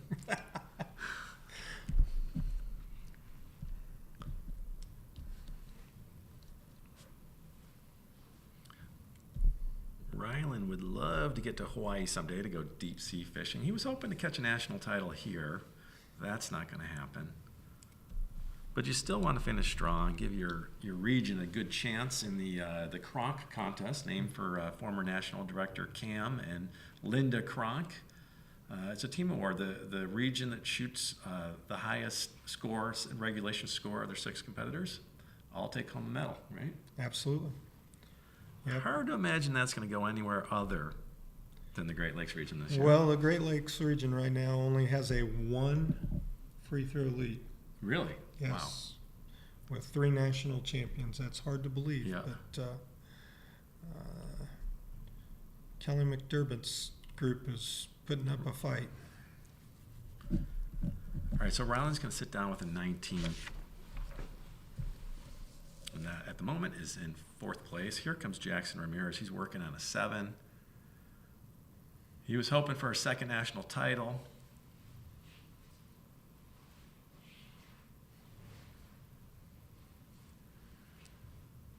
Well, 11 went in.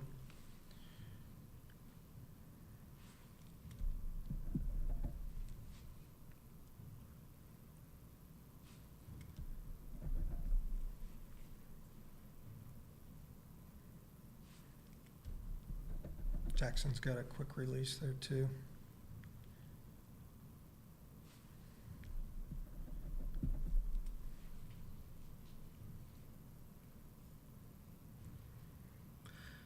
Yeah, it took Jackson a while to find a shot, and He has. yes, yeah.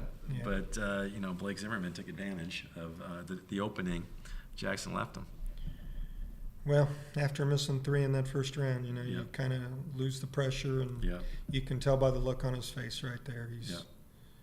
so disappointed in that first Right. round, and now he's on that roll. And just automatic right yeah, now. it's automatic. It's Yeah. Steph Curry automatic right now. 1 bounce, boom. Yep.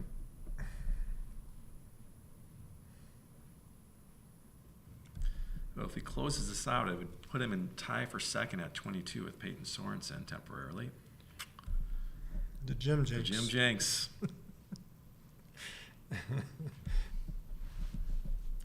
14 out of 15. For 21, which puts him in a tie for 3rd temporarily, I believe, with Reed Borders. Yeah, we still have those 2. Struggled a bit in his first set with a 6.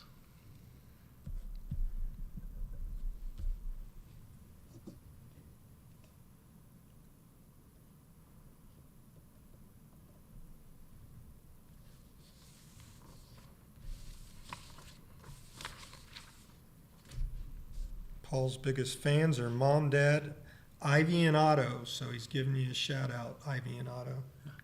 He also said his dream vacation was staying home. I like it. Chicago wasn't on that list, exactly. It was evidently. not on the list. And yet, here he is. Competing in the national championship. It's his first year in the program. Learned about it at school. A lot of kids learn about the contest at school. If you're an Elk Hoop Shoot volunteer looking to build your program, we encourage you to reach out to your local schools. Can't shoot without the schools helping us, that's for sure.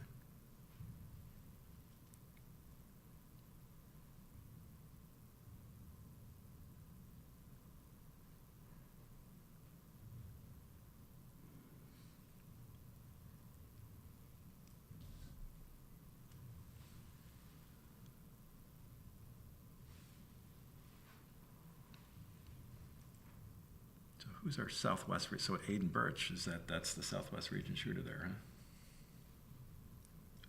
I mean, that 12th shooter, right? That's the one, that's the region that's in the running for the Kronk Award?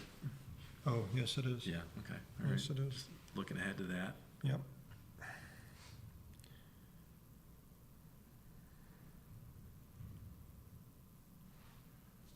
Paul looks like he's running out a little steam with this shot. Not that one, though. Got a strong, sits down. Yeah, they won the regional. He hit 23 at the regional and had a good day. So can't take that away from you. Yep. All right, this is Patrick Wingate again. He was here in 2022. Shot 18 out of 25, and boys 10-11 to finish 10th. Wants to do better today. Let's see if he can shoot for that. And that's a good start.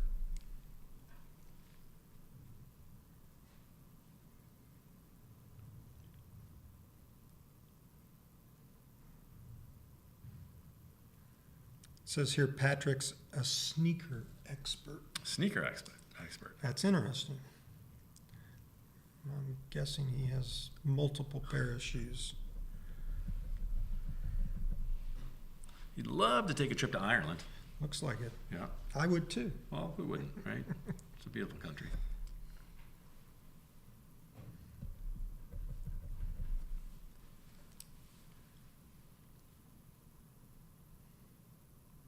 So what do you think? Do you think this contest has been living up to the hype so far? Yeah, I'd say you're correct on that. You know, we had a lot of high-profile shooters and a lot of pressure, and maybe those kids going into it knowing that there's a lot of great shooters. It put too much pressure on them, you know. Yeah. Well, Blake Zimmerman, so far, he answered the challenge with that perfect round, sitting there with a 24, feeling pretty good. Still two shooters who have something to say about that, and Trip Johnson and Aiden Birch, both working on perfect tens.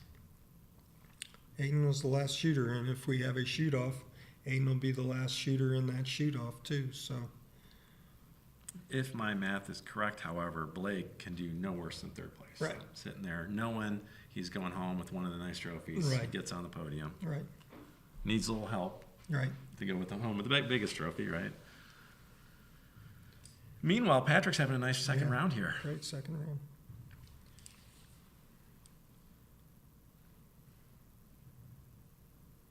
And there's always something to shoot for, right? Even if you can't win, you're shooting for the team award, but your personal best also. Again, he shot 2 years ago. He was here. He got 18 out of 25. He's had 2 years to think about that.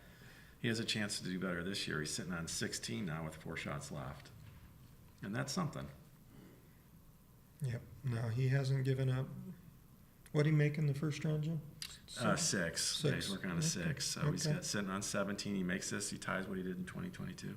Mm-hmm. And makes another, and he's done better. So that's something. All right. Go home knowing you got back, which is really hard to do, and you did better than last time. Self-motivation. Mm-hmm. And he did. He's having a real good round here. Yep. Just has not lost focus whatsoever. Took a big deep breath on this final shot too. I like it. Yeah, but this gives him a 20, right? There's a big difference between a 20 and a 19. There it is. Yep. Good round. Okay, Mason Malone was working on an 8 to get himself into the mix. He really wants to be perfect here and then hope for some help from those other two sitting on the 10s. Yeah, he's got to make them all, without question. And there's that Number dreaded 11. 11. Claims another one. We're going to blame that on number 11, not the jinx, right? Absolutely. Yeah. Absolutely. I think the number 11 shot is a permanent jinx, you know? Yep. You know, I don't know if we've ever kept stats on that 11th shot, but I'm going to tell you today it can't be more than 70% going in.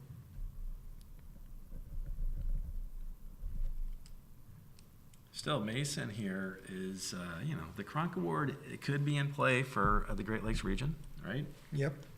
With 3 national champions so far today. He wants to close out, finish strong.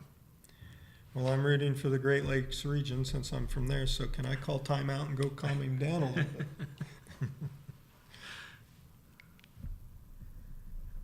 Yeah, he's doing fine. He's just,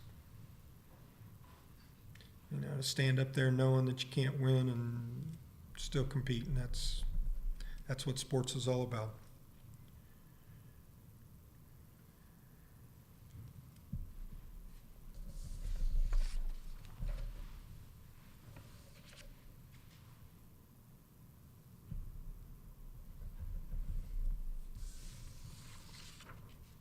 Mason competed in the hoop shoot all 6 years he was eligible.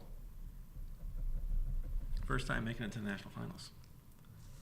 His dad actually competed as a kid and won the Ohio State Championship when he was 8.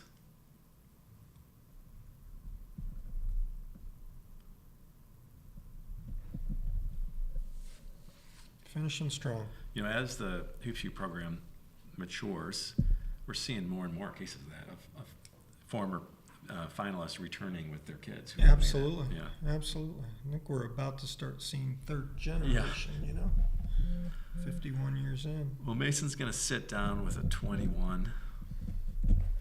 Good solid score for the regional award.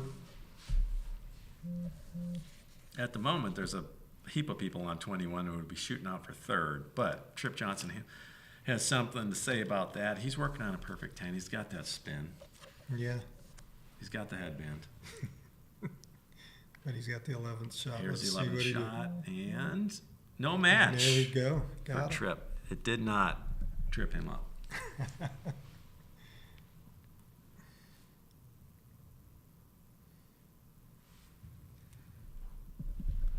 Well, maybe we should start talking about the weather or something.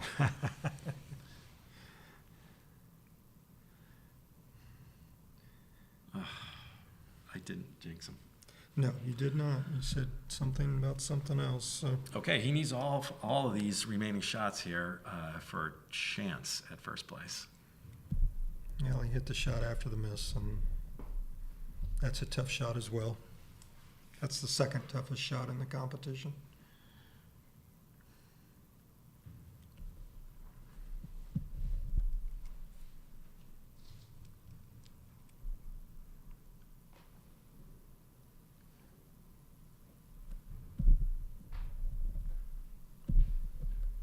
Looks like his brother and sister, I think, maybe, or brothers are named T and Tice. T, Tice, and Trip. There you go.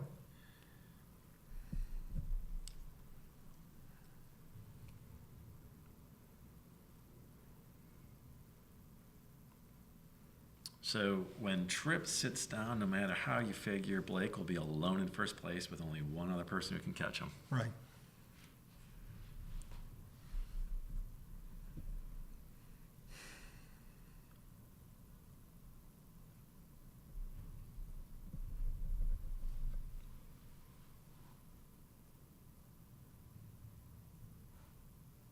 Still keeping with the routine and spin there. Nice.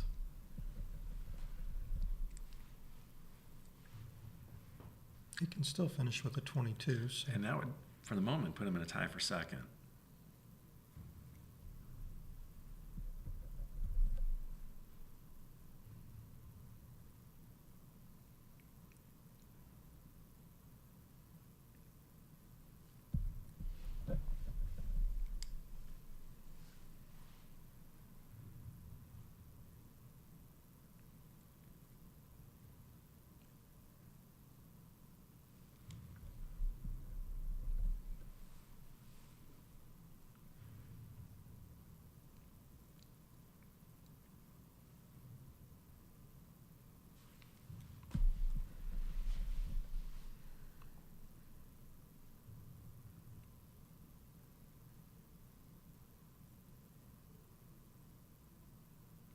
All right. Sit down with a 22. That puts him in a tie with Peyton Sorensen for second by my math. Here comes Gio Noriega from South Carolina. He's working on an 8.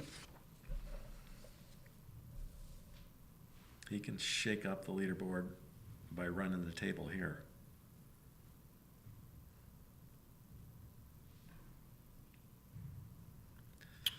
All right, the best he can do at the moment is force himself into a three-way tie at 22 and hope that holds up for something.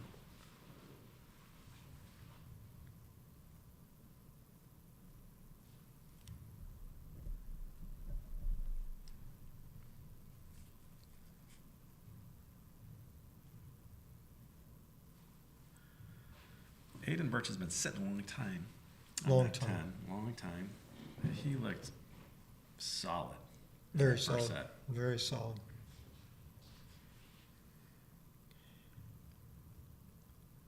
And you mentioned that heading into the 12-13 age group, the Great Lakes region had a slight edge on the Southwest region by your math Right. for the Cronk Award. Right. One shot. One shot. One shot. Well, At the moment, Aiden's picked up 4 shots on his rival from the Great Lakes region. That could change as he shoots, right? Right. Of course, Chronicle Ward can't be the first thing on his mind right now. I probably don't even think he realizes what's going on. Still, it isn't playing. We will keep an eye on it. I'd like to see him shoot a perfect score, to be honest Yep. with you. Get those knees loosened up, get his whole body loose before he gets up there. Well, the only way he guarantees first place for himself is with the perfect score. Yeah. If he misses 1, he can force a shoot off. Misses 2, and Blake is our champion.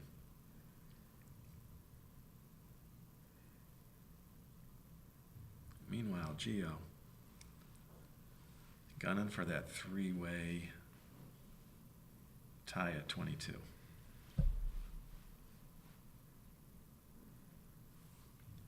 Which again, by my math, would mean no worse than a shoot off for 3rd.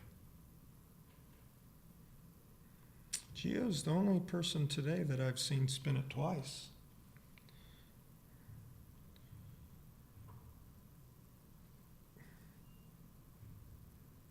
Two spins and 4 dribbles. Yep. Pretty methodical about it.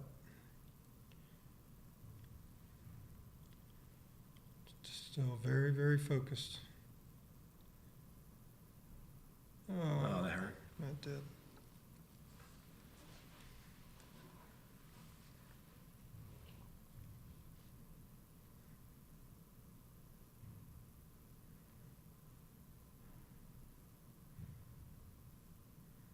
We'll try to finish strong right here. Sit down with a 21. Not So- going to put you on a podium, Right. but it's still a 21 at It's the national 21. finals. Yeah, that's I mean, pretty solid. It's Yep. 84%. Yep. You just wonder if Aiden knows what he's got to do. Whether Aiden sat there and Worked had out his the head math. down, or Yep. is he shooting against the game, or is he shooting Yep. against the opponent? That's the Yep. question here. And if he doesn't miss, he knows he wins the national championship. So Yep. And he's got 1 to work with to at least force a shoot off. But if he runs the table here, it's all over. Aiden Birch, Midwest City, Oklahoma Lodge, number 1890.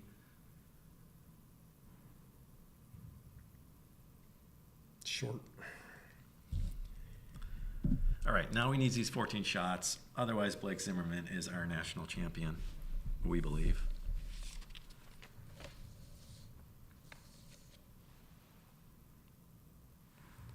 And there won't be a perfect score in this this No. division. No.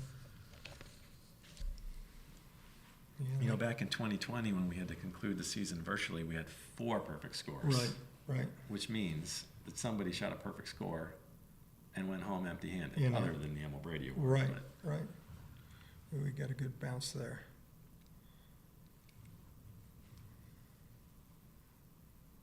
I believe the record shows 5.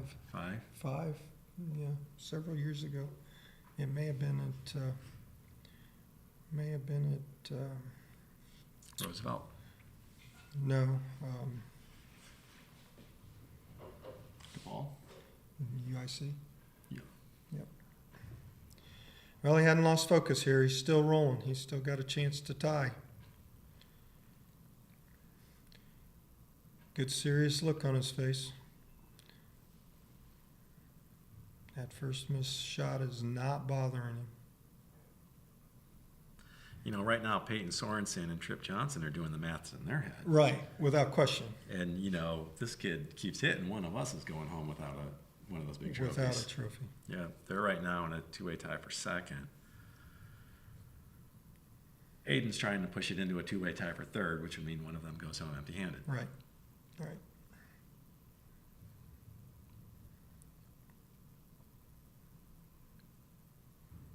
Two to go. Got good form, hasn't changed expression. Does he know this is the last shot to This is it, tie? yep. Does he know that? And there it There it is. is. Okay, so we believe we have a 2-way tie for 1st between Blake Zimmerman and Aiden Birch. At the top of the show, we said someone might emerge from the pack to write a different story, and it was Aiden Birch. Birch, absolutely, absolutely. That was by far, well, not by far, but his best round of the tournament. He hit 22 out of state sign of things to come in the shoot-off there, where he went 9 of 10 to advance. But 24, not really a hint of that in his previous rounds. Blake Zimmerman, we had talked about him because he shot 24 at regionals. We know he had done it before. Aiden rises to the challenge, forces that tie, and then we're looking at a tie for third between Peyton Sorensen and Tripp Johnson, we believe.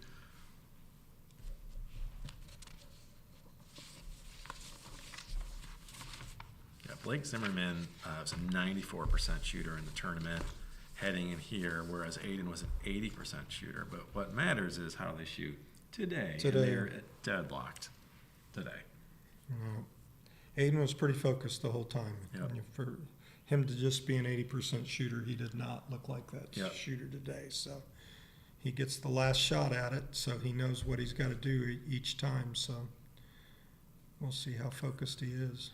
Well, he missed 5 at the Lodge, he missed 8 at the district, and 22 at state, 21 at regional. And then what really matters is his 24 today, last shooter of the day, knew exactly what he needed to do to win, couldn't quite do that, but then, with no margin for error, finished out the string to force the shoot off. Yeah, hit 14 in a row, Mm-hmm. tanned it. So what they're doing right now is they're looking at all the scores to make sure everybody's got the. So what you don't want to see here is 3 different scores. No. It's okay if one's different and 2 are the same, because then all right, someone lost their focus. Yeah, and if someone did lose his focus, it's probably the guy right there turning around. That's Pip Summers. He's from Tennessee. He tends to lose focus quite a bit. Yes, so, he does. Yeah. And once again, we're just kidding, Pip.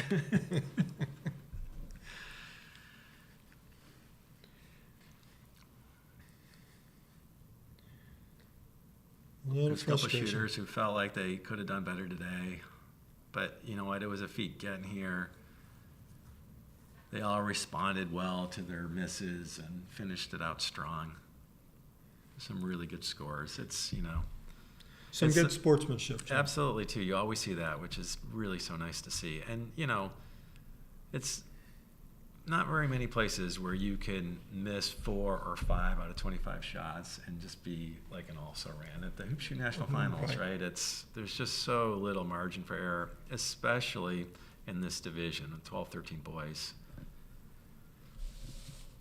We knew what we said at the top of the show. It's historically in the Chicago era and even farther back when it was in Springfield, it's taken 24 or better to win this division. And what did it take today? 24 or better, right? You just saw Terry McMichael on the screen there. Terry's a happy man. Kentucky got a new basketball coach this week, so he's excited about that. There's a lot of things I like about Terry McMichael. His choice of teams, not one of them. No, not one of them. Kentucky or the New York Yankees. Oh, I forgot about that. Yeah.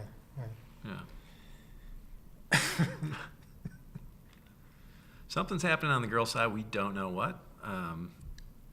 Curious to find out, just as I am sure you are. And in a moment, we expect to see 2 shoot-offs. They'll start with the shoot-offer first in sets of 5 in shooting order. So Blake will take his 5 shots, no practice shots, and then Aiden will answer. And it'll go in as long as it takes. Right? It could go 75 shots. That's it could the go record. 80. We mentioned that earlier. That is the record. That is, 15 rounds of 5. 15 rounds of 5, 100 total shots. Yeah. Or it could go quickly, It right? could Well, be let's just over, see, right? over in Which 5 one of shots. these is going to open the door and who is going to take advantage of that opportunity?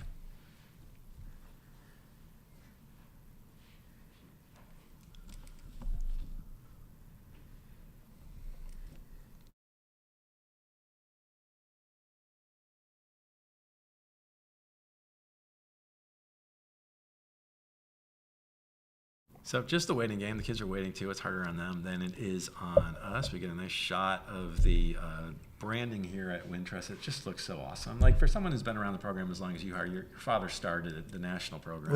Right. How does it feel walking into an arena like this and just seeing that everywhere? We had a Hoop Shoot logo about where it says shoot right there, and that was the only logo in the gym. Yeah. Yeah, come a long, long way. Keeps getting better and better and better. I can remember going to a finals in Springfield where we played the national anthem on a boombox and held the microphone up to the boombox. You know what I mean? So it's come a long way. You know, it's a fantastic program. And family oriented. Sure is, yeah. Yep. And again, the testament to that are those returning families. On the girls' side in 12-13, there was a girl whose father was a national finalist.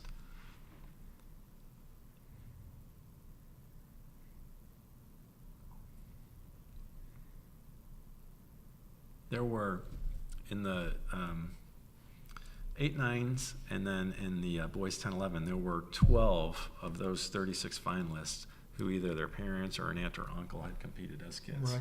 Right. All right, here we go. All right, Blake Zimmerman shooting for score. All of these are going to count. Uh-oh. That was the 26th shot, first one after sitting. All right, so we wondered who was going to open the door. Obviously, he's shooting first. He's the only one who can open the door, and he opened it. And now the question is, can Aiden Birch go through and slam it? Or is 4 potentially going to be enough? Or will we see a second round? Here comes Aiden. Let's see what he has to say about this. Oop, I just saw him stretch his leg a little bit, so just We mentioned 11. at the state level, Aiden was in a 2-round shoot-off, hit 9 out of 10 to advance to regionals. he hit the most important shot. That's Blake for sure. Zimmerman, meanwhile, first shoot-off of the tournament. So maybe not surprising that he blinked on that first shot. We'll see whether he gets away with it.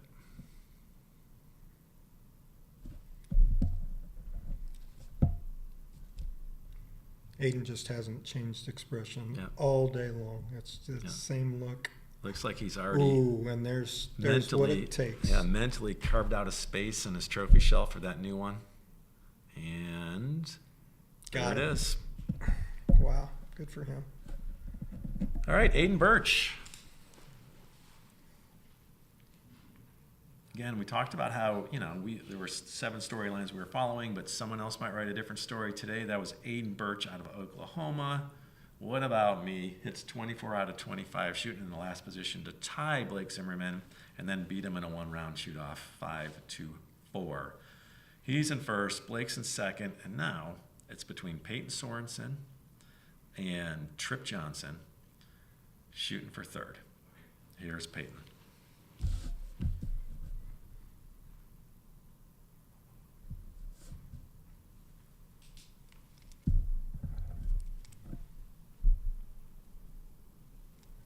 Steve Lucas has not dislocated that shoulder yet today.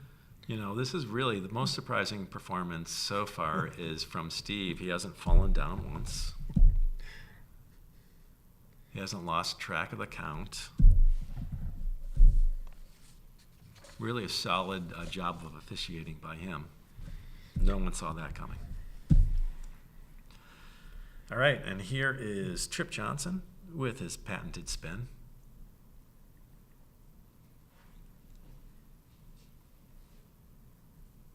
Pressure's on him. Yep. 5 for 5. He can't win here. All he can do is force a second round. Oh, got the lucky bounce. Threw it up there nice and soft. Yeah, a little bit short. And that's that. That's a tough finish for Tripp, who 22 out of 25 falls in a 1-round shoot-off. Goes home in 4th place. Nothing to scoff at. No, right? no, It's just absolutely no. hoping for one of those trophies. Still focusing though. So no Getty Powell shoot-off on the boys' side, right? We have a clear No, winner, we perfect have a- score in 10-11, Yep. right? Clear winner there. Looks like we've got a clear winner on the girls' end. Doesn't look like they're having a shootout. So We'll find out Look in at a that couple minutes. handshake, the sportsmanship. There you Always love seeing that with these competitors. It was a good contest. I mean, yeah, it always is. Fun to watch. Aiden Birch is our champion. He hits 24 out of 25 and 5 out of 5 in the shoot-off. Second place, Blake Zimmerman, 24 out of 25, 4 out of 5 in the shoot-off. Third place goes to Peyton Sorensen, 22 out of 25, 5 out of 5 in the shoot-off. Yep, a lot of good shooters. Yep. A lot of good shooters, and one of these days we'll see several of these kids on a TV screen. Well, the hoop shoot sets them up for success in whatever they do. The lessons they learn here can help them in whatever, on and off the court. I'm a coach, and I don't learn anything from winning. Yeah. I learn from losing. And you got to learn how to deal with defeat, and not just in sports, but in life in general. Absolutely. Things don't always go our way, and in a hoop shoot, it forces most of the people, almost all the kids who compete in the hoop shoot at some point in a season are going to have to respond to losing. Absolutely. And, some of them are responding right now. Others, it might not be until tomorrow or when they're back home. But most of them, in short order, are going to have a ball back in their hands. They're going to be at a free throw line. They're going to be shooting free throws and practicing some more, because that's what they've learned through this program, is that practice makes perfect. If not today, then maybe some other day. Right. Well, only 8.5% of these kids are successful today, Yeah. in their eyes. Yep. Right. Yep. So we're going to kick it pretty soon to our contest announcers once they know what we already think we know. I hope we're right. I hope we're right. There's a national They champion. had more swag that goes to our winners, but only 6 of those go out today. Now, our 2 Getty Powell Award winners are going to go to Springfield, Massachusetts, where they will see their names on display at the Elks Hoop Shoot exhibit in the Basketball Hall of Fame, and they will attend the enshrinement ceremony and watch some of basketball's greats be enshrined. Yeah, basketball elite. All 6 of our Frank Nice national champions, we will work with them to send all of them to Springfield. It's just the 2 Getty Powell Award winners who get first crack at those tickets to the enshrinement ceremony. Right. Quite an honor. Absolutely, it is. Absolutely. And that list came out, and I don't remember who's on it, but it's always It's always some pretty big impressive. time, Right. big time people. Yep. Yep. Looks like they're getting ready to announce, reviewing it, Dennis, and we'll kick over to the PA. There's Aiden Birch, our champion. Feeling pretty good about himself. He definitely put his team in a good spot for the Cam Kroc Award. Yeah, without which would question. really be shocking if Ohio has 3 championships, but falls short.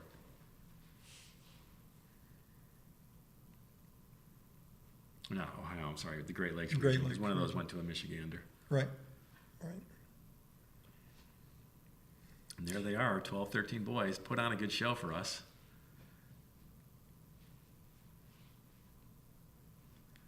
Right. Rylan Burr on his right was Jackson Ramirez. They were our key talking points at the top of the show. They both fell a little bit short.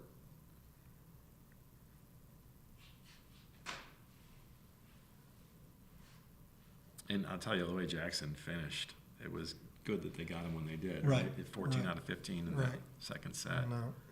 was on. There's Larry Torres, the one and only. He's our contest manager today.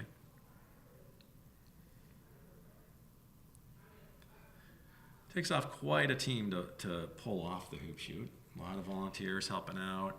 The rebounding today was all handled by the backboard, the alumni, and they did work some of the streams as well. It's amazing that that first year we probably had about 10 volunteers, Now there's an army. and we somehow pulled it off, and Yep. they've kept the program going for as long as it's gone. I mean, my dad, when he started it, he kept no records. He just started it. He was hired to get it going, and that's what he We did. need the following regional directors to the floor to present awards: Harley Birchmeyer, Kelly McDermott, Tony Vulgaris, Brandon Wilkins, Jeff Franklin. We're on them now, right? Uh-uh.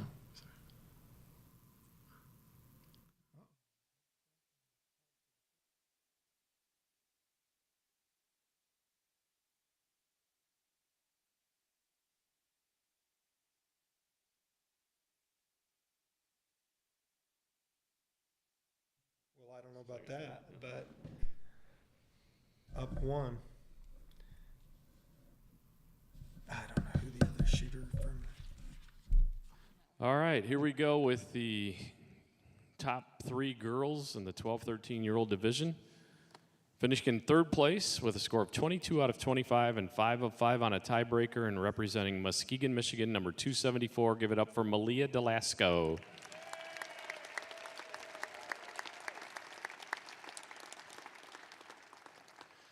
Your runner-up with a score of 23 out of 25, 5 of 5, 4 of 5, 4 of 5 on 3 tiebreakers, representing Sheridan, Wyoming, number 520. It's Olivia Brogdon.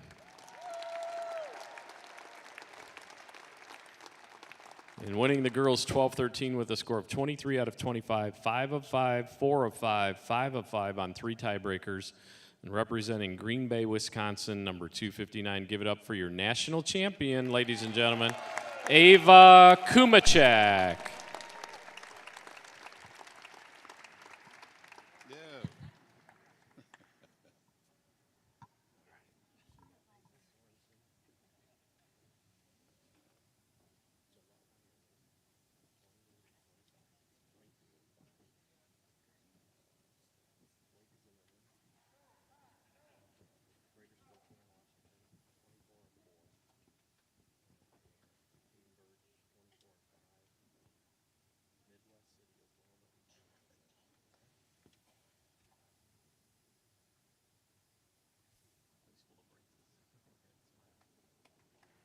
Congratulations to all of the 12-13 shooters and to our top 3 girls. Over on the boys' side, finishing in 3rd place with a score of 22 out of 25 and 5 of 5 on a tiebreaker, and representing Gillette, Wyoming, 28-25, it's Peyton Sorensen.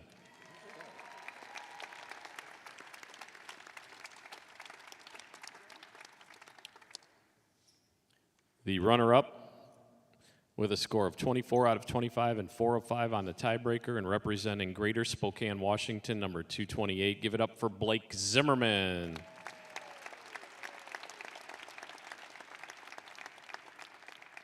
Champion for the boys in the 12-13 with a score of 24 out of 25 and 5 of 5 on the tiebreaker, and representing Midwest City, Oklahoma, number 1890. Give it up for national champion Aiden Birch, ladies and gentlemen.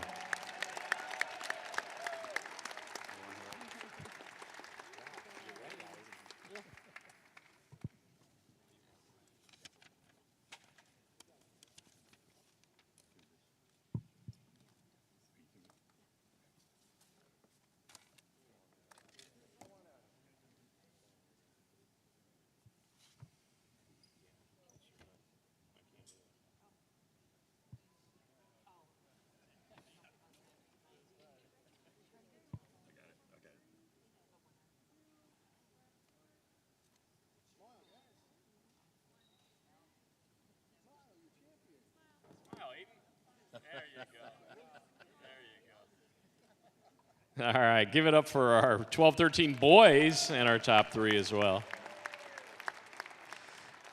The 12-13 contestants, you are dismissed. We do have a shoot-off for the girls' Getty Powell winner. That would be for the girls' best score of the day. So when we get set up and get ready to go, we will have a shoot-off between Ainsley Weaver from Chillicothe, Ohio, and Blake Ensfield from South Haven, Michigan, for the best girls score of the day. We'll be doing that shortly. So if we could have Ainsley and Blake report to the court, we'll give you all the instructions you need. We're going to have a 2-minute warm-up period when you get out here and after we tell you what's going on. So Ainsley and Blake to the floor, and we will explain what's going on then.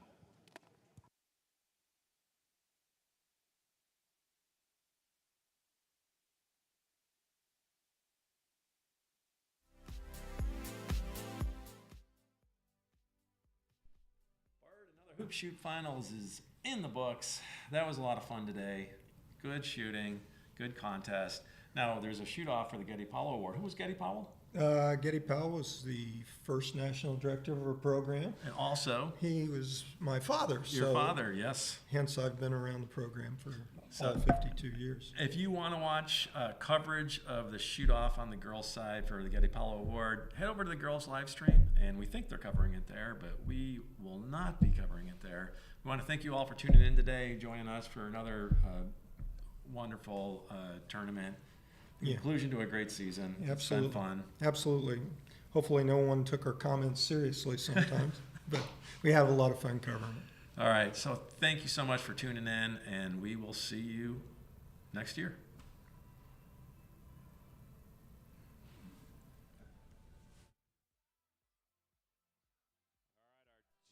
Warm-up has officially begun when we see the first shot go up by Ainsley.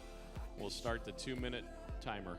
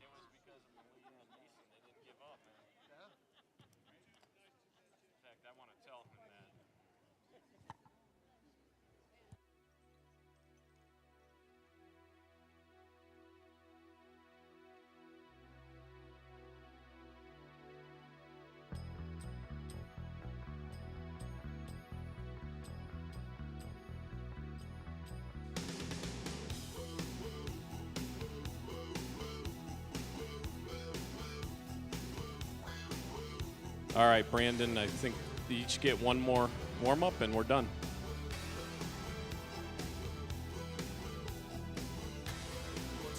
Yeah, we need people to clear off the court and to sit down, please. We have a shoot-off coming up. We need it to be totally quiet and without distraction, please. Both of these two young ladies earlier went 24 of 25, so we're going to break the tie and establish the best girls score of the day. So if we can have the ushers make sure there's no one walking anywhere right now until this is over. It'll only take a few minutes. Please, and thank you for your cooperation, and keep it as quiet as possible. We're going to keep the same order, so Ainsley Weaver, the 8-9-year-old girl, will go first, followed by Blake Ensfield, the 10-11 girls champion. They will use their correct shooting line. We wish both of them good luck. They're both from Region 4, and they're friends, so good luck to both of you.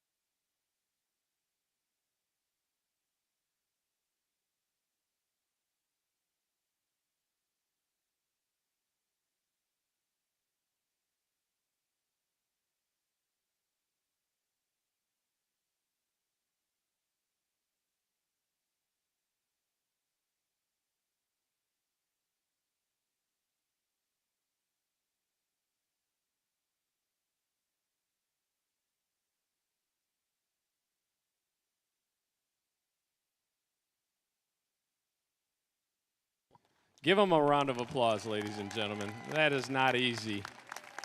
That is definitely not easy.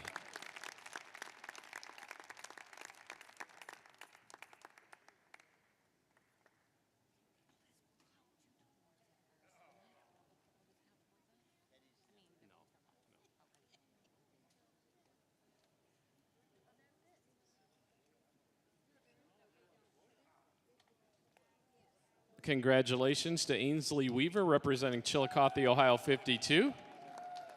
And good job, Blake Ensfield from Muskegon, Michigan. Or excuse me, from South Haven, Michigan, number 1509. And they're from the same region, Region 4. And congratulations to both of you.